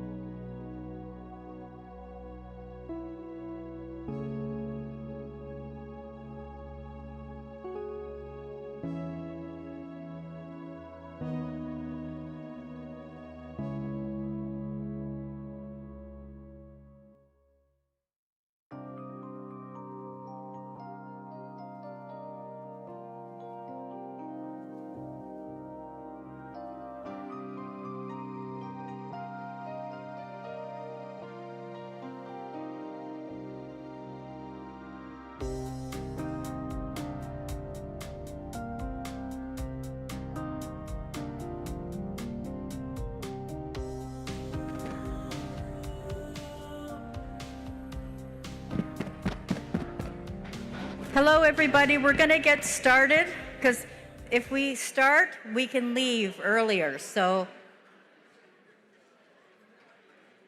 and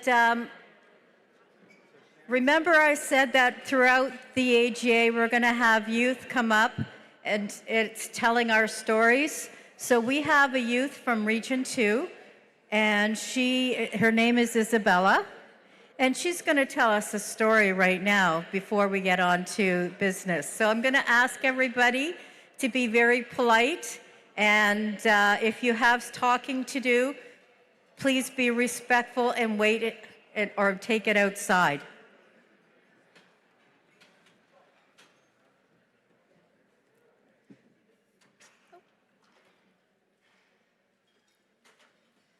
Tanse tout le monde. My name is Isabella Rassi Dishnakashan. I hope everyone's having a lovely day here at the AGA. And I am so grateful to be able to come here from Region 2 to tell you a little bit about our community and our Métis community's history up there. So as we all know, our AGA was scheduled to be at Fort William, which is located on the north shore of Lake Superior and was an important gathering location within the historic fur trade when the Northwest Company relocated their Lake Superior district headquarters in 1803. Annual gatherings at Fort William brought together Northwest and Company employees from across its vast geologic network. These gatherings at Fort William became known as the Great Rendezvous. The rendezvous was an important part of the annual fur trade cycle. It was an opportunity to discuss business and renew relationships. Many would deliver and exchange furs and other supplies from throughout the Northwest Company's network. There was also ample time for music, dancing, and games. While many Métis passed through Fort William to attend the Great Rendezvous between 1803 and 1821, the merger of the Northwest Company and the Hudson's Bay Company in 1821 brought a more permanent year-round Métis community at the fort. Today, the rendezvous remains an important annual celebration in many Métis communities, including the contemporary Métis community in Thunder Bay, which the MNO SYP team was also here representing our nation at this event. Thank you so much. Tanche. Merci.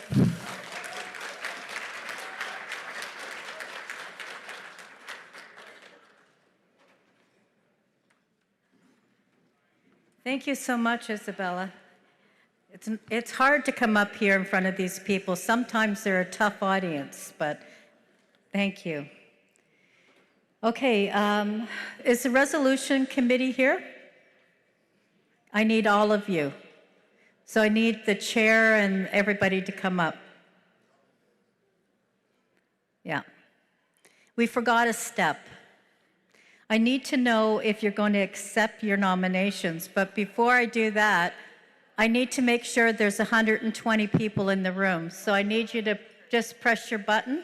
We don't have them back. Oh, you're supposed to have them. Go grab you weren't supposed to leave them, so if you left them, you need to pick them up. They didn't give them back to us. They said they'd give them back after. Okay, we need them back.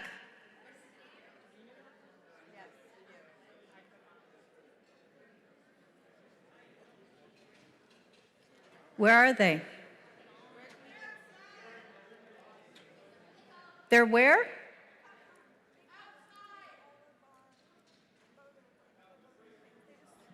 Madam. Yeah, they took them, eh? I think they thought we were done voting for the day. So No. I'm just saying. Okay, yeah, we're not done. Okay, so if somebody can get them. Okay, thank you. I was just told to tell you not to leave them on the table. And I didn't think to tell them that we still need them. So I just thought they were picking up the ones people left. So I thought if you were good and, had it on, you'd be fine.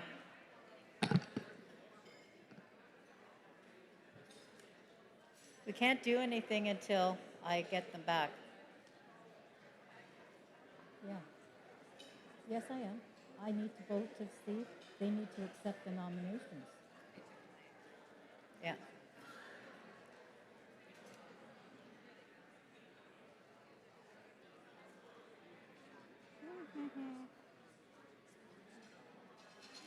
Okay, while we're waiting too, can the advisory committees come up and we'll save some time and sit up here because the next things are going to be advisory committee reports. So the presidents, if you can come up and sit here. So if it's going to be live or a video, I still need you to be up here.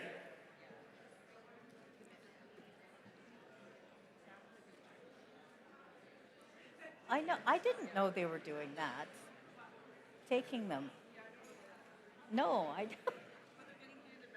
Yes. Because we're. Yeah. Yeah. So you can come and sit down.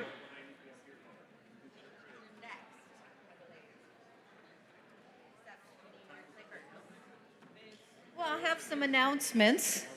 If you're coming to the MNOWC meeting tonight, it's going to be here, and there is buses that are running, so the buses leave here at 4 or 4:30, and they'll bring you back, and we have buses at the end of the meeting that will bring you back to your hotel.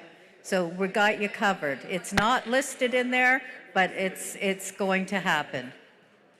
So no problem. We're not going to leave you.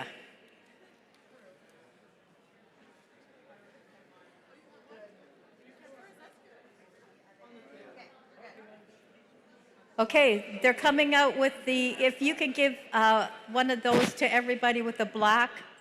No, I don't get one. I don't vote. See, you know what? Our staff are so good. You know, just a step ahead of me.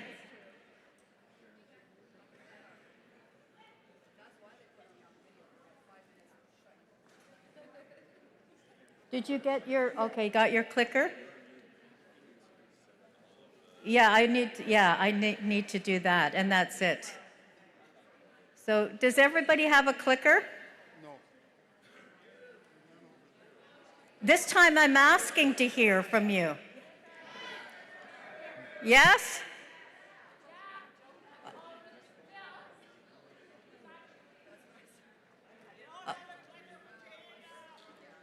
Okay. So everyone has a clicker? I need to know if there's 120 people in this room. I need you just to click. It's not open yet. Okay.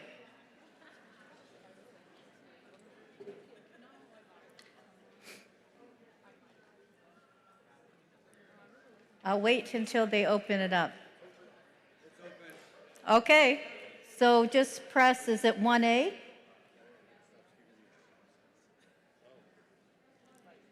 Yeah, 1A to mark yourself present. What is 2? Oh, 2 is if you're not here. What's what?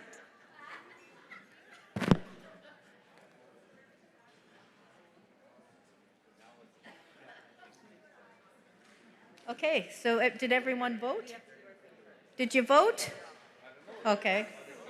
124. Okay, we can do business. Okay. I need the advisory committee chair presidents, or you need to be up here, sitting down. Okay, except for Senator Steve, and I need you to stay there. Okay, so I need to know if you accept your nomination. So I'm going to ask, is it Kim Manta? Do you accept your nomination? Okay. Do you accept your nomination? I accept. Okay. Senator Steve? Okay, they accept their nominations. So we don't have to vote. So now we make it legal.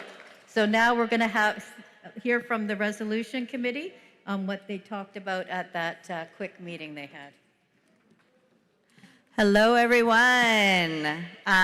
So simply wanted to share that since there's only one special business resolution, we would appreciate as many ordinary business resolutions today, if possible, so that we can speed things along a little bit. And for those, you're welcome to bring your ordinary business resolutions to any of us. But if you would like to email them or share them with a point person, you can email them to me. My email is on the MNO website under the North Bay Métis Council. It's stephaniehbergman@gmail.com. Feel free to send them over. And we are officially setting the deadline for the ordinary business resolutions to 1:30 tomorrow, right after lunch. So that gives plenty of time to get everything signed.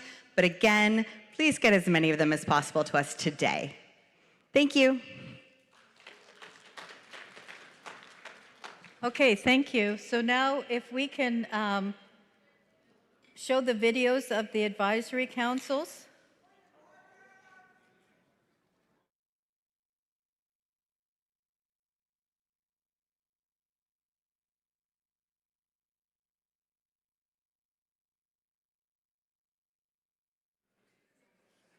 Okay, so the email is up for resolutions@métisnation.org.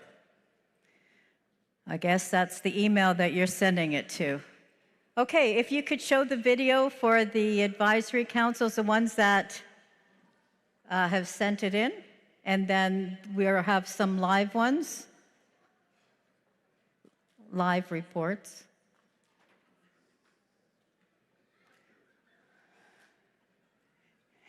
Maybe you can sing and dance right now, I don't know. Are the reports there?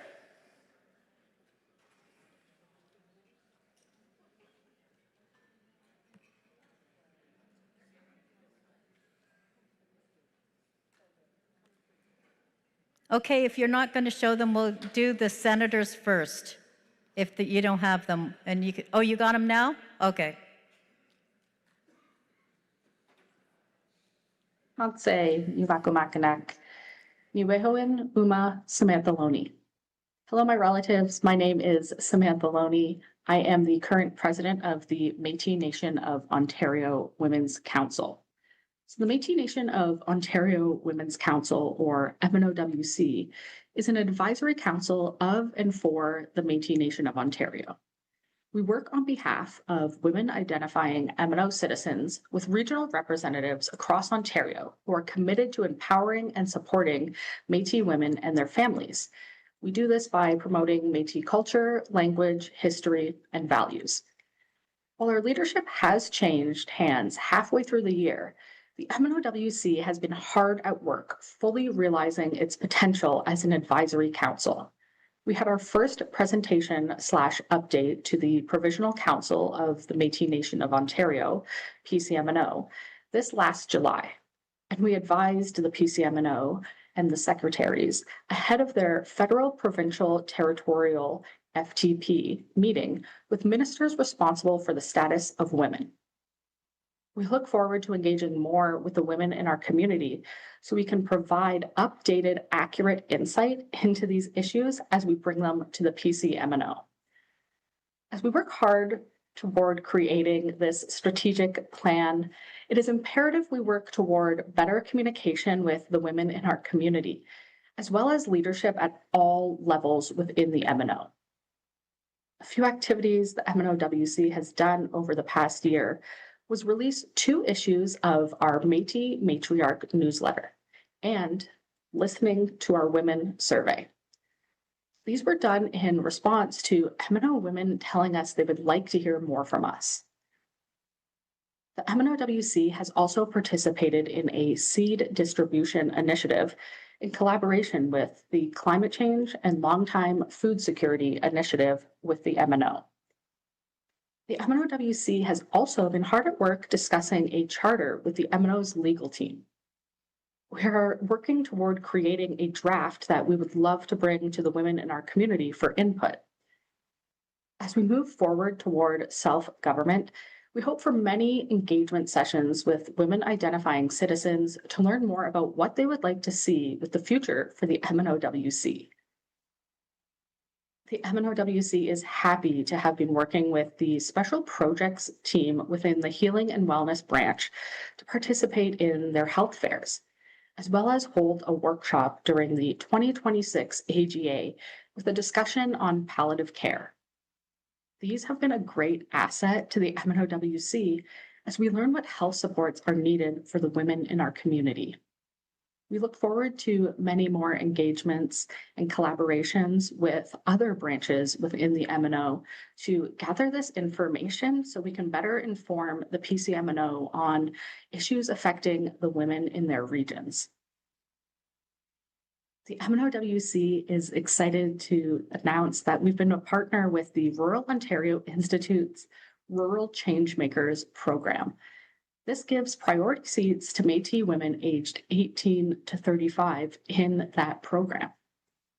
This will allow our women in the community to gain skills in community building and leadership, which we hope they will bring back to the community and take on roles within the Métis Nation. If you'd like to learn more about the specific activities of each individual women's representative, we encourage you to look for our AGM package where we have each regional women's rep listed and all the activities that they've been up to throughout the year. We hope you have a great rest of the AGA, and if you see anyone from the Women's Council wandering around Toronto, please reach out and speak to us. Moistas. Merci.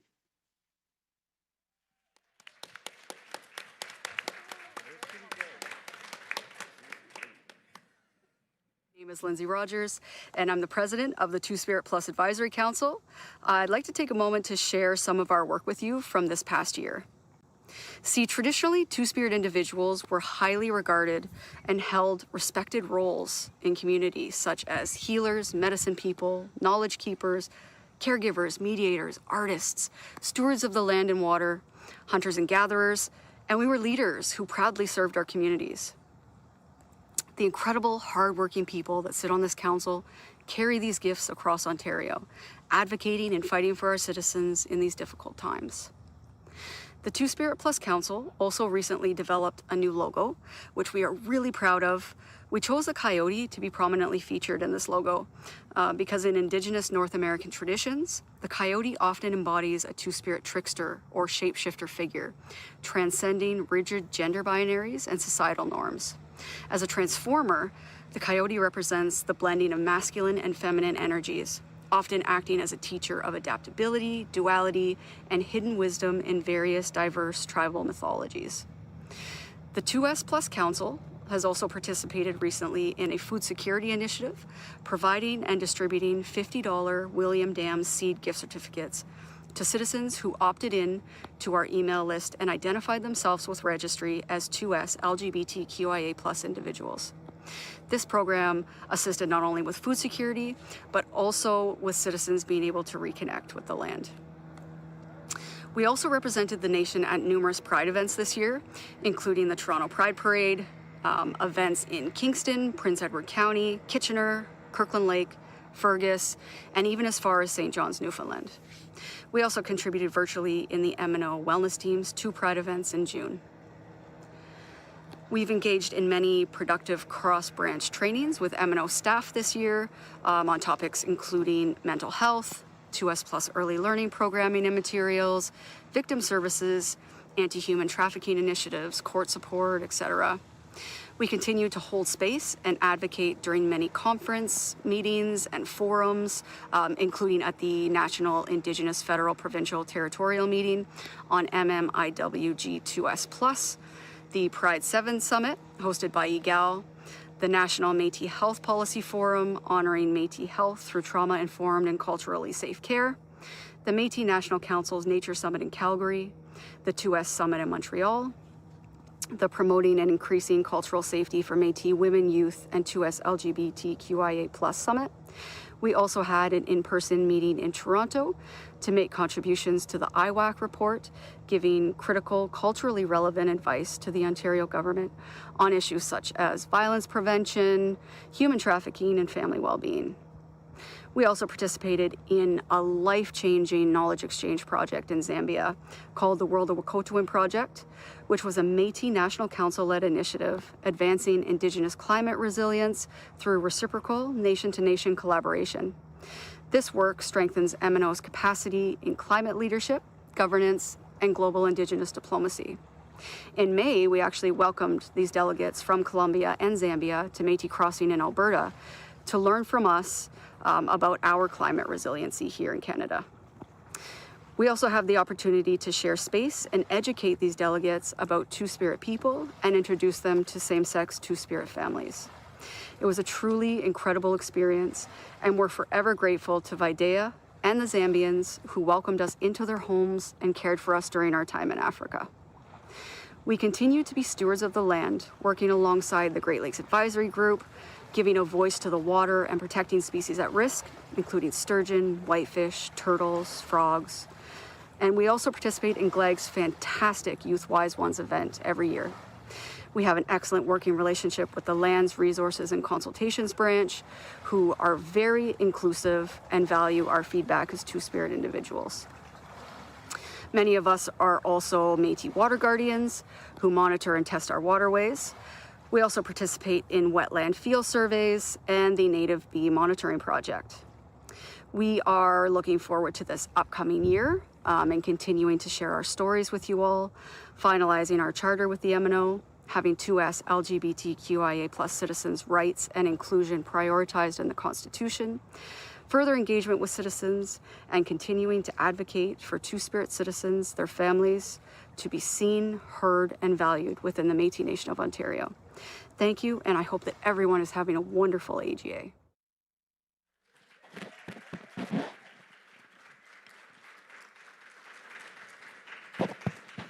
Is David Hamilton here? He needs to be on stage. And after the reports, we're going to have Q&A. So that's why everyone's going to be on stage. So if there's a question, I'm not going to answer it. Okay, good, he's coming. Okay, so we're going to go to Evan, and then we're going to go to the Veterans Committee. Is it president or president? Yeah, okay. Morning, everyone, or I guess it's afternoon now. So this year, the Youth Council's had one focus running through everything we do, and that's getting ready for the future of the nation. That meant pushing hard for youth to participate in draft constitution, staying at the table with self-government talks, and teaching youth about the future of the Métis Nation of Ontario Treaty. We are making sure that the youth have what they need to succeed going forward in our Métis government. As the PCMNO youth representative and the MNOIC president, I've had the opportunity to work with a full council of youth leaders. For the first time in 4 years, we've filled every seat on the Métis Nation of Ontario Youth Council. Thank you, guys. So this is ensuring that youth are represented in every region. I also want to say right at the start of this that the council is much stronger because of them. We've also started building a charter for the Youth Council, similar to the Two-Spirit Council and the Women's Council. This work matters because it secures the future of the Youth Council going forward and allows us to flow into our Constitution in the future.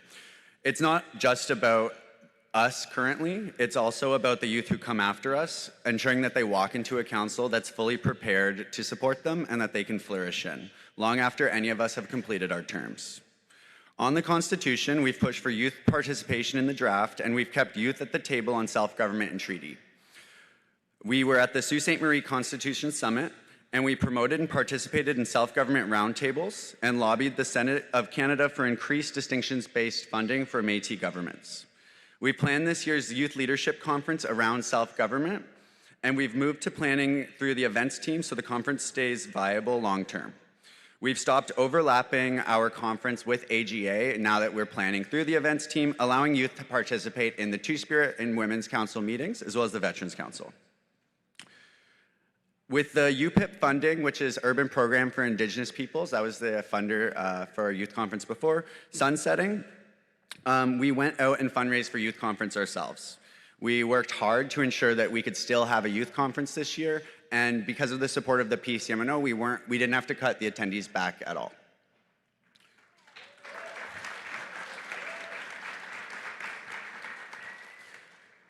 We've also kept doing close work with community, funding grassroots grants, showing up at gatherings, at campuses, and at national and international tables. We've sent youth to World of Wokotowin, which included knowledge exchange trips to Colombia and Zambia, and a follow-up gathering at Métis Crossing.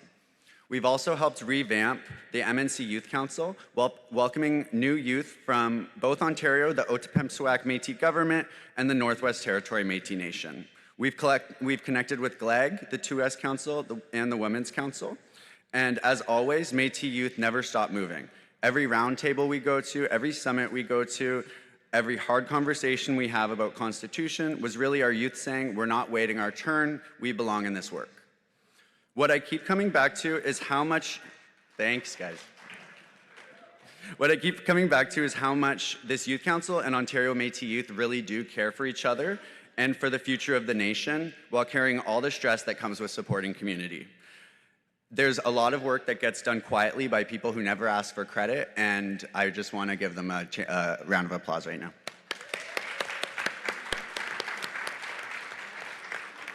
Major merci to everyone who held up the Youth Council this year, with our Métis youth leading the way. Our nation's in good hands. Thank you, everyone.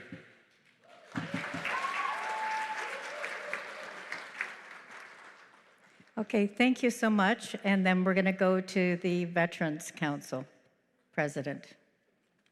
Hi there. Thank you for letting me come to speak to the AGA. It's a wonderful opportunity.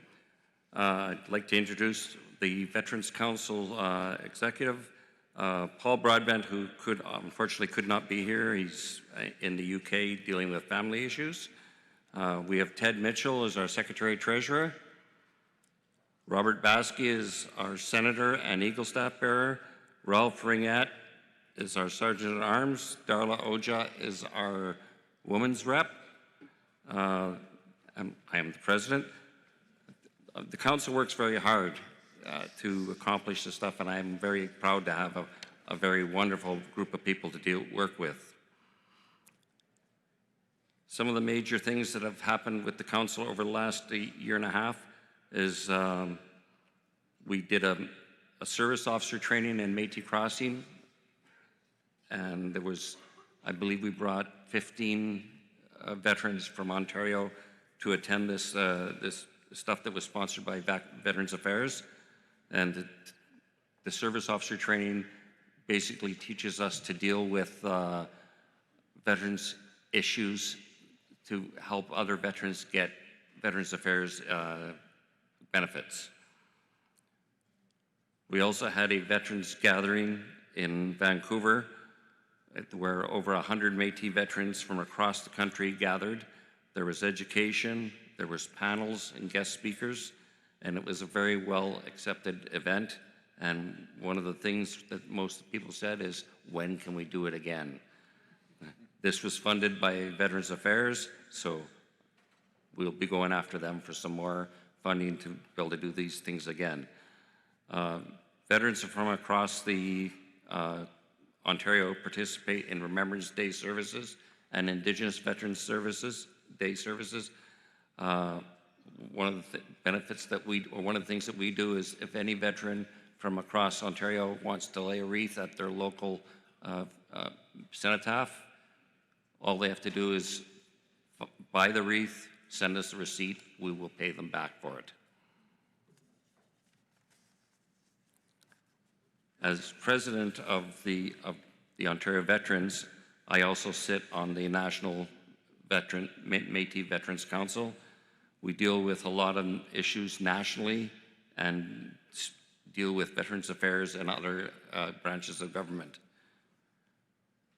There are many issues that we continue to go forward. We're putting the policy paper forward to Veterans Affairs presently that lets them know who the Métis people are, who the Métis veterans are, and how they should be properly dealing with us.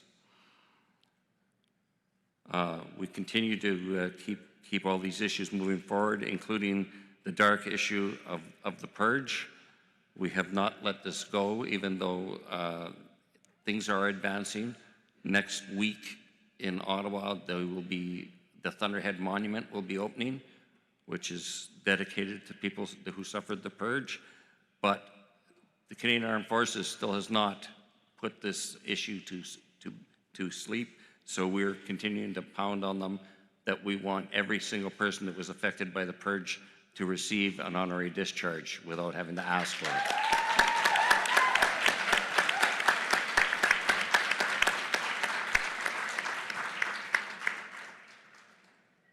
There are 2 Métis monuments out in Canada. There's one in Batoche. It's a beautiful monument.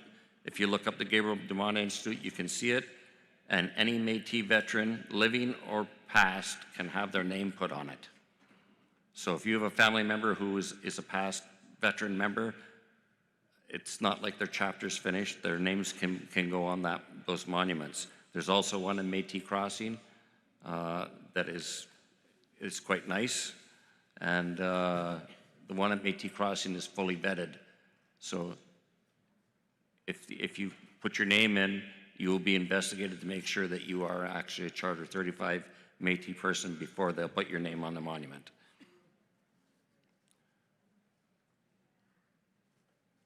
Throughout the year and years, we've had many Métis veterans who aren't on the council executive, but continue to contribute to everything across the country, including things, and I'd like to acknowledge a couple of them.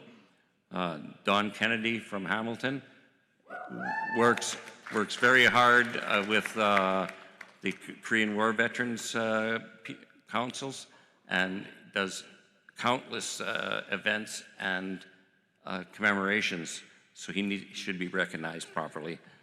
We also have here in the room Douglas Woods, who works in the Midland. He lives in Tiny. His community, he participates in many veterans things and veterans benefits. Most recently, his community put a veterans crosswalk in, which he participated in. It's wonderful to be able to see this recognition goes out to them, and Doug is constantly representing Métis veterans in that cause. We also have, if you noticed, a veterans flag here today that was presented yesterday to the Veterans Council from Shelley Claus. And I don't believe Shelley's in the room right now, but she's worked very hard. She was one of the co-developers of the Veterans Sash, and now this flag is basically the Veterans Sash colors. So we decided to display it at the AGA this year because of that. And like I said, she gifted us that, but you're not going to see that's the only one. We're going to have them produced and put at all the Métis facilities around.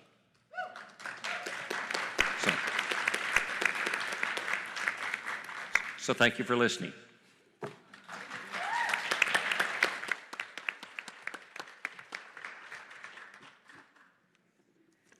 Okay, do we have the Captain of the Hunt video?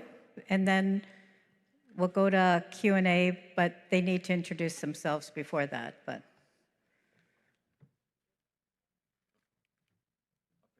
over the past year, the captains have continued to meet regularly, both virtually and in person. These meetings give us an opportunity to address some emerging issues, provide operational guidance, share information, and support the implementation of the Métis Nation of Ontario harvesting policy.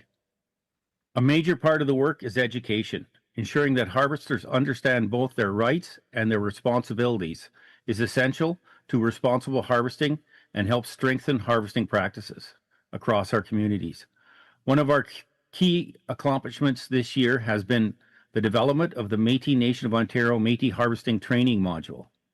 The module will provide harvesters with a strong foundation in Métis harvesting rights, the harvesting policy, harvester certificates, harvester responsibilities, and the role of the captain of the hunt.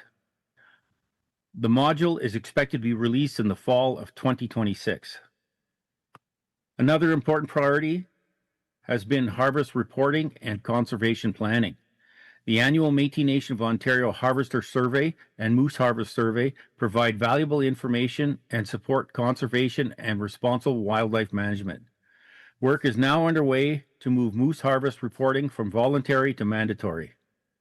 Stronger harvest data will give us a better understanding of harvesting activities and provide an even stronger foundation for sustainable management in the future. We are also continuing to develop Métis-led restorative justice mechanisms within our traditional harvesting territory. These community-based approaches focus on education, accountability, and resolving harvesting concerns in a way that reflects Métis values of stewardship, responsibility, and community. When we look at this work as a whole, I believe it demonstrates that Métis harvesting governance continues to grow stronger. We are also building the education system, information, and leadership needed to responsibly manage our harvest and protect harvesting opportunities to future generations. I want to recognize Chief Captain of the Hunt, Margaret Froh, along with all of the captains and liaisons for the continued leadership and dedication. Their work is essential to supporting our harvesters, strengthening our relationships and partners, and ensuring that our harvesting practices remain responsible and sustainable. Ultimately, our responsibility is not only to protect the harvesting opportunities we have today, it is to ensure that our children, our grandchildren, and future generations of Métis citizens have the same opportunities tomorrow. Thank you.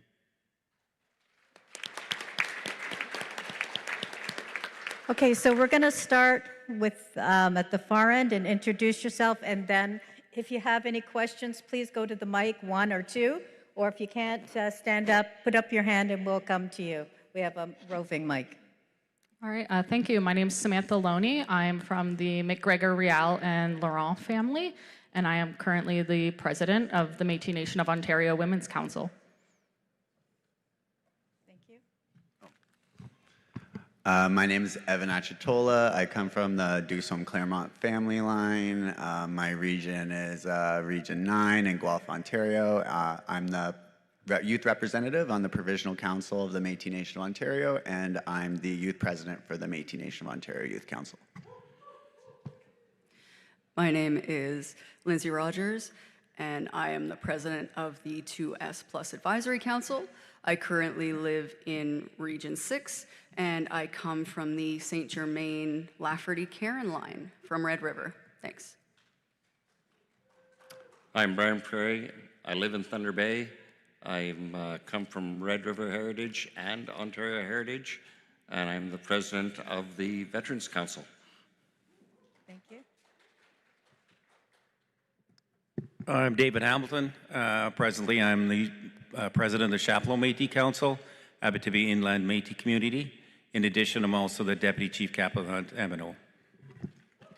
Okay. Do you have any questions for these experts? No. You're good to go. Thank you so much. Okay, well, I'm going to be reading something. I need Kathleen, the Provincial Secretary for Economic Development and Government Infrastructure, to make her way up. Oh, okay. Yep.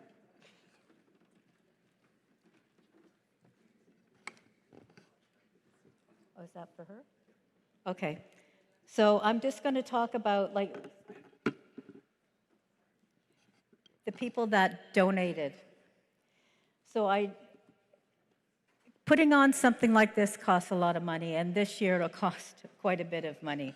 But I just want to recognize our sponsor. So our platinum level sponsor for $10,000 is Métis Infinity Investments and Meridian. Our gold level sponsors for $7,500 is TC Energy and No History. Our silver level sponsors for $5,000 in donation is the TD Bank. And bronze level sponsors for their $1,500 in donations from Texture Communication and Hydro One. Thank you so much.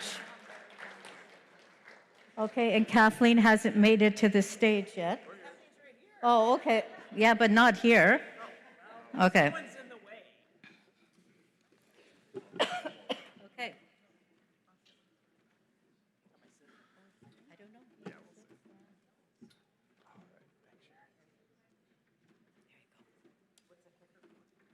don't know. I think you have a...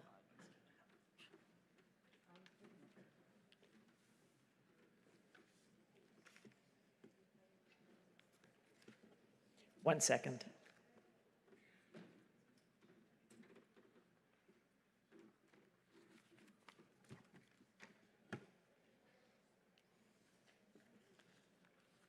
All right, I'm ready. So, Tanche, everyone. My name is Kathleen Anderson, and for those of you that don't know me, I'm the regional counselor for the Southwest region. Whoa, go Southwest region. Woo! And the provincial secretary for economic development and government infrastructure. My ancestral roots hail back to St. Andrew's Parish, and my family lines are Erasmus, Anderson, Bercier, and Desmarais. If there's any cousins out there, please come and find me over the weekend. I'd love to reconnect.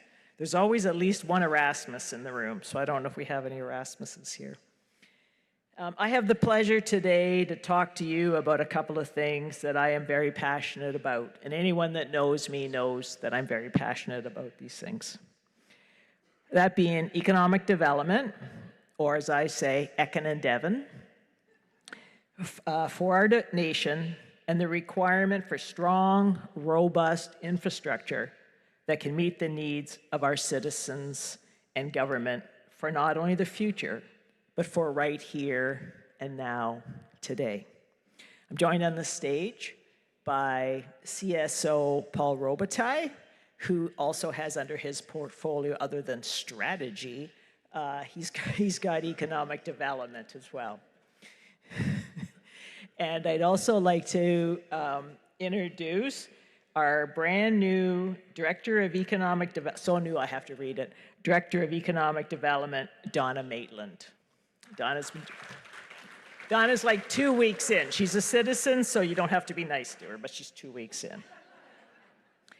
So my passion for economic development comes from my strong desire to move us from what I refer to as beggars for financial opportunities to a fully self-reliant and self-governing people. This is my mantra for both our citizens and our government. Without a strong, independent financial situation for both our citizens as individuals and for our collective government, we will not be able to provide the required opportunities for our future.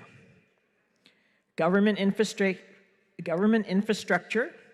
our institutions like the Pauli Institute, Métis Infinity Investments, and Métis Voyager Development Fund, our government offices where we serve citizens, are all part of building a strong, self-reliant government. I am here to tell you just some of the great work that the team has achieved over the past year. Last year at the AGA, I was pleased to move a motion that was I was extremely happy that the General Assembly also agreed and gave clear direction to do more to recognize and support Métis businesses, to support our businesses. With that strong support, we acted. PCMNO has now approved our very first Métis Business Recognition Framework. This framework was developed in conjunction with our new Chief Strategy Officer, Paul Robitaille. Thanks, Paul. The framework recognizes 3 categories for Métis businesses. Those categories are 1, verified Métis business, which is for all businesses with at least 51% MNO citizen ownership. Second category, Métis family business, for businesses where 100% of ownership is held within a Métis family. And lastly, Métis affiliated business, which is for businesses where 25 to 55% of the ownership is held by MNO citizens. These categories recognize the different ways that our business, our unique Métis businesses, are connected to the citizens and their communities. We are close to having a revised procurement policy approved, which will put this framework into work. By the next AGA, the MNO, if I have anything to do with it, will have a full reporting system in place showing how much we purchase from recognized Métis businesses. And more importantly, along with clear objectives for everyone throughout our government for increasing these purchases. For me, the goal is straightforward.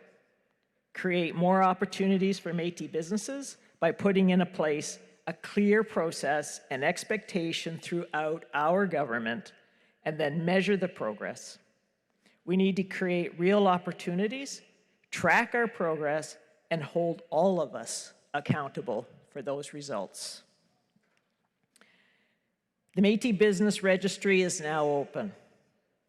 And thanks to the commitment of CEO Dale Leclerc and all of C-Suite, we have been able to double the staff capacity supporting economic development.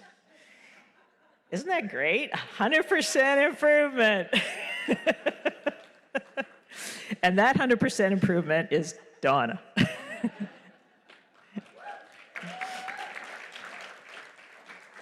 I'm sure we're up to it, Donna. So that covers what we can do for ourselves. Another leg of this strategy is to increase our visibility in the rooms where business is conducted. Over the past year, I have attended conferences and meetings to advocate for Métis inclusion in economic development opportunities throughout the province. Métis voices need to be part of these conversations from the beginning, not added after the major decisions have already been made.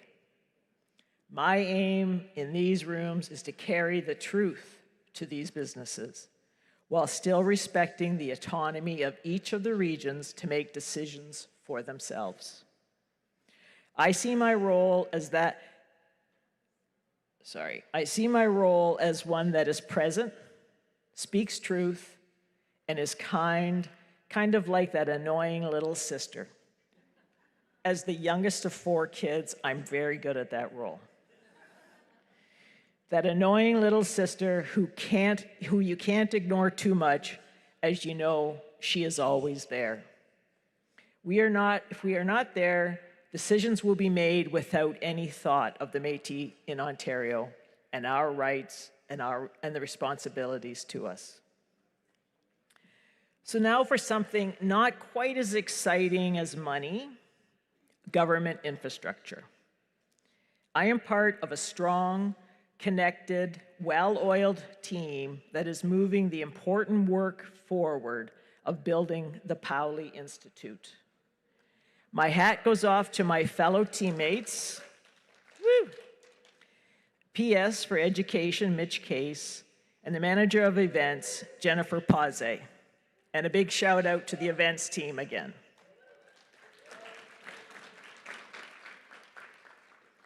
The 3 of us have met, wrangled, cajoled, and implemented some big improvements to the Institute over the past year. My role in this is the physical infrastructure. Installation of an electrical vehicle charger that will allow the MNO to be recipient of the revenue from each and every charge. I'm happy to report we have made a whole $10 in just the first 2 weeks of operation. Beat that, you guys.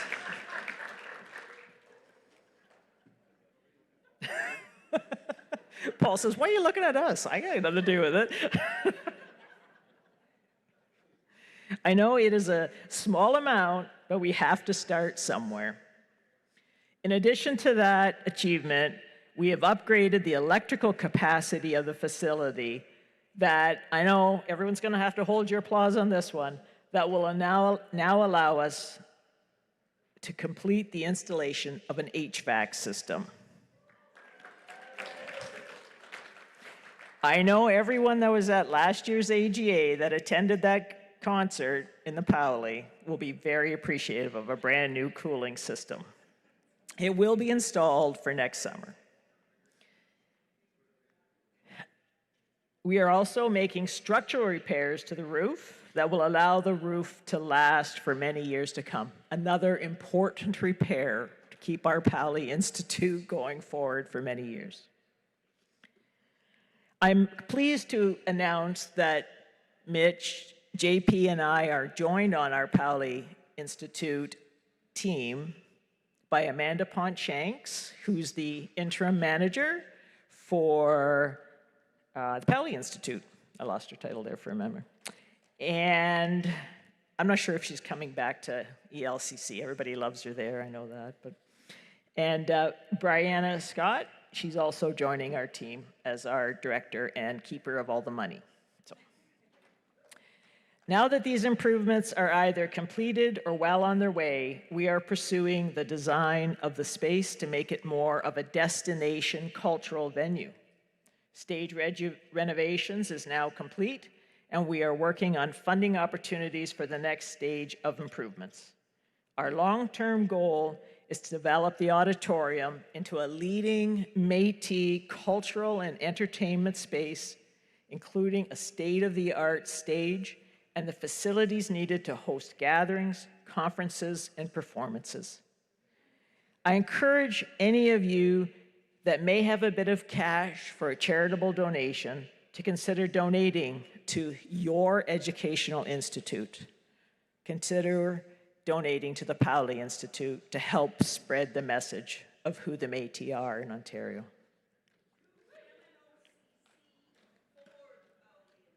And you can use the QR code on the screen to do that.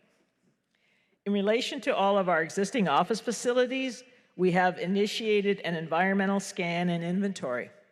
The purpose of this scan is to get a more detailed understanding of whether each building is the right size, in the right location, and suited to the future needs of our government and our citizens.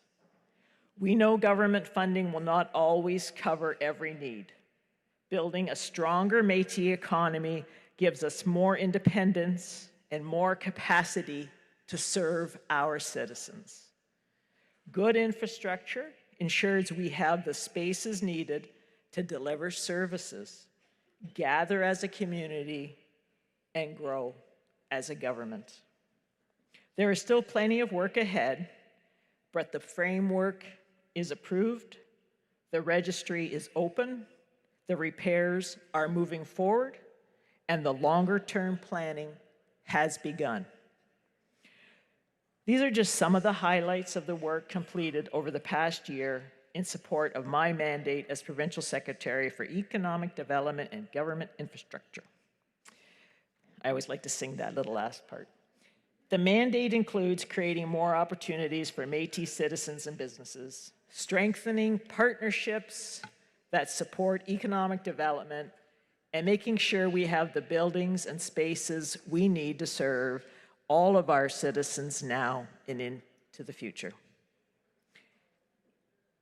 So that's it for my speech. I don't know if we have any, we have a bit of time for questions. If there's any questions, I have Paul and Donna here as well. If you want any really tough questions, I'll hand it over to them.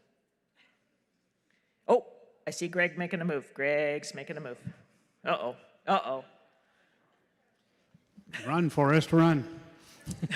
Greg Garrett, Region 7 PCMNO rep. That's an excellent presentation, Kathleen. Your team is doing good work and getting us off the ground where we should have been years ago, but it's nice to see it getting done. Something that's landed on my feet recently, and it's a suggestion, is that we find a way to offer support to Métis businesses in applying through procurement and tender processes. The forms are daunting, the process is difficult, and I'm wondering if you can include supports in that process to help them when they're filling out the forms. Thank you. Yeah, so I'm going to hand that one over because I've never actually filled out one of these forms, so I don't know how, but I'm sure we have the supports in place. I'm happy to speak to this a bit. Procurement readiness particularly for large scaled up opportunities for businesses. It's something we've certainly heard in my 8 months, even before that, as something that is worth investing in. A lot of our businesses are small businesses, they're micro businesses, but they have big ambitions and a lot of opportunity in front of them. But as somebody who previously had a business and tried to navigate these larger systems, the red tape, the intake, like all of those things can be really the stopping point to actually taking advantage of opportunities. I will say we were really pleased when I came on board earlier in January. We actually had a small pocket of funding that we had already sort of begged for a renewal on for lack of capacity, but to support small businesses, small Métis businesses, and that was specifically earmarked for procurement readiness. And we were able to work actually with a really great Métis-owned company who is an expert in this to deliver a training workshop series on procurement readiness to Métis businesses, to a cohort sort of in the low dozens, but nonetheless folks that really were feeling they needed that type of support to get that ball rolling. Now that we have our doubled up capacity in economic development, 1 to 2 people, we now do though have the ability to start to seek out and find opportunities to actually track down more funding to be able to do similar things. My hope, sincerely, and why we've invested together so much time in working with PCMNO, even on that Métis business recognition framework, and now our own internal procurement policies, is that the lowest hanging fruit is the things that we can control ourselves, and that is our spend. Each year, the MNO Secretariat purchases tens of millions of dollars of goods and services across hundreds of different vendors. That is such an opportunity to bring probably transformational wealth into not just our businesses, but the families that own them and the entrepreneurs who are there to invest back in our communities. So our hope and why we focus so much time there is that if we can internally build the system, set those expectations, and start to get that money to flow, that not only gets more money into the pockets of our own Métis businesses, but it gives them the opportunity to then build that muscle, start to work through procurement with a government, right? Start to understand what it means to get into those systems, the documentation you need to provide in a way that does have a high likelihood of reward at the end, right? To not waste anybody's time. And then by combining, hopefully, more service dollars that we can bring in and invest, right, in training and support for them with the ability to practice in the real world through purchasing from ourselves, right, we can sort of take this double-sided approach to then supporting Métis businesses to do exactly right, what you were talking about there, Greg, is really be successful long-term within other procurement opportunities that exist in the world, because they certainly do. So, definitely top of mind. We're working towards that and hopefully, again, have a strategy in place to be able to do this in multiple ways towards real results for our entrepreneurs. Thank you. Oops, how do we get this on? Can everyone hear me? Yeah. If I can piggyback on that a little bit. Bonjour à tous. La deuxième semaine ici, je suis très heureuse d'être ici à l'Assemblée générale. So thank you so much for the warm welcome. First, I wanted to say that to everyone. You will get to know that Donna Maitland is about collaboration, and I recognize that the regions all have their own business registries. We are not looking to compete with yours. As Paul said, the reason for our registry is so that we can use it internally to get through to your businesses and your communities, so that we at MNO can procure services from businesses, not only from those that we personally know, but from those that you work with. So I would hope that you would collaborate with us in that business registry so that we can populate it and make greater use of our services and programs and the delivery of dollars out to your communities through your businesses. So looking forward to working with you on that. Thank you. Microphone number 1. My name is loud.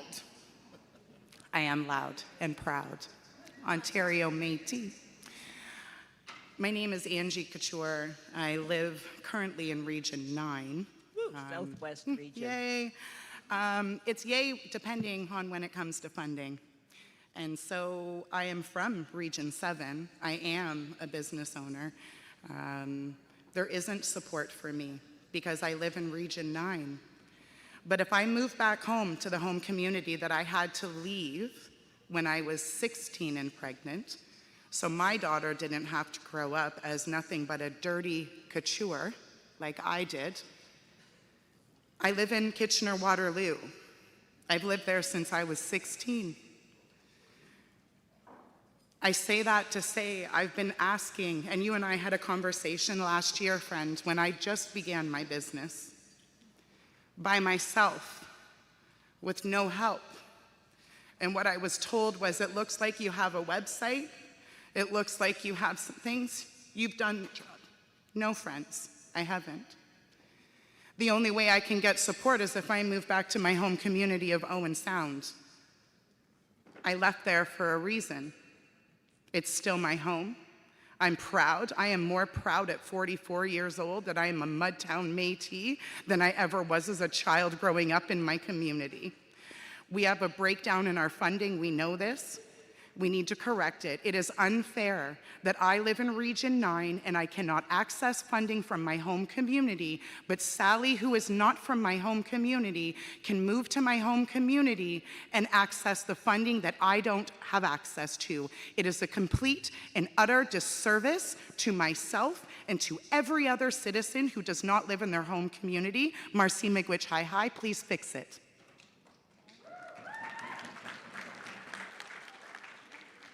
Microphone number 1. Well, before you go, Brady, I just want to, don't want to dismiss Angie's comments. I think everybody in the room's heard it. Thank you, Angie. Go ahead, Brady. Brady Hupert, Northwestern Ontario Métis Community, Region 1. Kathleen, I'm not against you advocating for money for the MNO. For businesses, but in Region 1, we want to look after ourselves. We're perfectly capable. I understand there's probably other communities within the MNO that probably could use your help in this area. But as of right now, we'd like to do this on our own time and our own work. So. I support you, supporting people that need this help, but for Region 1, we're fine. So thank you. Thanks for that, Brady. And yep, I am, I guess the MNO, we understand the relationship between the regions and the rights, and we are very respectful of that. And we are working collaboratively with those regions that want to work collaboratively with us. So I understand your position, and rest assured, your regional councillor is very aware of what you just said. So, all right. Oh, okay. Last person at the mic. Mic number 1.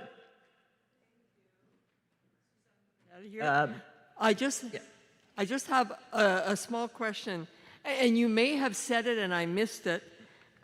Is a donation to the Powley Institute, does that qualify for a tax credit to the Métis Nation of Ontario Cultural Commission and Land Trust? Yeah. So first, can you repeat your name? Your mic wasn't on for the Oh, recording. sorry. My name is Suzanne Brunel. And yes, it does. I should have been more clear. It is a charitable donation. It goes through the MNO CCLT, so you will get a CRA tax receipt. Thank you very much. That's very important information. And it's hosted on the Canada Helps website, so the tax receipt comes immediately. So, all right. So thank you, too. I think we'll move forward now. Thank you. So I'm like here for hours now, so just get used to me. So anyways, I'd now like to introduce the Prosperity Trust video. And I remember when I did this last year, everybody started to snooze and get up and leave. So I'd appreciate, seeing as how it's one of our really important vehicles that we all have to grow our money currently. I think we should all encourage everyone to watch. So if we could have the Prosperity Trust video, please.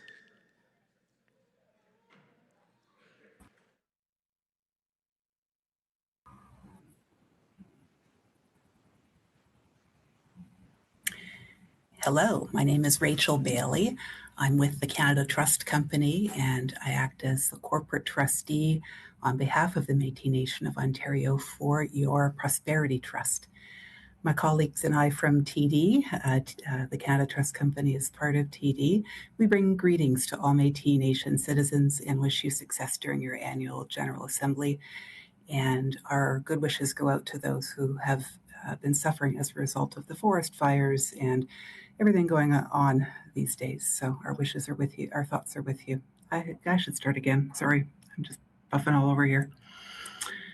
Could I stop, or will you want me to restart? I think you just pause for like a couple seconds, Rachel, and then maybe she can edit all the first stuff out. Oh, okay. Yeah, exactly. So like, feel free to like give your head a shake, take some breaths, and start whenever you want. Okay, here we go. I thought it sounded really good though. Oh yeah, right. Yeah, stumbling all over. But no, I'm serious. I agree, Kane. Okay, anyway, we'll keep rolling. All right, I'll start over again. Hello, my name is Rachel Bailey. I am joining you from London, Ontario today. I work with the Canada Trust Company, which is part of TD Bank. We act as the trustee for the Métis Nation of Ontario Prosperity Trust. It is our honor and pleasure to work with the Métis Nation of Ontario on behalf of its citizens. The Canada Trust Company, we work with Indigenous trust clients across Ontario and across Canada.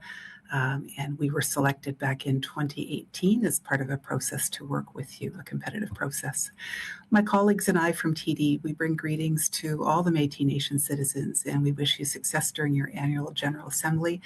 And our thoughts and our hearts go out to you, especially those who are impacted by the forest fires that have been going on this summer. We wish you good health and good prosperity. We're going to update you today a little bit about the Prosperity Trust. We'll talk about how the trust works and show you that the trust is doing well and is working as intended. Before we get started, though, I want to recognize the artistry of the Métis citizen whose bead artwork is on the Métis Nation of Ontario website, which I've included with these slides. We recognize the tremendous talent of the artist and all Métis artists who enrich our lives, and I'm thankful for the work. So let's begin. We'll start and talk about what is a trust. So a trust is a relationship. It's not just an investment account. It is technically a right of property held by a party or a group of people for the benefit of a group or people. In the case of the Métis Nation of Ontario, it was there were funds that were settled by the province of Ontario, actually the Ministry of Energy with the MNO Secretariat. They were the creator, or what we call the settlor of the trust, and ultimately it is the Métis Nation of Ontario citizens who benefit from these funds.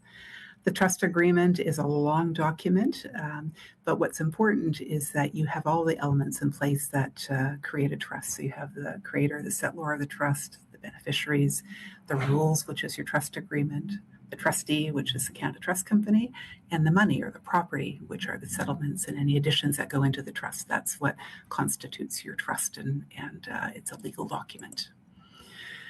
There are many people involved in the management of the trust, and we've listed some of the folks here. Of course, we mentioned the Métis Nation of Ontario Secretariat and its successors. They represent the citizens as the beneficiaries of the trust. We are the corporate trustee, and our task is to look after the settlement and the investments and follow the rules of the trust agreement. We have the benefit of having financial advice through the financial advisor. They used to be called TE Wealth, and that team moved to a firm called Mercer, and I'm sure Kane Big Canoe will speak a little bit more to that, but we're pleased to have their advice and support. There is legal counsel who helped create and settle the trust, supporting the work of the Secretariat. That's Michael Templeton. The accountant, Benoit Gru at Baker Tilly, helps do the audited financial statements and prepares the T3 tax return that gets filed annually for the trust. And we have two different investment managers. We have Butell Goodman and Moore Investment Management. So those are the parties that are involved behind the scenes on your trust. The trust is made up of a number of pages that have a lot of rules that set out what the nature of the relationship is. And really, a trust is about creating the responsibility of the trustee to manage those funds, to make sure that there is an investment policy in place that gets followed, to make sure that if an annual distribution is payable, and you've got a specific formula in your trust agreement about that, that is paid out, that expenses are paid out, to prepare any reporting, audited financial statements, and the trust has a December 31st year end. And so from a compliance perspective, we want to make sure the returns are filed and audited financial statements are prepared. That's just a short summary of some of the things that the trustees do, but inherently it's to preserve, protect, grow those funds with the help of the investment management team and make sure that funds are paid out when we can. And I'll talk a little bit more about that in a minute. Talking about the timeline, just as a reminder for some of you who may not recall, the trust was created back in December of 2018, and it was settled initially with a coin, and then the funds were received into the trust on January 31st, 2019. So the funds have been invested actively since then. And in terms of timeline, people might be curious as to how long this trust will last. We don't actually know for sure because it's based on the survivorship of all of the descendants of the late Majesty King George V of England. So we have to take a look at which of his descendants were alive as of December 18th, 2019. It goes past when the last one of them pass away for another 21 years, and then the trust is distributed. So we're talking about over 100 years. There are around 100 descendants of King George V, and so you might see King Charles III or Prince William or Catherine, their three children. So those would be some of the people that we're talking about. And I think that's just designed this way to help create a timeline that anybody can see because it's a newsworthy family. If we think about just what the trust is doing, we started with that initial $50 amount into the trust, and then the deposit that came in January of 2019 was $27,500,000, and that was a settlement with the province of Ontario as represented by the Ministry of Energy. The trust market value at the end of December 2025 was $37,264,722, and the trust market value at the end of July was $38,895,000. We've seen growth in the market value of the trust by just over 11 million, which is good news. That means that the thing